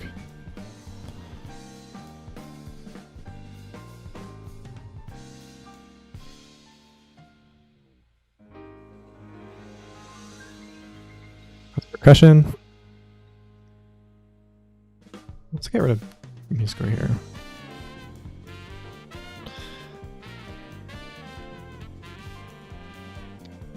Choir. Choir looks really funny in this.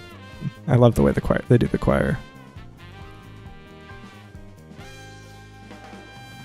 So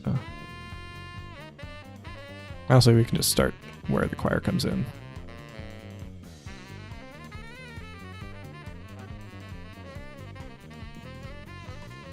Okay.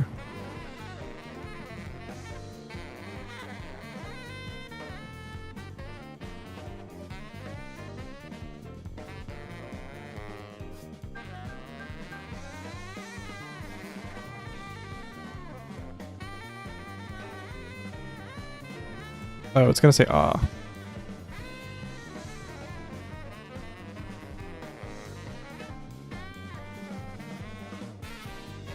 Do I get rid of the ahs? Maybe it's not worth it.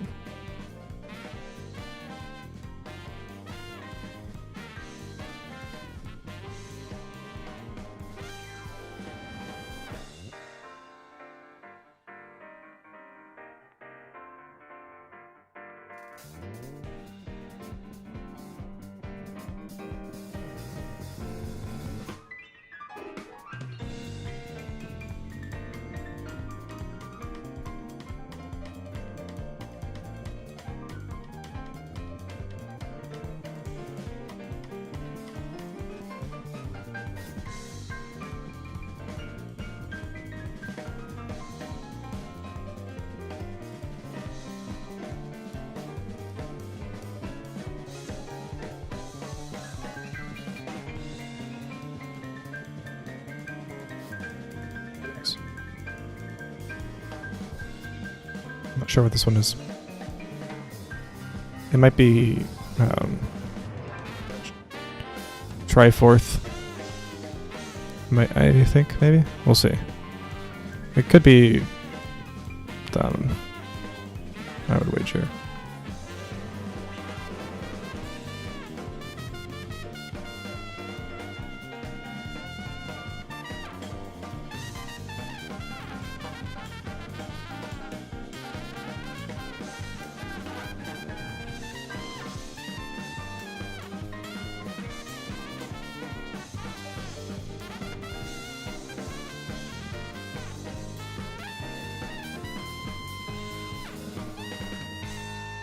There should be one more section of them, maybe? That's it. Right, I guess I started late. No, this is Jabberloop. I've never heard of this. Oh no, I listened to this earlier. I didn't know it was them.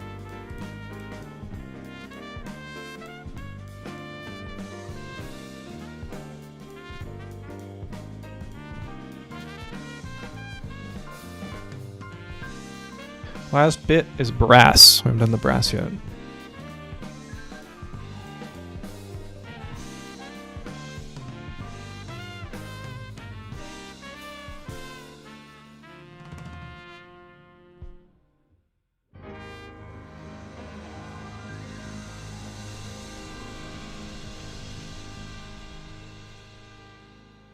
Oh, they're all muted trumpets still?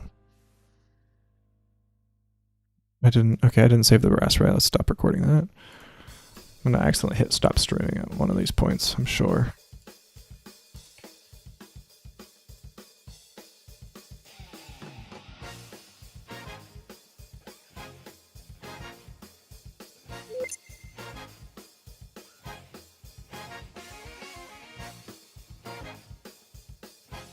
I'll do the flex just to be safe. I just don't want to deal with that shit again.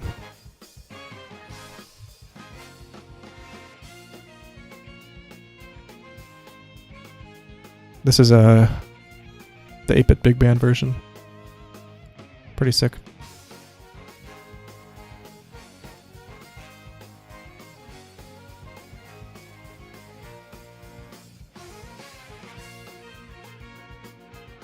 What's this horn?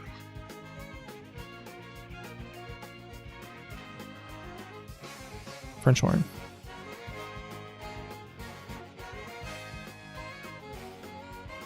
Yeah, it's so good. They're nominated for 2 more Grammys. Totally deserved. It's kind of insane that they even function. There's so many of them. I don't know how they make their cash, you know? Doesn't seem sustainable, but they get it done somehow.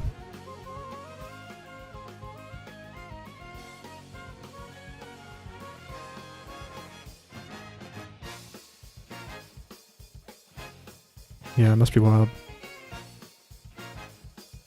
I have no idea how that works.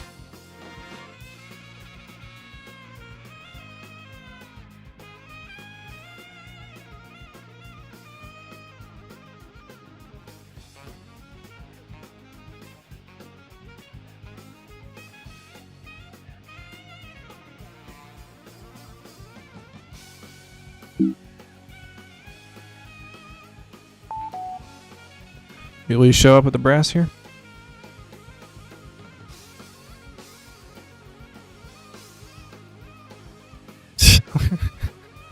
That's a little silly. I like it though, you know? We're into it. We'll take it. Get all so many fucking French horns, bro. Alright, let's start it. It should be like around here, I think. Tower of Horns.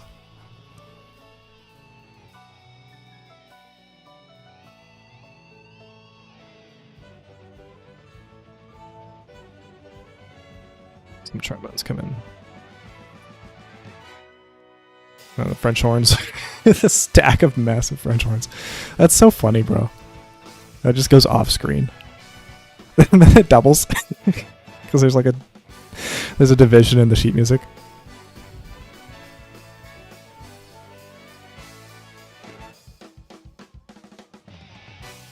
Yeah. I think it's it might be 9 horns, I'm not sure. Something like that. Yeah, but we couldn't get this many brass instruments with just one video. We gotta multicam this shit. That's why we gotta do it like this. I'll show you how I do in DaVinci Resolve too. DaVinci Resolve's pretty nice with it. Hey, it's me again. It's my Garuda Valley cover. Maybe I should just play my own music. Maybe I'm getting to the point in like my career where it's like playing other people's music on my stream is probably not the best idea.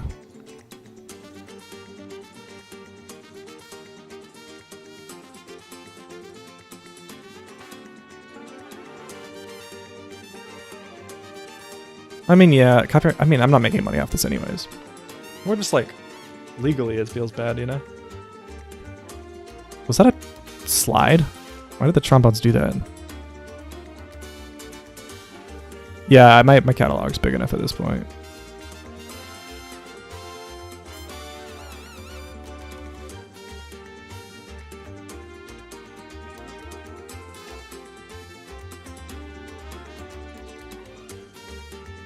I'll just play music for myself, honestly.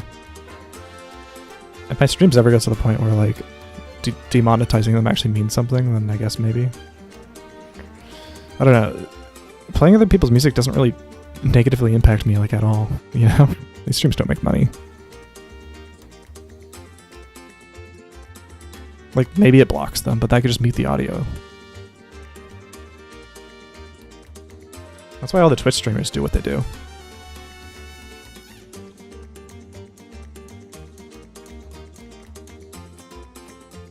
Like fucking Atrix out here fucking reacting to like Smallville. Here's what we're gonna do. I'm gonna go into here, we're gonna remix.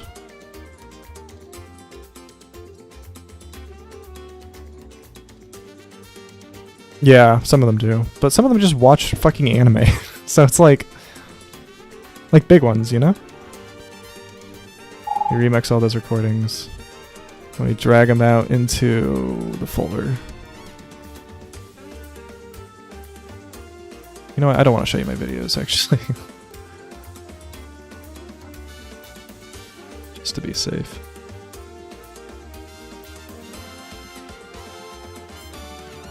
Here's how I usually have it. I usually have like my project folder here. And then I have a folder called V, short for video. That's where all the video projects are.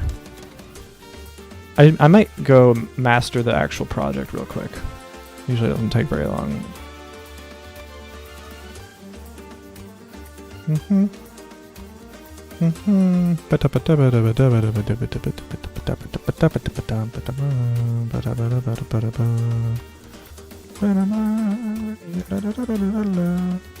Actually, let's export it first.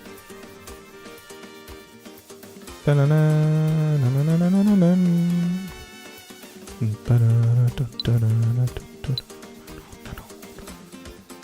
I'm gonna put on my other headphones. I'm still using my monitor headphones.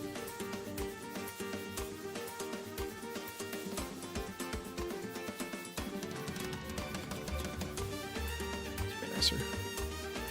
Plug them in.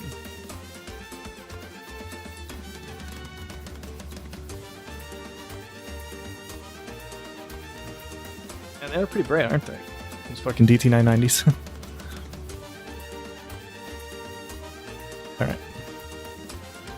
export the mix down.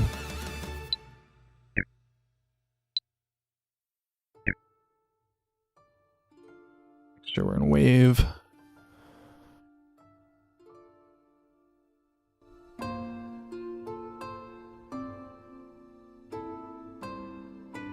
I think it's good.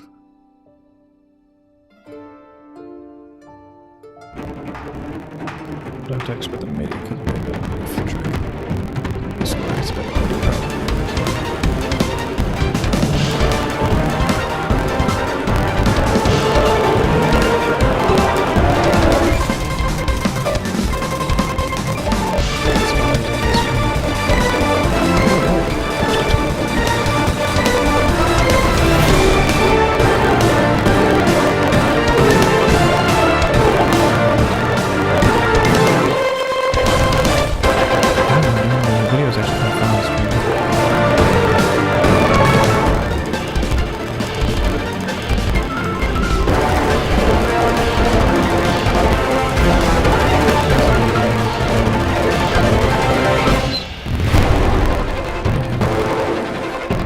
Let me make a thumbnail.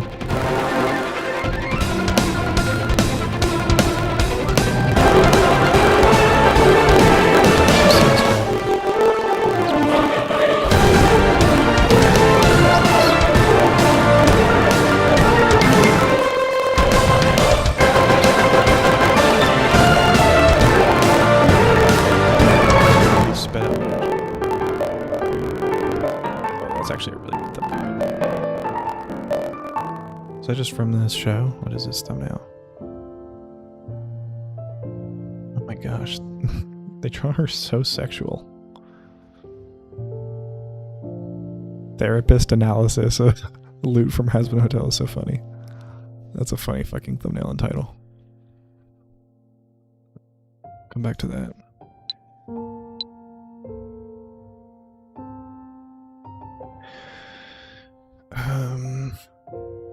All right.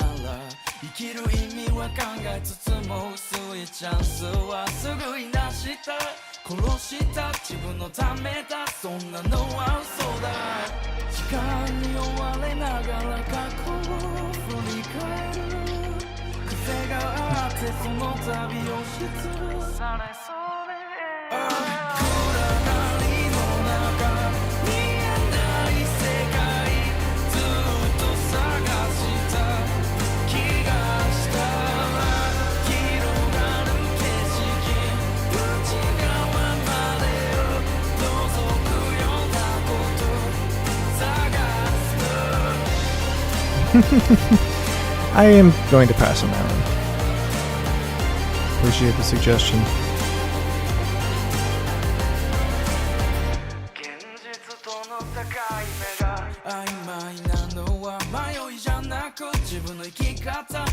The other issue with using hang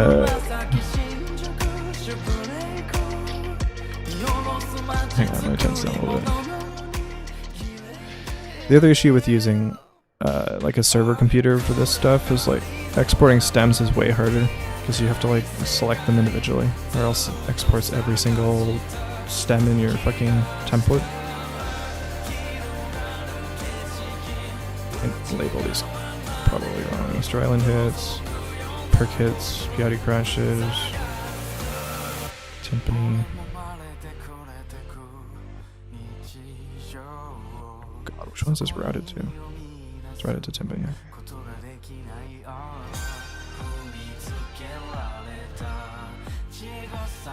No green instruments today. Medarc horns.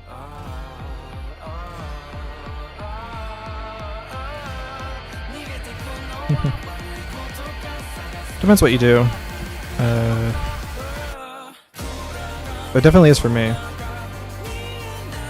You think? Oh yeah, I guess he did do that, didn't he? Forgot about that. I can see why.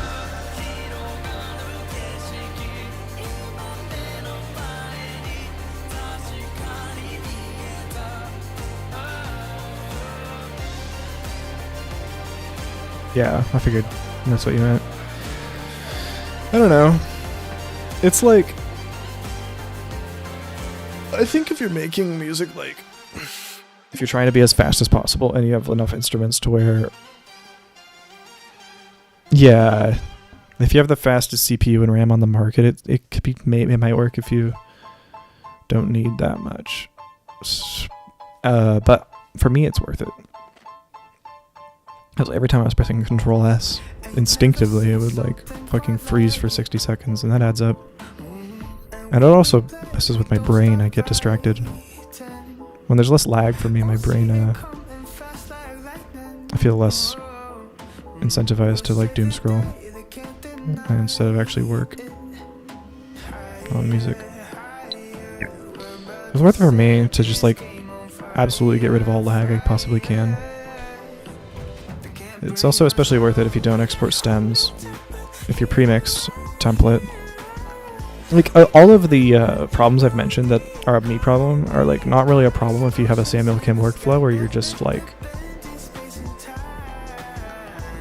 not exporting stems and you're selecting a track and just like plucking in the notes with your keyboard. If that's all you do and you spend like a fucking month just setting up your template and premixing everything, none of these things are an issue. You can just do whatever you want. I think he had like 3 fucking slave computers. It's kind of nuts. Like a thumbnail, huh? It is a good picture of a lute.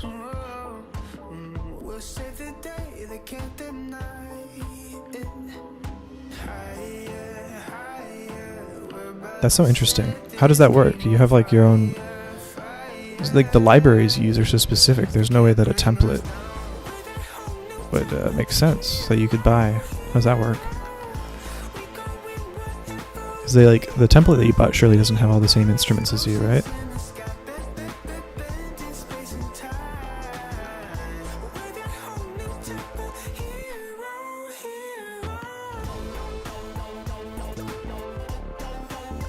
He like does it for you?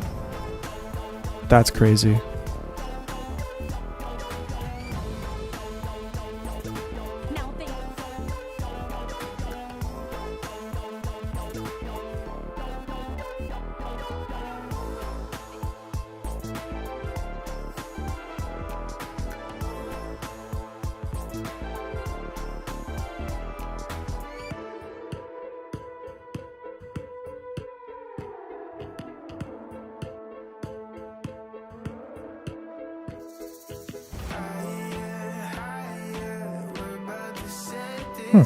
Interesting. Maybe I can look into that. Anything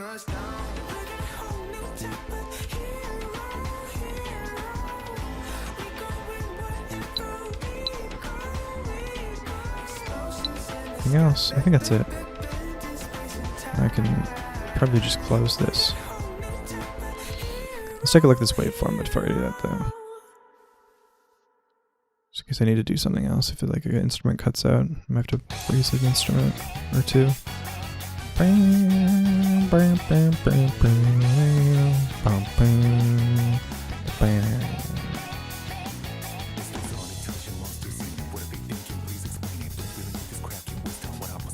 Copy and paste it. Okay.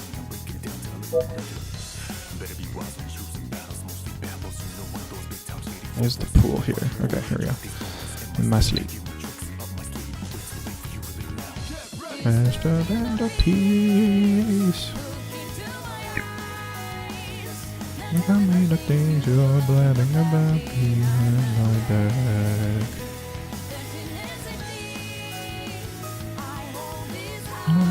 To break down. Too late for apologies. It's going down. Yeah, this is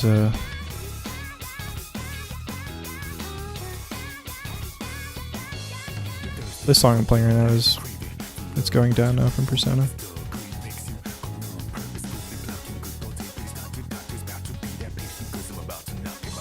Bring it back now.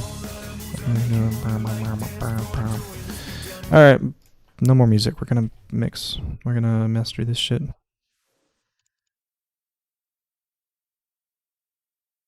Disturb and the peace.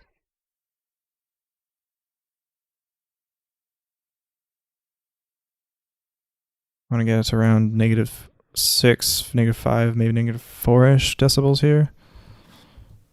Maybe like a little bit more than that. Get some headroom. Should be about 4 decibels of compression here.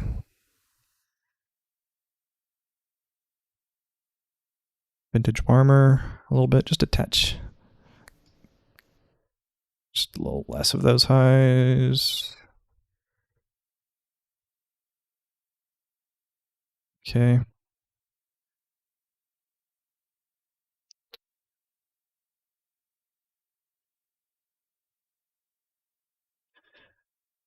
Make the bass mono. Recover less. Just a little bit of Golfos. OTT on the master. Yeah, that's what I'm talking about, baby. A little bit of Soothe. Just the master by Goodwin patch on Soothe. Saturn 2. Boost all the 4 bands a little bit. I usually have a V-shaped boost on the Saturn.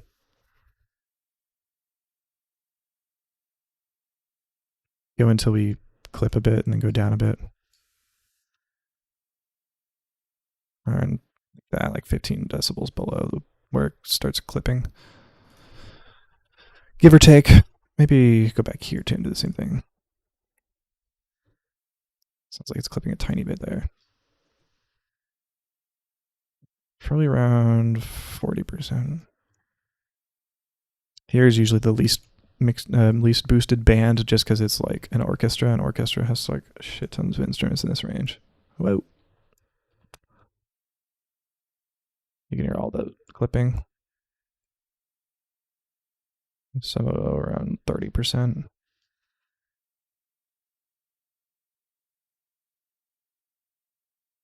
One would be usually like the most boosted. Probably around 60. And I put on invisible limiter in Pro L2. And I usually boost this until it says around like 5. Or no, like more like 7 or 6 LUFs here. Seems like it's a pretty good range right now. So I probably won't touch it, but I just turn off Pro L. I just use it to read the LUFs. Yeah, it's like an EDM mastering chain low key.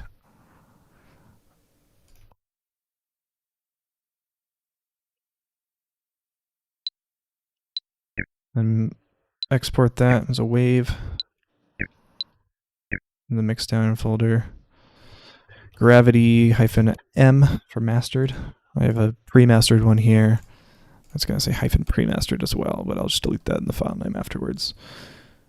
Still looking for a good thumbnail. I was going to go to Google Images. I thought this was like a pretty cool looking thumbnail.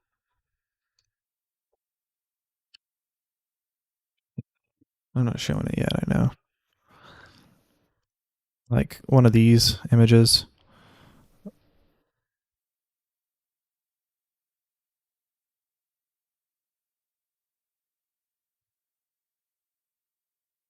loots crash out. They look a little silly. Like gravity. But it's a movie trailer. What is this?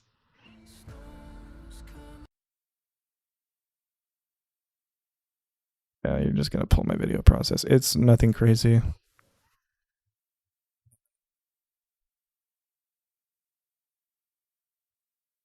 Can I just find this image?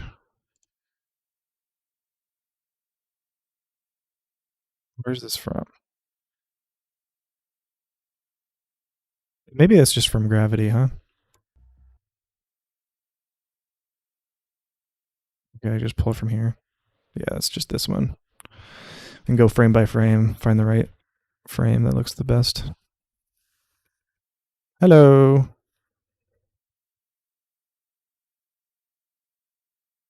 That one looks pretty good.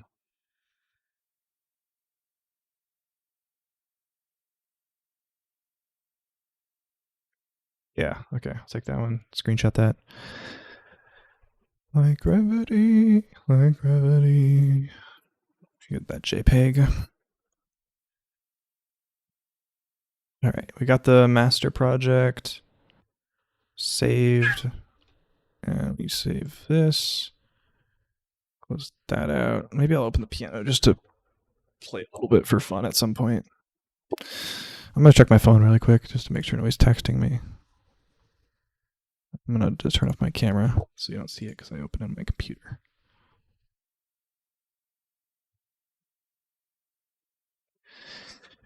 But yeah, oh yeah, maybe turn on the chat again. It looks like no. My battery's getting low.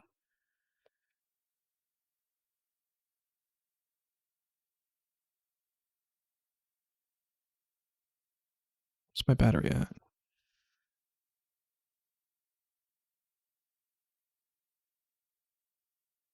Is that 8? Okay. Well, my camera's gonna stop working. I'm gonna turn off my. I guess I use my phone as a camera. Oh, I wasn't charging my phone that whole time. I'm silly. That's fine. I'm not using my phone anymore. I'm just gonna charge it.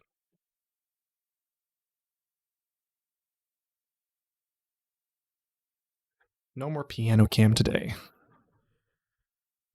Forgot to charge it while I was using it.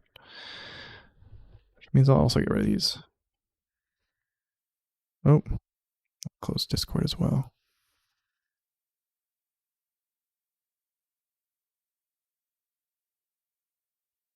Okay. We're back here.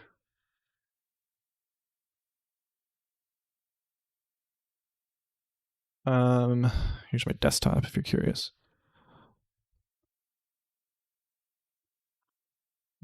Get DaVinci Resolve open. Here's what we're gonna do. Pretty neat. My DaVinci Resolve turns off my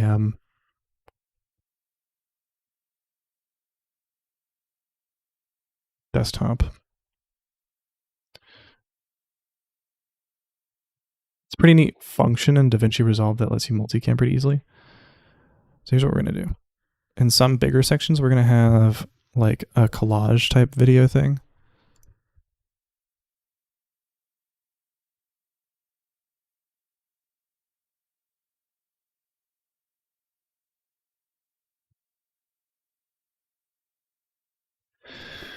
I'll show you.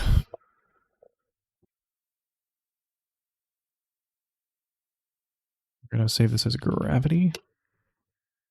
Oh, also we need to make the score for the video. I'll do that really quick. It like rotates between a few different, because I was looking around Wallpaper Engine and like finding ones that would work on a setup where my monitor on my left is like a vertical monitor, because I have a vertical monitor on the left, and I was looking for ones where like the composition of the image was like nice like that. If it was like spread across the whole thing. And that was just one of them it cycles through. They kind of look nice. Maybe I'll show some later at some point. All right, let's open this condensed score. And I think honestly, as it is right now is probably decent. I'm going to get rid of these page breaks and add my own, though, and that'll be about it, I think. Page breaks will be nice because page breaks will allow things like this, where if I get rid of this, then it gets rid of a bunch of unnecessary staves. So if I like it, I don't need this piano and this choir if I page break after this. Get rid of this one, though.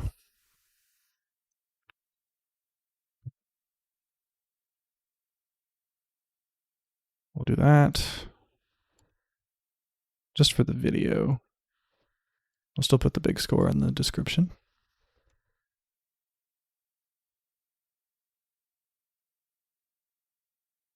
Yeah, that's fine.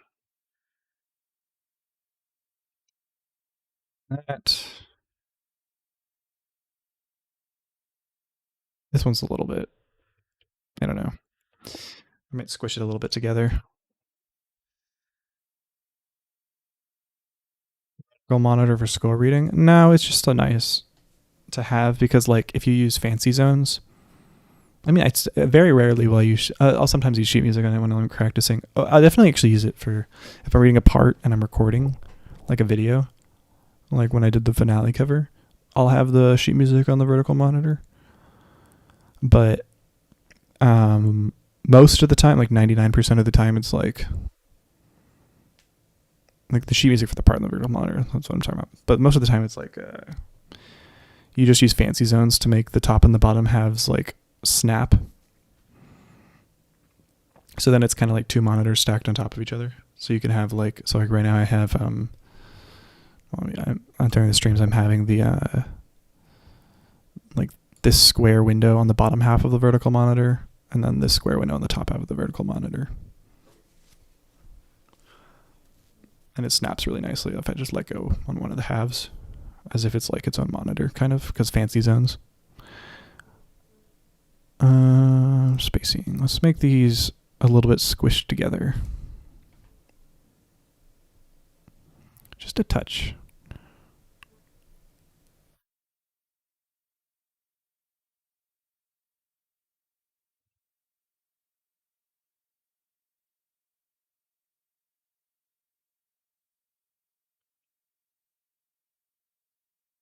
That's fine.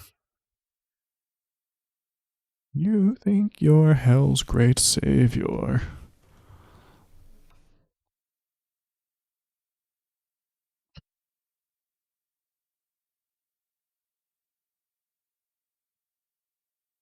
It's really nice for that. Do you not do that? What? I guess a lot of composers have like fucking 7 monitors in front of them that are all horizontal. Same with Kim's. I watched the video you sent. I told you this already. Sam McKim usually has like 4 monitors or something, or 3 monitors that are all horizontal, from what I remember.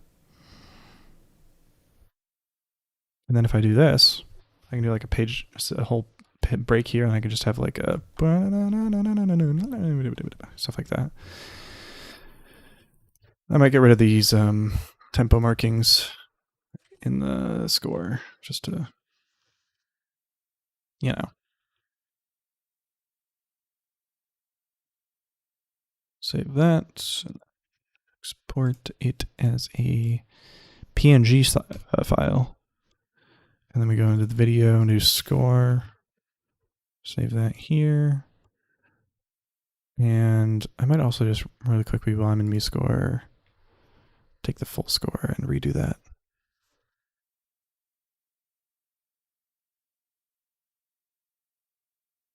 We could do the parts too.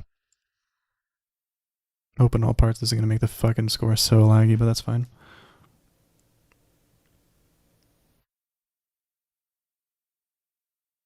All right.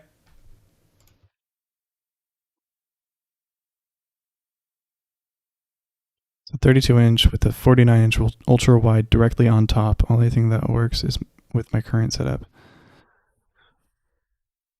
What? You have an ultra wide that's bigger than your main monitor on top of your main monitor? What does that even mean? Oh, like the only thing that works with your current Cubase setup or something? That's crazy.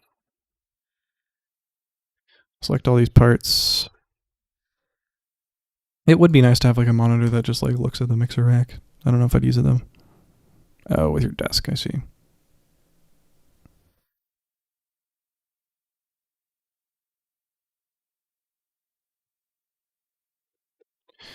I put the score for free. I just put it on Patreon because they give me free file hosting. I don't have to put in, you know, somewhere like Google Drive. I don't need to be doing PNGs. I mean to be doing PDFs. And we'll do that. Close that. I don't want a color key on this video. My funny little color key. So I'll see what the instruments are. We do grab the mastered file. We go here. And then we go and we line up everything. So what I want to do here first is we'll go in, we will drag them in. I suppose like on track 1. And move them like this.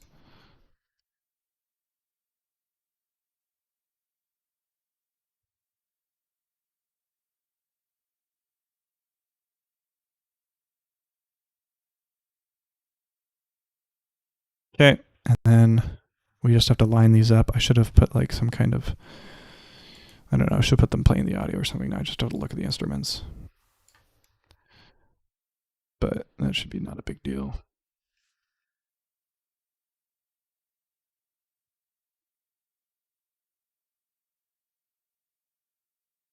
We'll do, with the winds, we will, well, first off, we'll get rid of these unnecessary audio parts by linking them and unlinking them and then deleting these. And then bringing this down. We'll start with the strings, I guess.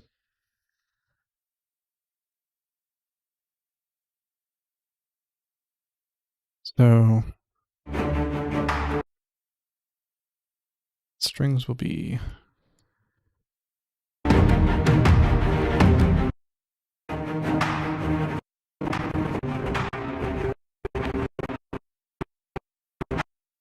around the first frame is when the music starts. So it should be like that.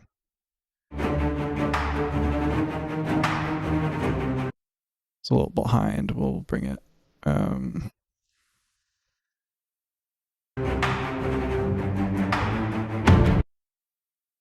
should be like this.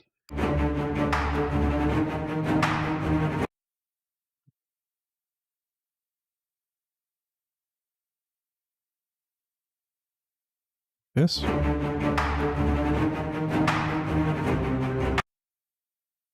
So much easier with the percussion to tell where the notes actually start.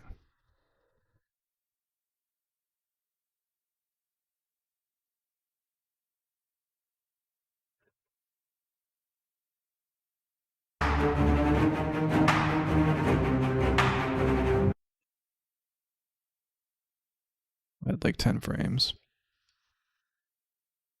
I should have done like I should have played it with the audio.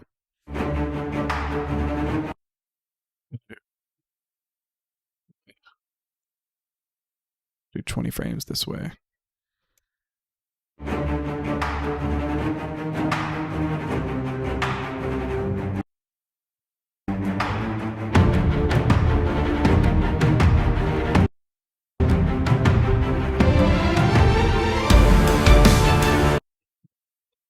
Alrighty.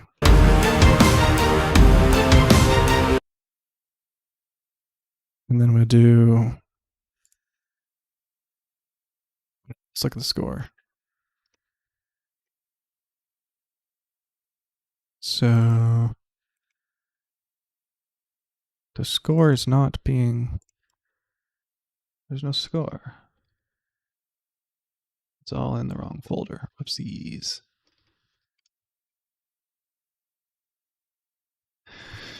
All right, next thing that comes in, I guess, is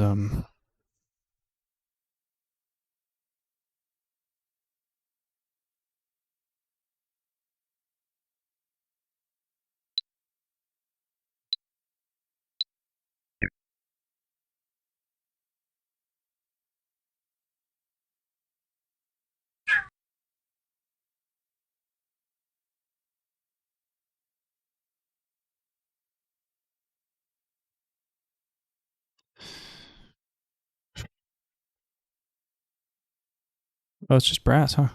That's kind of nuts. Low brass comes in a measure 9. We'll do the brass next.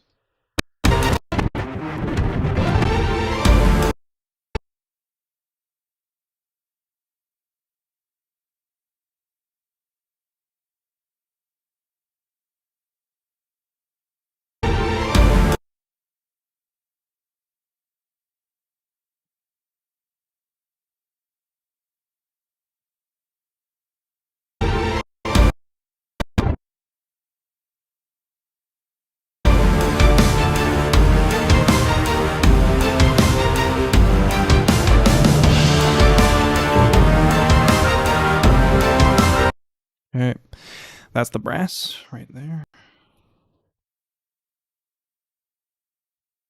And next thing that comes in, I guess, will be timpani. But, oh, drums come in, yeah. Let's do the drums. Percussion. Where does the percussion start?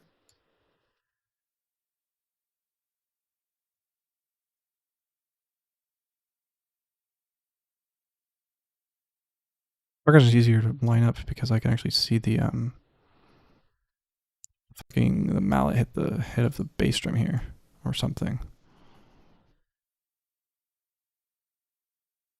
That up way easier.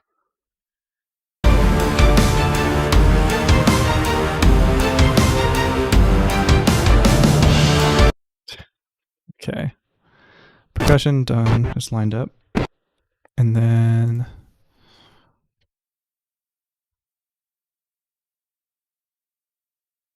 myself choir, piano, and winds.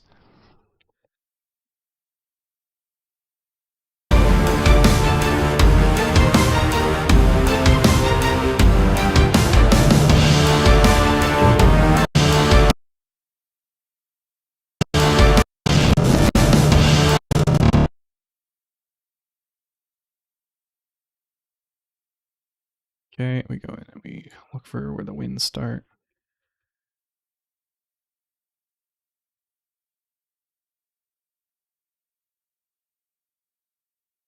It's around here.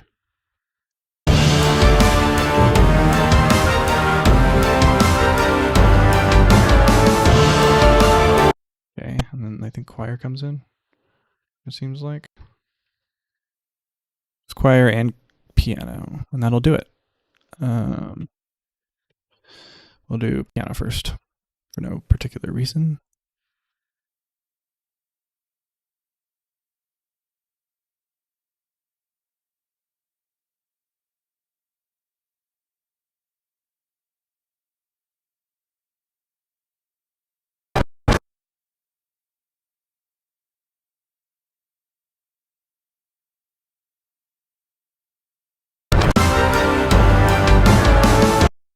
It's right here.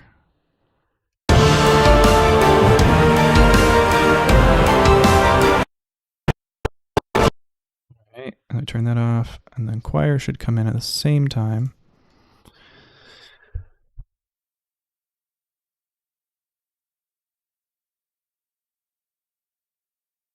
Right here.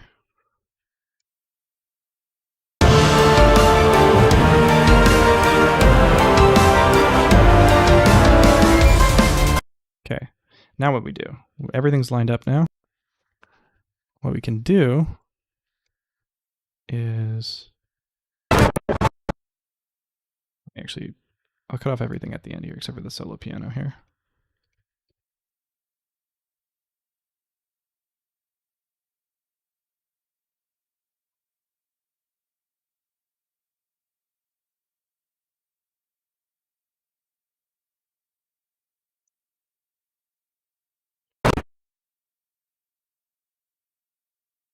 Let's make a little video that has everybody in it.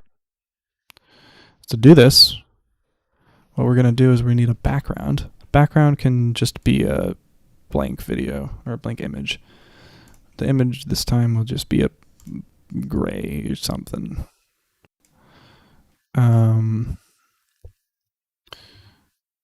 Or maybe I'll use a thumbnail image that I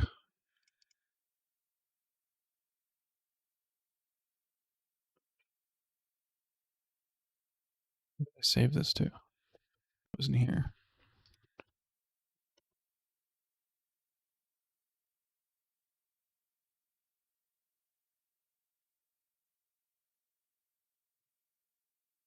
No, I'll just use a gray image. That'd be too much visual noise, I feel like. It's 1080p, so we do that. Maybe we get a little bit of a gradient too.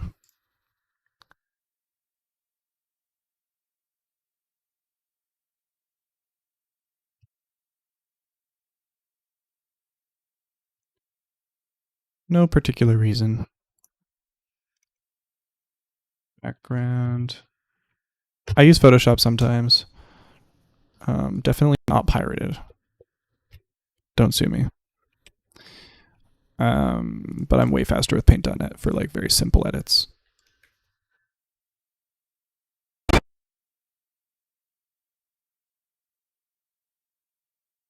Sometimes I like using Photoshop for like light rays and stuff, you know, like a little more complicated. But I have a lot of plugins for Paint.net that I like using. Like, I'll show you later. When I'm working on the thumbnail, I'll show you. But this is, what's next? We're gonna take that image and we're gonna drag it in on top of these winds and stuff and shenanigans, and we're gonna go drag it there. And if you go to DaVinci Resolve, you look for video collage in the effects tab. Or is it, what's it called? I thought it was video collage. Yeah, you drag it onto the background. This is the background. We have 1, 2, 3, 4, 5, 6. So we can do 3 by 2 or 2 by 3, but 3 by 2 obviously makes more sense here. We can not round them out and we can stagger them or whatever.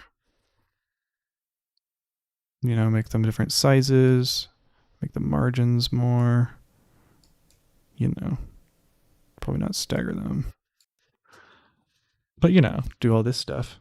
Maybe round them a tiny bit, just for like that little vibe. And then we copy this, go to the winds, and we go Alt-V, and then just take the plugins, apply it, go to Effects, Tile, Tile 1, Create Tile, and it just goes into one of the corners. It's kind of neat, huh? How about them apples? If we want to move it around within, we can do that. Don't really need to do that too much here, though. And that's really easy. And then we can go into effects here. You have to click this first, actually. Control C, Control or Alt V rather. It keeps that preference, and then go back. Go back to effects, and then choose tile 2. Oh my goodness. You crashing? Choose tile 2. And now the strings are up here. Pretty neat.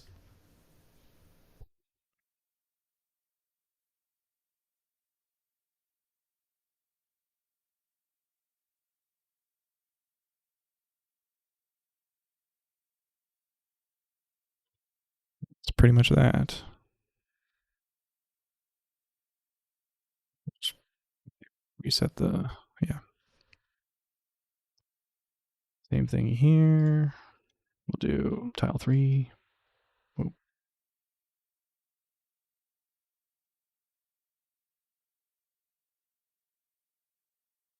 For like the big sections, we'll do something like this.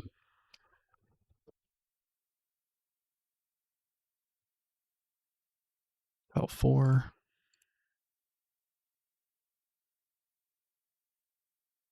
Tile 5.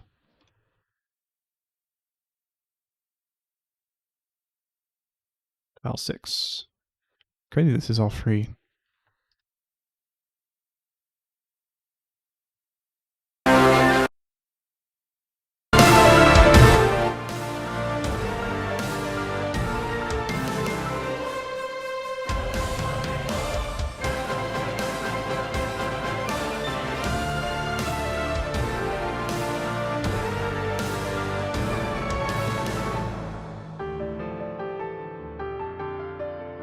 Now, obviously, we don't want every single tile to be there all the time. So what we can do is first, for like the big sections like this, or some of the big sections, we can go into here, just select to the end or whatever, honestly, end of here, so we don't really need all of it. And we go like that.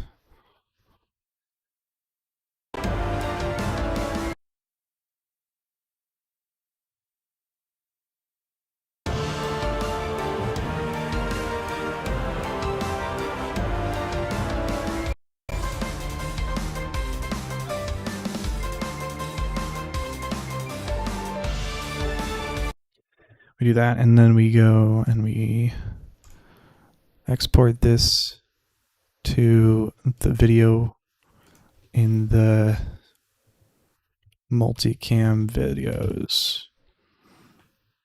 Open that, timeline 1. Oh no. Actually, we start from the beginning just so it's all the same, so it lines up pretty much immediately. And we'll call it all instruments. Add that to the render queue, render them. And while that's going, I guess there's nothing we can do. I guess I can make a thumbnail.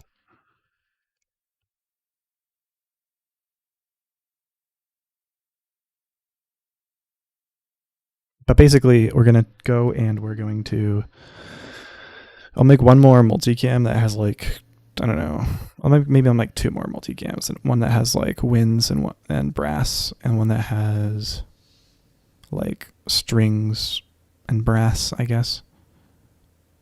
Or maybe strings, brass, perk, winds, and a 4x4 or 2x2. I mean, something like that. And we'll export that, and then we'll export 6 different videos that are each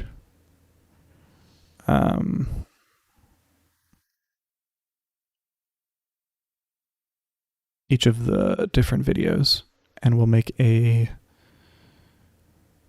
multicam layer in DaVinci Resolve that'll allow us to switch between them very easily, which would be nice.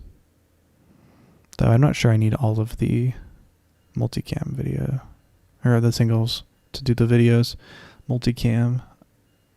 Though it'll make the process easier, even though it'll take a little longer for rendering purposes. And it'll take up more file space. But for now, I don't really care.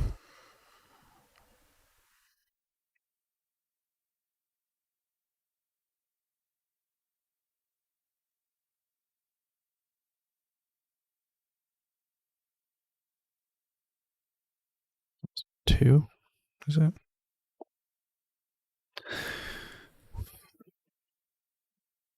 That completed. I'll do one with not choir and not. So we'll turn off all of these. I'm also going to turn off my library computer.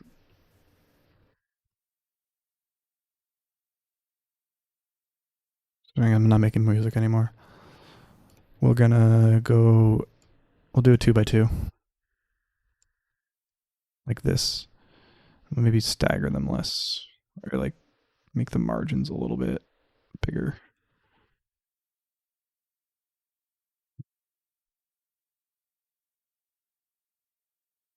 Like that.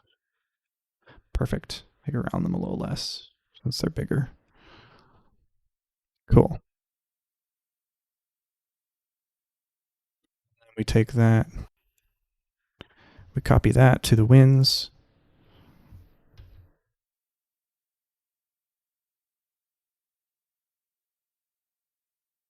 Create a tile, use tile 1. Copy that to the strings, use tile 2.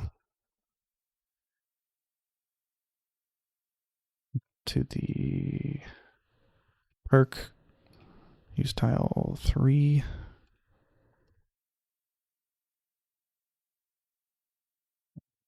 Brass. And then use tile 4. That'll be a separate multicam. We'll export that as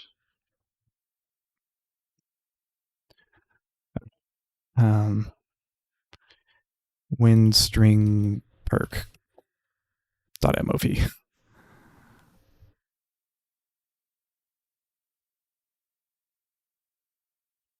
That.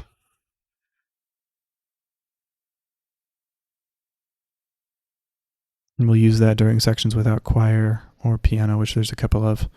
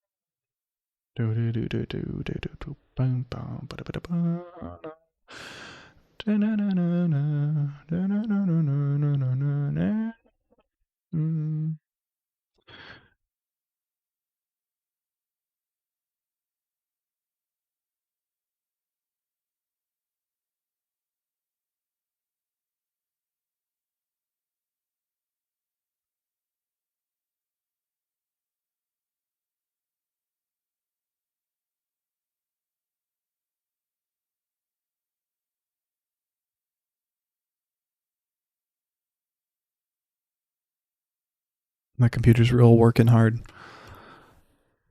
My server computer's still turning off my piano ensemble since I've said that I was turning it off before. It's taking a minute. All right, I want to see if I can actually, before I decide to try to export these 5 individually, because I know that will work, but it'll take longer. If I get rid of the background, oh, not with delete, with backspace, and I multicam this shit with, let me turn off my other computer.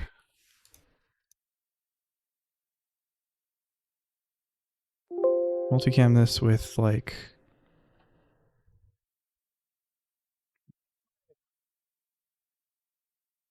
my mouse decided to stop working because my computer was freaking out. Did not like that. We do all instruments here. Unlink the audio with it. We don't need that. Wind string perk here, sure. Then unlink those. We drag them then down here. And we have, these are all lined up, and I can switch between them if I right click and create a, there's a way to do this, right?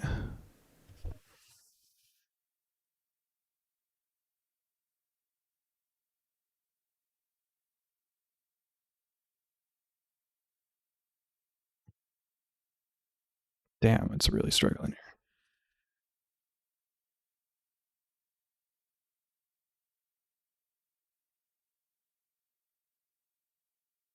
Is it, do I have to do it in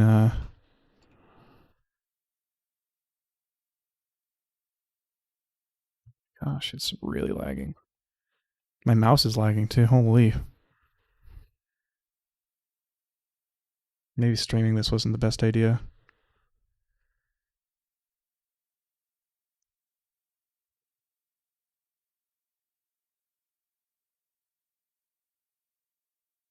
I is it being really laggy on my voice too now?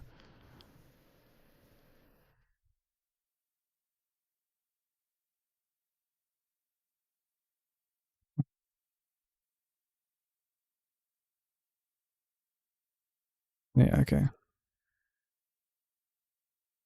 Let's turn off all of the video tracks. That should fix my issues here that I'm having.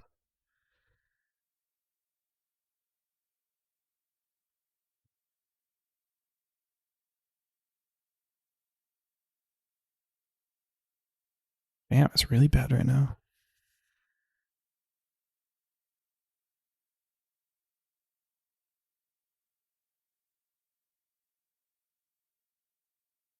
Never seen it shit the bed this hard before. Holy.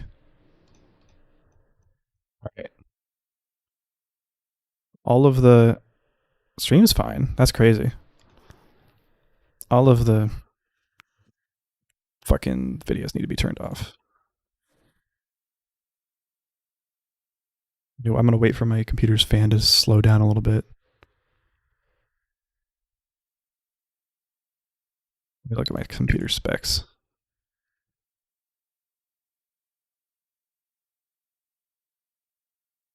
All right, it seems to be chilling out a little bit. I think my GPU is probably freaking out a lot before I open this. All right, it seems to be okay now. All right, I'm gonna not try to do the. Well, hang on. Can I just do this?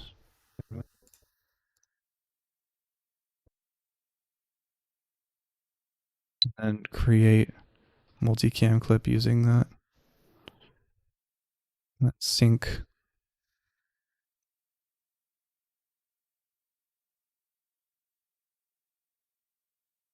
These are not going to line up, are they?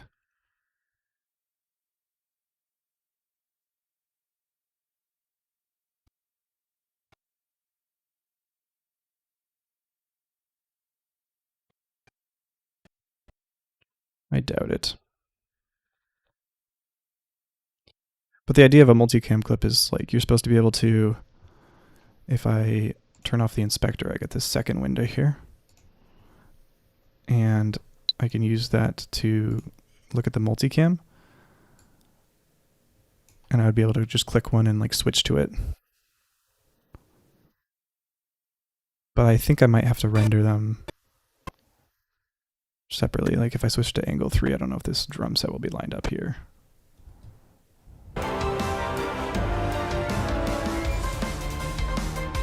Yeah, it's not lined up. That's unfortunate. Okay, so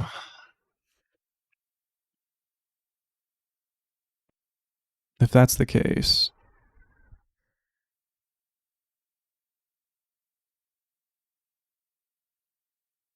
we'll get rid of it. And then we're gonna see if there's another option here, maybe.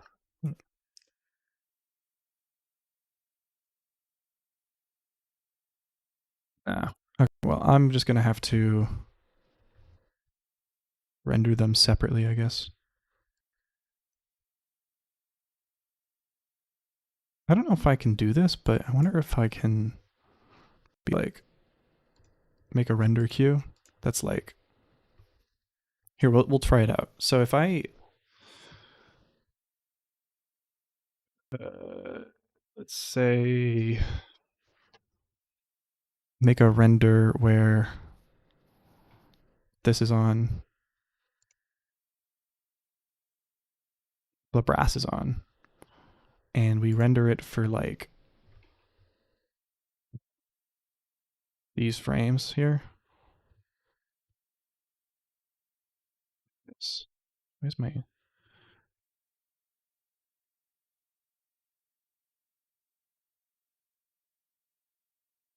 this frame right here?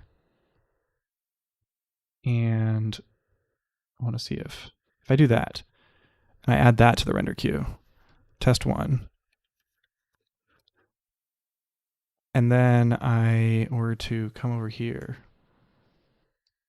perchance and turn this off, maybe turn like, I don't know, this random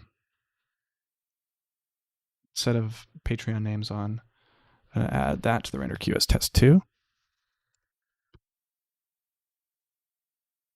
If I render all of them, do I see them separately? And if so, I can work on the thumbnail while this goes. Doesn't look like it. Test 2 should just be the names, and test 1 should be brass, but it's choir. Okay, that makes sense.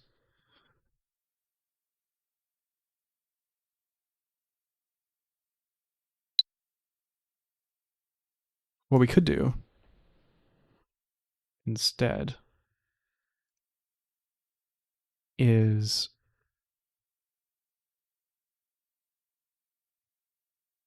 here. I got actually yes, I have it. I have it. We go boom. We go boom. We go boom. We go boom. We go boom. But I'm now glad that no, I'm not actually. I could just put a generator here. We'll do like just a solid color here. And we will put that here as well. And now what we'll do is to line them up, we'll put these way over here. This might take a minute. We'll put this with this guy over here. It's the choir. Percussion doesn't have that, so we'll go put that right here. Piano has something at the beginning. Strings, put that here. Winds, we'll put that here. Now we can start with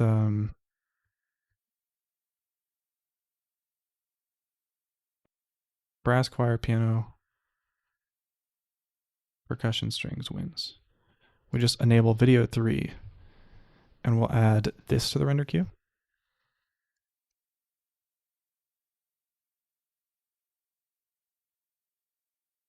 Brass. Multicam videos, brass. Add to render queue. And then we will go back here and we will go to the end of it and then make that render cam 2, which is choir. Add that to the render queue. Go back and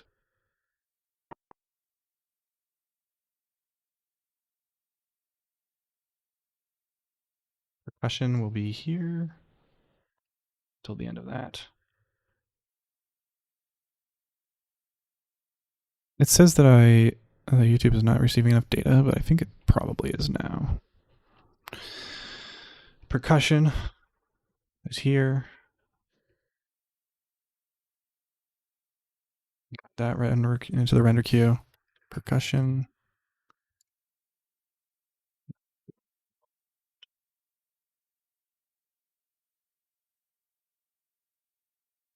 Piano.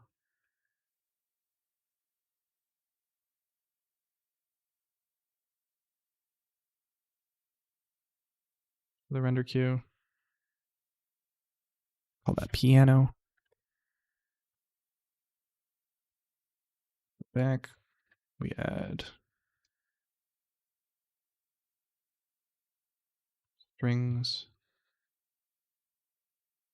to the render queue.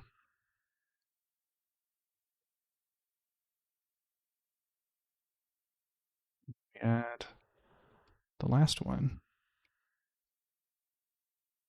Winds to the render queue. And then we just select everything and render those 6. Then those will be synced when I add them as, oh, no, stop. Brass, you're supposed to be,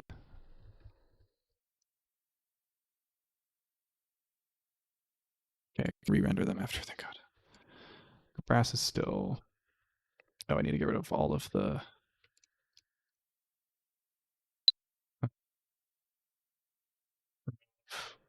attributes, plugins, and then they will be actually full screen again.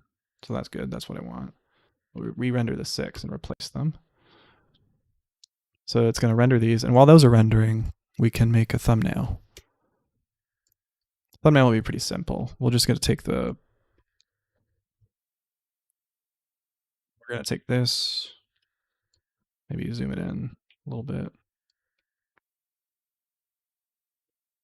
Maybe like duplicate it.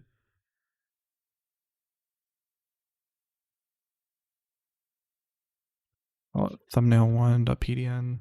Sometimes I make like 16 different thumbnails, but I don't know about today. Today we might not.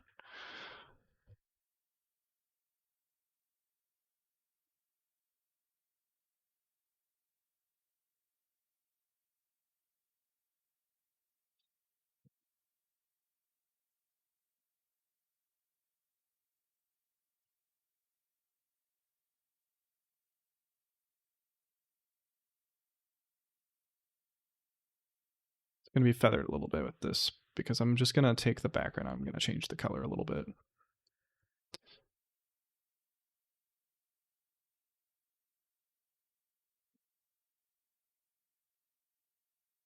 Computer's working a little hard because it's rendering those videos.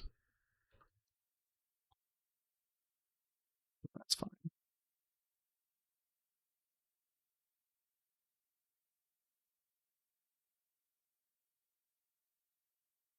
I am not a graphic designer, clearly.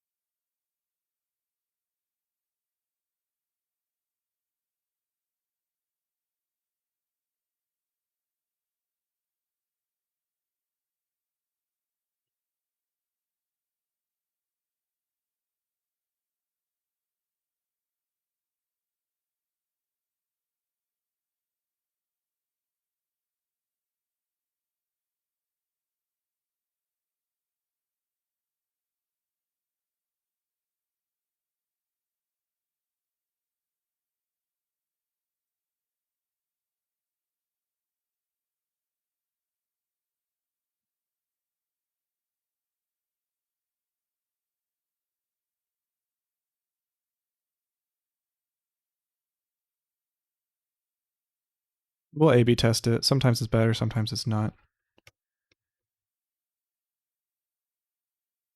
I feel like with this one, it should be. I actually might not, just because the background of this one is actually pretty decent. I'll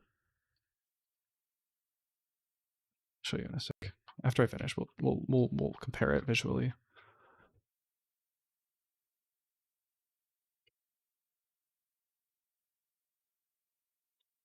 Take this out.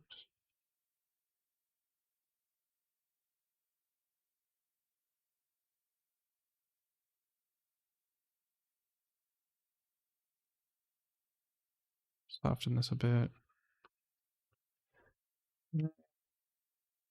Technically, the softening actually makes it a little bit worse of a thumbnail, I found. If you like actually go through and put the effort in, like make the cutoffs a little bit more sharp, like the hardness is higher, it's actually better if it looks good. Sometimes it's easy to make that look unprofessional because like if you sloppily do it hard, it like it looks like one of those really shitty JPEGs that are like not feathered correctly. I don't know, but best thing to do obviously is to like hire a artist if it's like a more important cover or something.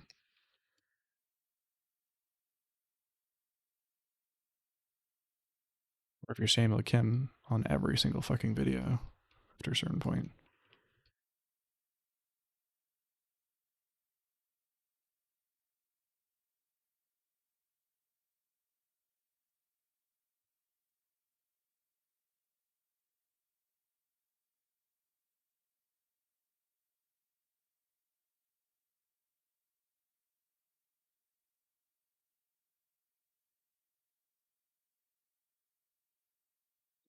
Play some music. Okay,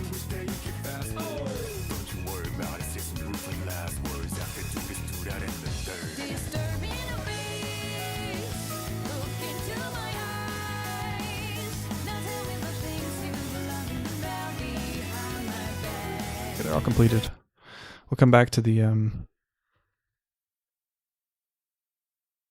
thing later, but for now, we will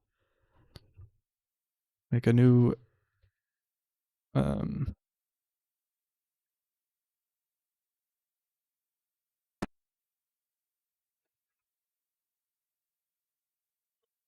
we can remove these from the pool or from the timeline for now. And we can make the multicam, which is... Oh, he definitely didn't get permission for his early stuff. He commissioned a lot of, like, when he became, like, much better, he commissioned most of his stuff, it seems like. But yeah, when he was growing, it was, like, all just, like, random art that he found, usually. We'll go into the video, go in the multicam videos.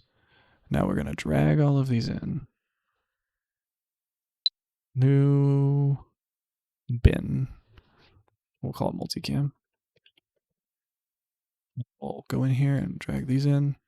And with these, we're going to multicam clip this. Multicam. And we'll drag this in. So now, look at the multicam. We have 10 different angles we can choose from. We enable the video. We'll start with the strings. So we'll just go, what is it? How do we do this? Video only.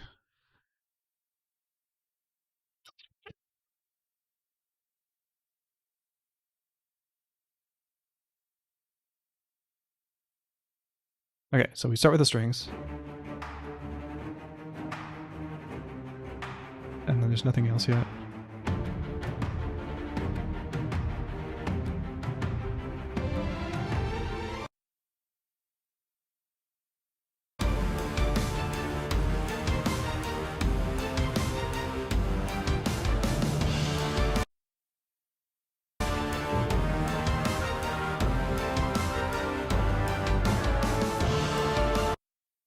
I want to show the horns coming up.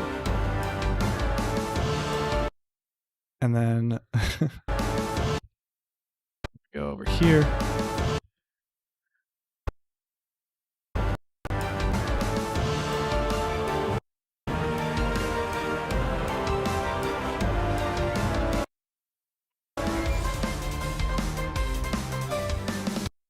Video.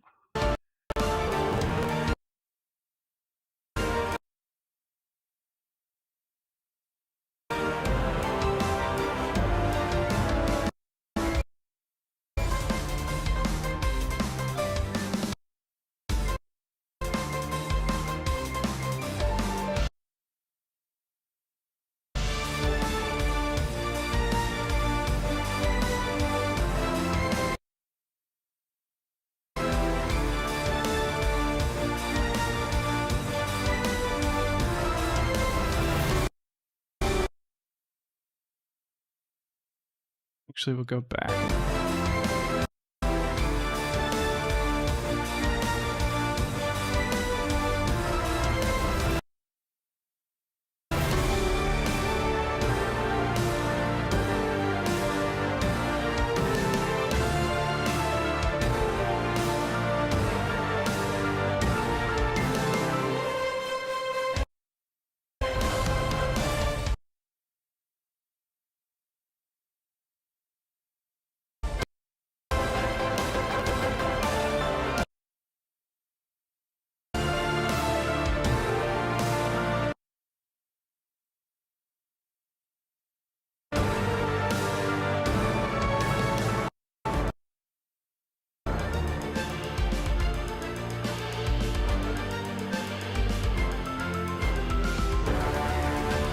Oh wait, we should switch to the brass there, huh?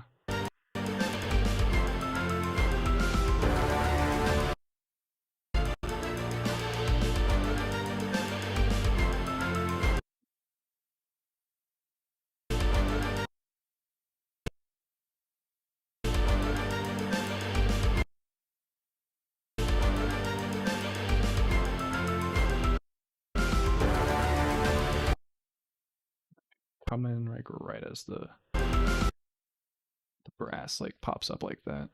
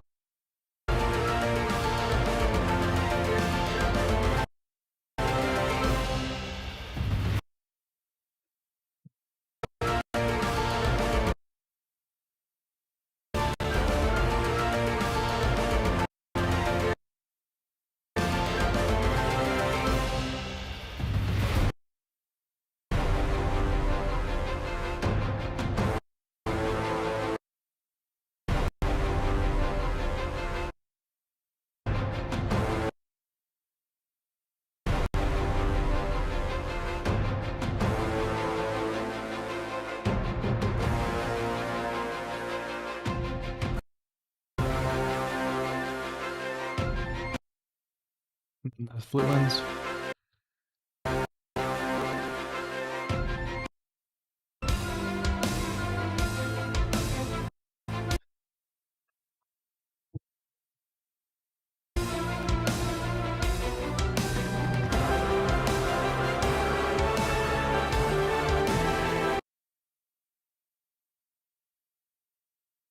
Should we do like a 1, 2, 3 here?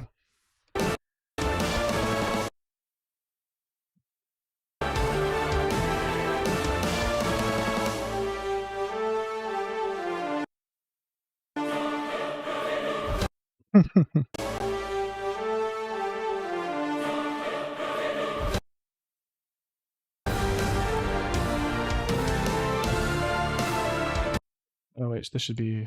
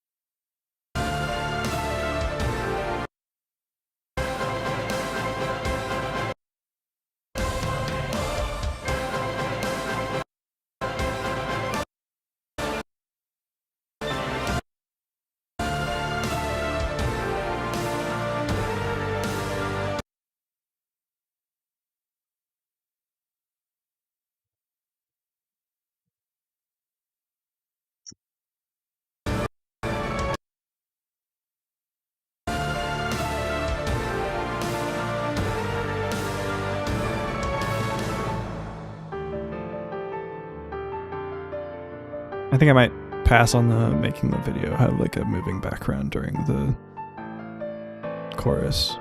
I don't really want to deal with that. I'm happy with that video. I think that video looks sick as hell. And then we just add the score video after as a loop.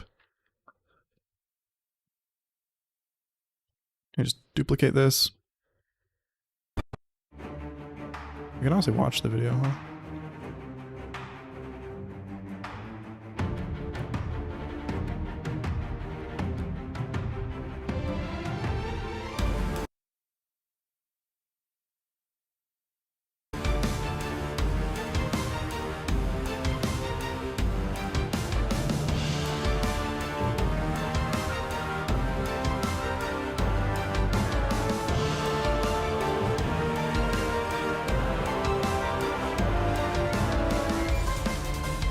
The French horns don't pop up.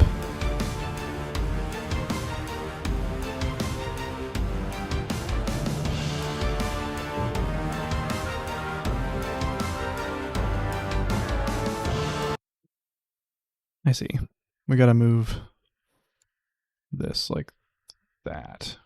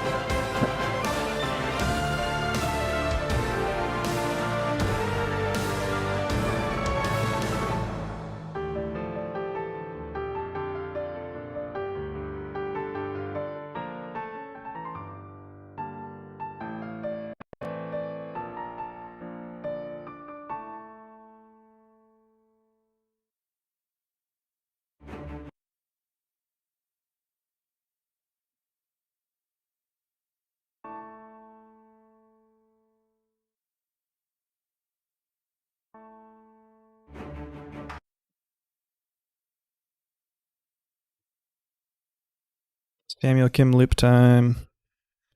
Showing the score though, so it's actually useful. It's not just about retention, guys, I promise. It's about showing you my hard work and all that.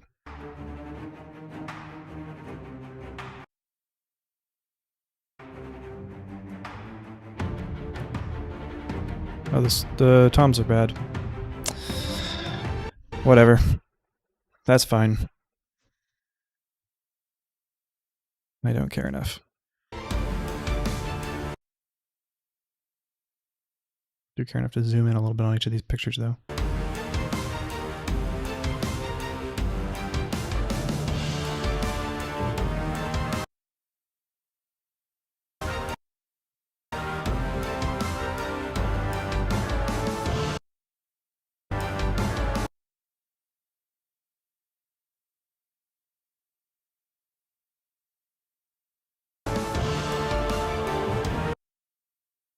Zoom like that.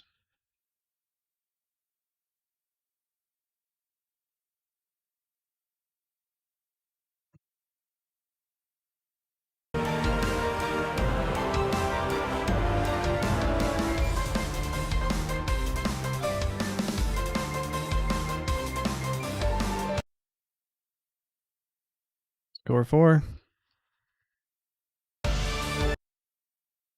Zoom. Just a little tiny bit.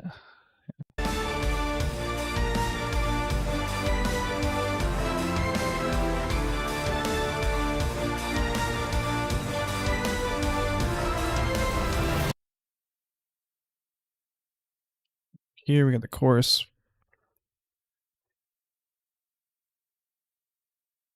Proof that I don't use Suno, yeah. If anything, yeah, this stream is. Download the stream videos, the VODs, and then just like speed them up by 3 billion% and show that I like the whole process. Think about that. Like speed painters do.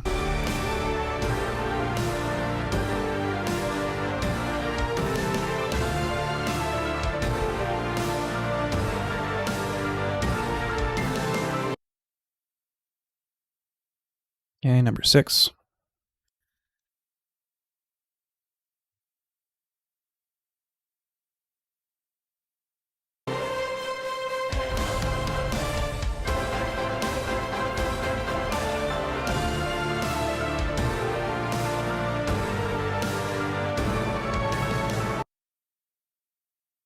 Maybe I should just put fuck Suno AI in all my descriptions, like I'm edgy.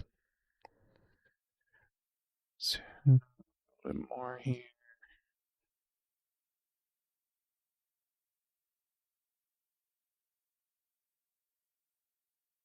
I did that once like ages ago, like literally in 2016. If it's still here, let me see if I can find it.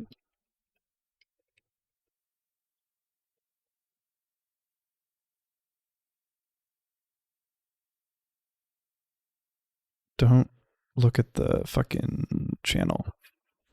Is it here?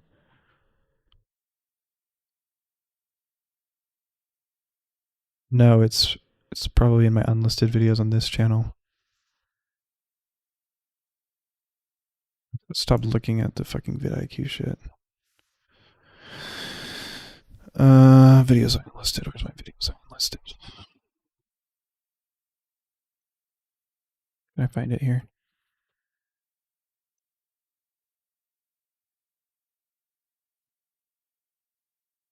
Speed composition, I think is what I called it. 4 hours of making music and MuseScore in 4 minutes. Look at me. Back in 2016.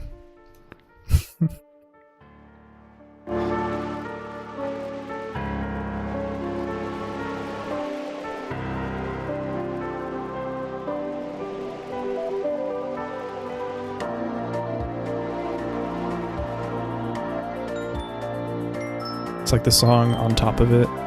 I think I tried to line it up back in MuseScore 2.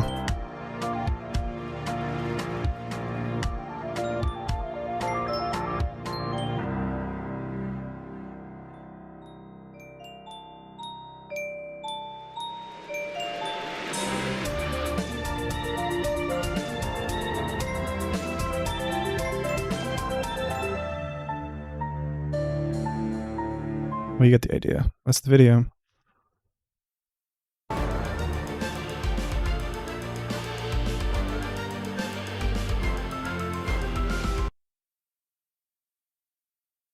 lot of random wacky shit I tried like that in my unlisted videos.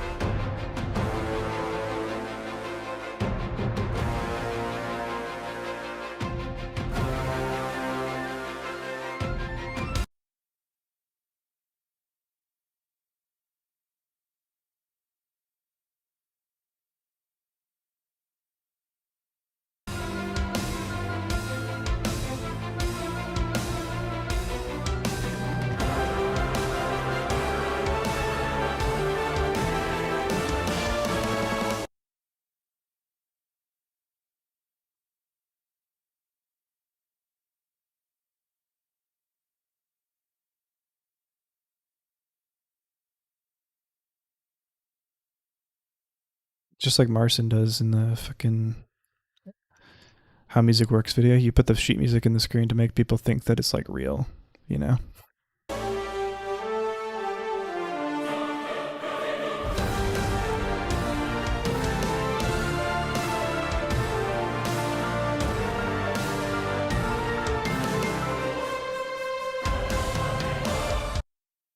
I think there's something not lined up there in the music, but too late. We're already here. Perfect is the enemy of good, as I like to say. You know how much I say that. I say that a lot. Sore hands reaction.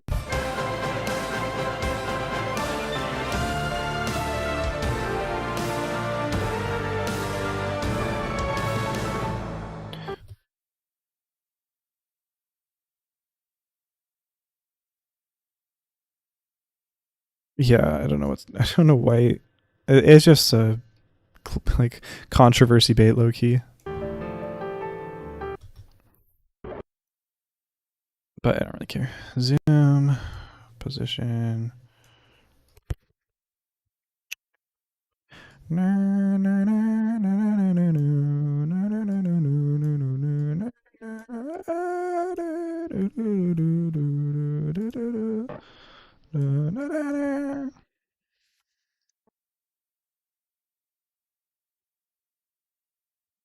Does that fit?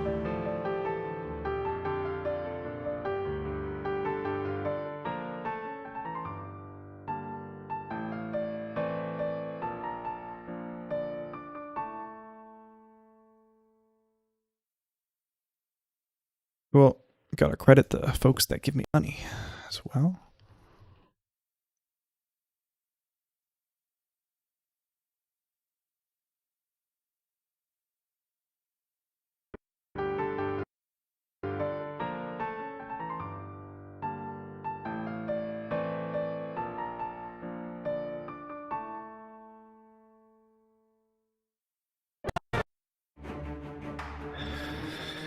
Good video, huh?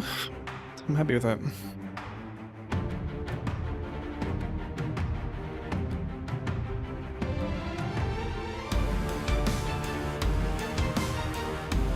My Patreon doesn't make that much. The people at the end of the video are just like, most of them are still aren't still subbed. I just haven't changed it.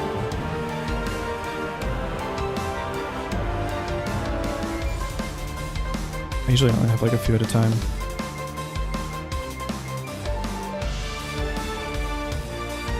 I would say don't use Patreon as don't worry about Patreon too much. I don't think there's much you can do about it. I'd say like it's like 1% of my income. It's like not even that.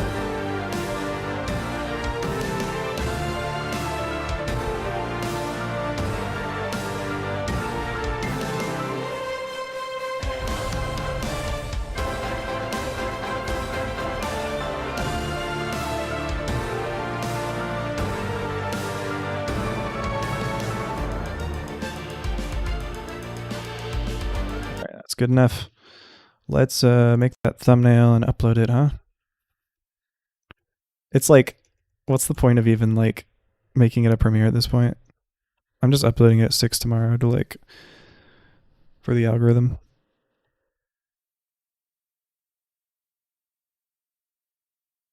Yeah, I don't know. I don't even think what I'm doing is worth the effort. I think I probably put too much work into it.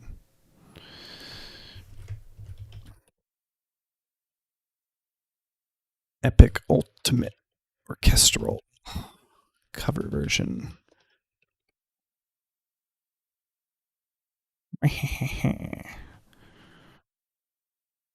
So it's all set and good. Let's render. Let's finish that thumbnail.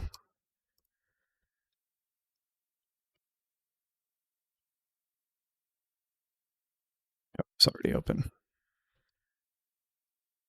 I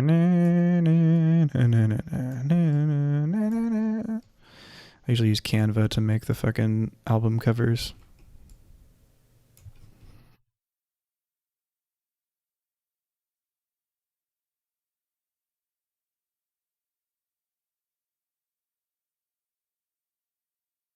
Okay. I think is that everything? Is that the whole character right there? Oh no. How do we do this, actually? I guess we don't include the wings. It's kind of strange, because the wings are basically the entire background.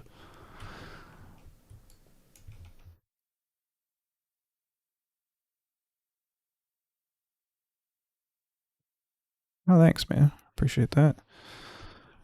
Yeah, we'll just use the wings as a background, because that's basically what it is. Which means I probably won't use... I'll try out the colors in the background to see if it changes anything.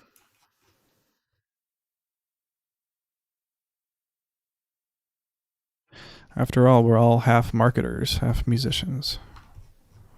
What is this? No, that's not part of her.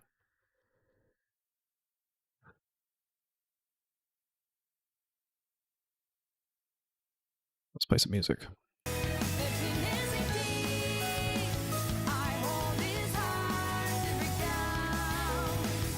It's too late for apologies. It's going on, things are changing.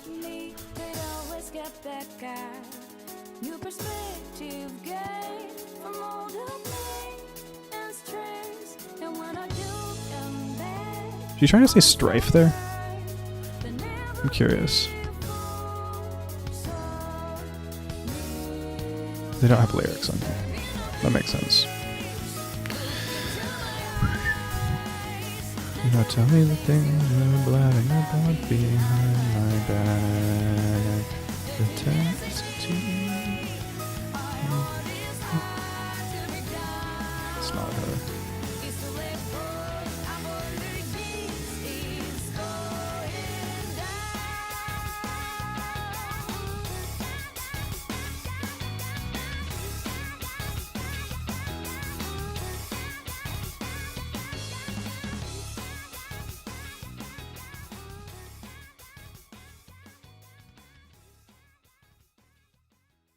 I haven't thought of it, but I guess not, since I'm almost there. It'll happen in a month, I guess, probably around. Unless I really grind this month and it happens like in a couple of weeks. But I don't know. Maybe?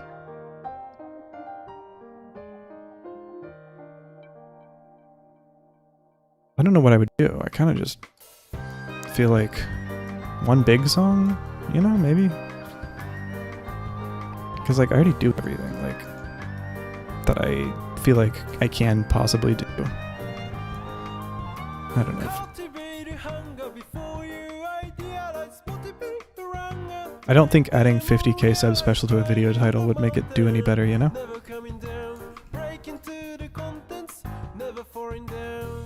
Or worse. Maybe, I guess. I feel like it might make it do worse, though, you know? I guess I could A/B test it. That feels a little disingenuous, though, you know?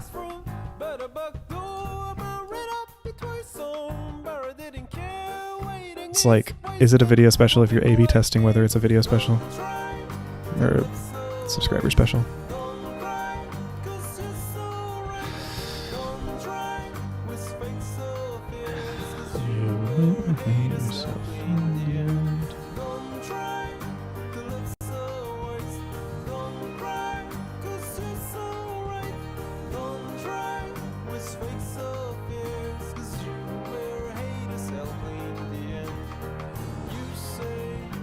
So I don't know.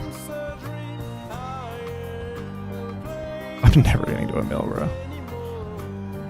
I've kind of resigned myself to that. I think about 100k is like my fucking dream goal right now. Which I think is a lot more achievable for me. Unless like it snowballs and I keep having fun with it. I could see myself burning out though if I keep going. Like this week I went pretty hard. I feel like to get to 100k, or get to a mill, I feel like I'd have to go as hard as I went this week for like 5 years straight. At least. Probably more than that. I'm not sure if that's worth it.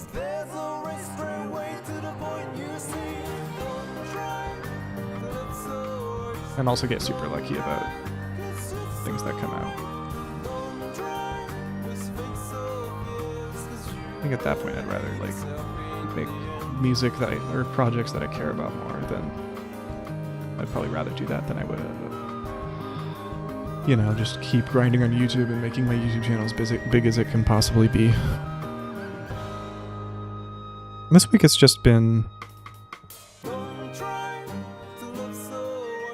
Well, I'm working on other projects outside of this, and those I spend another 4 hours after I stream this week working on. Today I probably won't work on it. I don't know. I mean, maybe a couple hours. So, you know, from when I start streaming this week till like, this is a bracelet, right? Till like when I stop streaming, plus like 3 or 4 hours. That project's kind of strange though. It's not fully music, but I can't really talk about it. I don't really want to talk about it yet.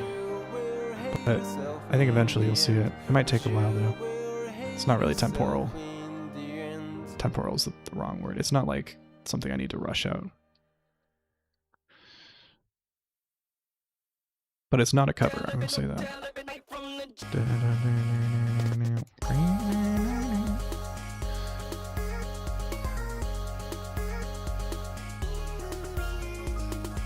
I guess I could do this, hang on.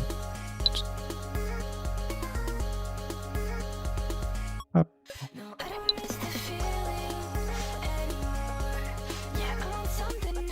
Oh, I can't.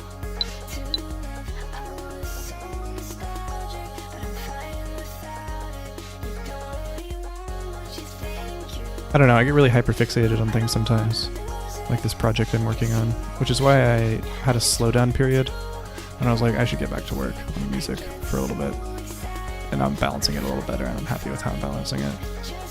But I won't want to burn myself out at the same time. So it's like, that's why I was doing like things that I like doing, like the score and making the video.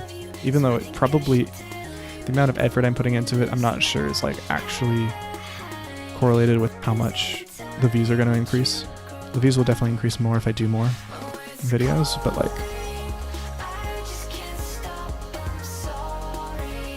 I think just doing that and not being happy with what I'm making is a surefire way to make myself burn out. I want to make videos that I'm happy with, first and foremost. Like, I feel like today's video is like something I'd be really proud to show people in my life, you know? But a cover of the One Piece live action season 2 trailer that comes out 3 hours after it uploads that isn't very good, I'm not going to be as excited to show that to my friends and family.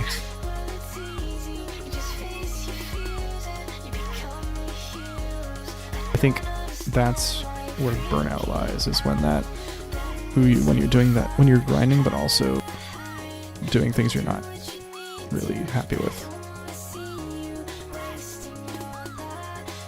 Even if it requires you to put in less work and get more views.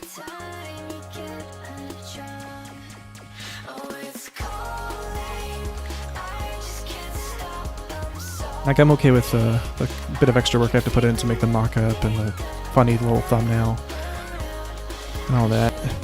That's usually not the part that'll, like, make it too much for me.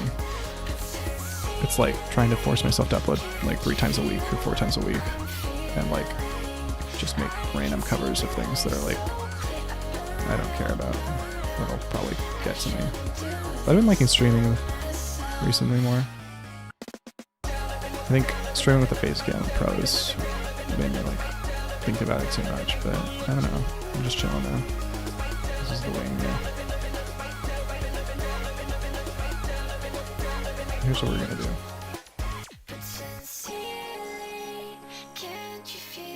Take there. Bum, bum, bum. I can see my life so clearly, and I know it doesn't last, but I don't mind at all anymore.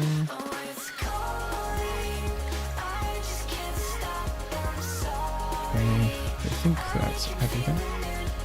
So we take this, invert XOR. My hand isn't doing.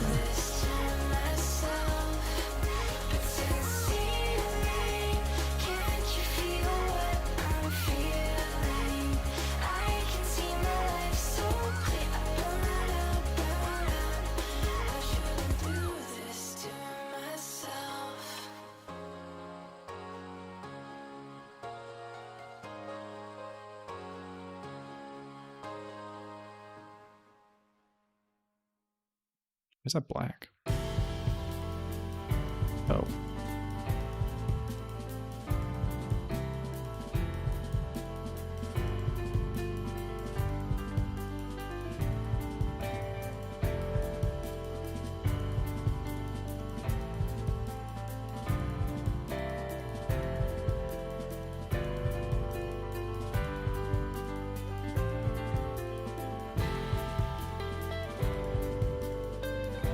Okay.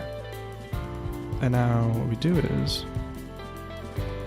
boom, select this. Just her whole thing, her whole dealio. Invert the selection. Go back to this layer. Oh wait, no, invert the selection again. Get rid of her in this layer. So she's here and she's here. So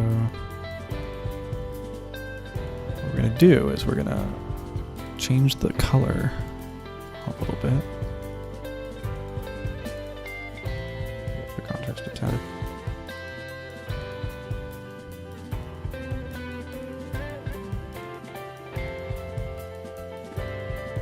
It's very good, is it?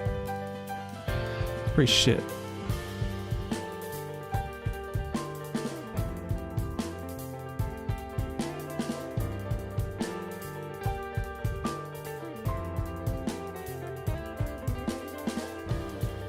That's honestly better, isn't it?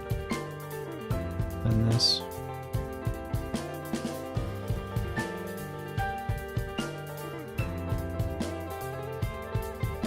Could also do this.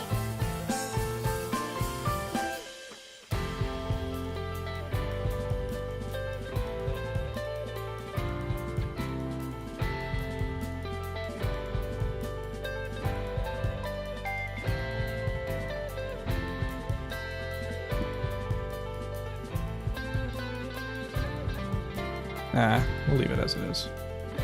I think we'll duplicate this.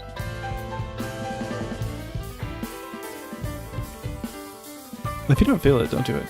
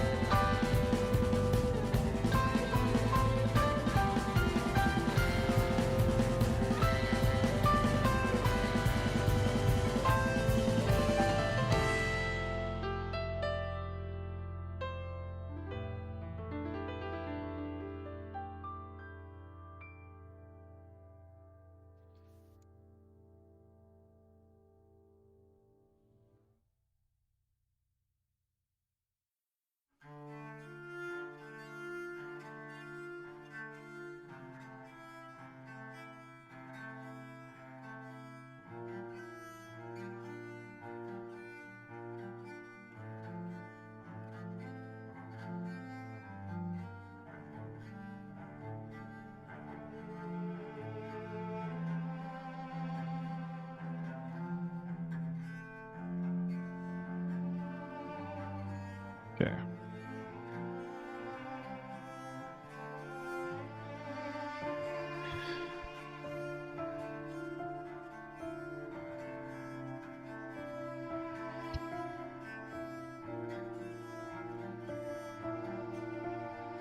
Man, the contrast is kind of crazy on this image here. Okay. I guess this is the wings layer, so we'll have invert this and delete that. This is the background layer for the first one. And then if I want to, we'll do this, I will. We'll do an A/B test for this.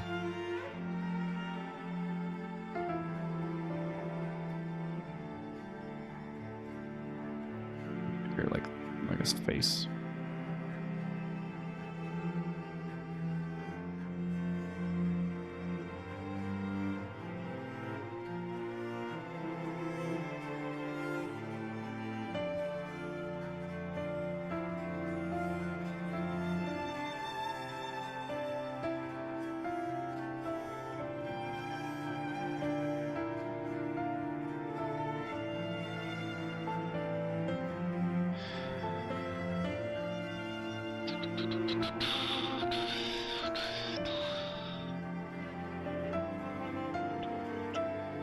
Oh, I'm actually done.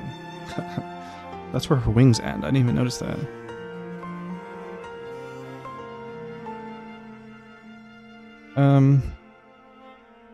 Well, for now, I'll just leave it. Yeah?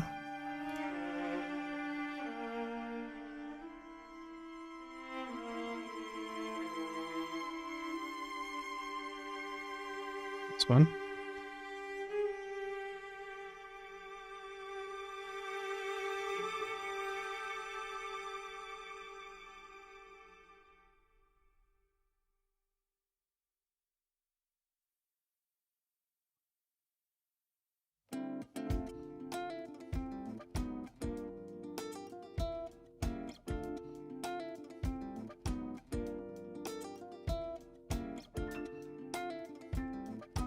Okay, so we'll have thumbnail A be like that, thumbnail B be like this. Might just have two for now, just to be safe. I don't need to add too many variables.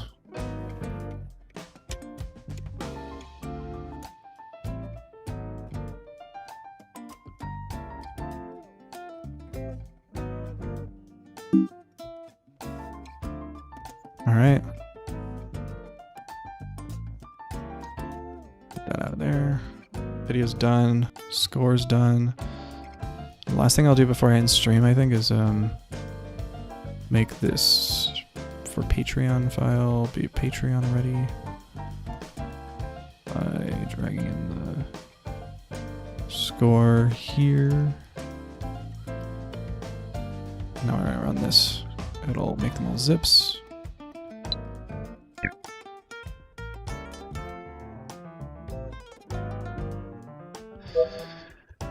Cool. I think that's it. I guess I have the album cover to make, but I'll do that off stream. I usually do that in Canva. I think that's it. I think we're good. I think I'll catch you guys off later. Video should be up tomorrow. It's 2:30, huh? Alright. Thank you. I mean, it's... Don't tell anybody I made it with ChatGPT. All it does is zip the files, though, so I don't think it's really that bad of a usage, but I don't know. Am I the devil? Maybe. Alright.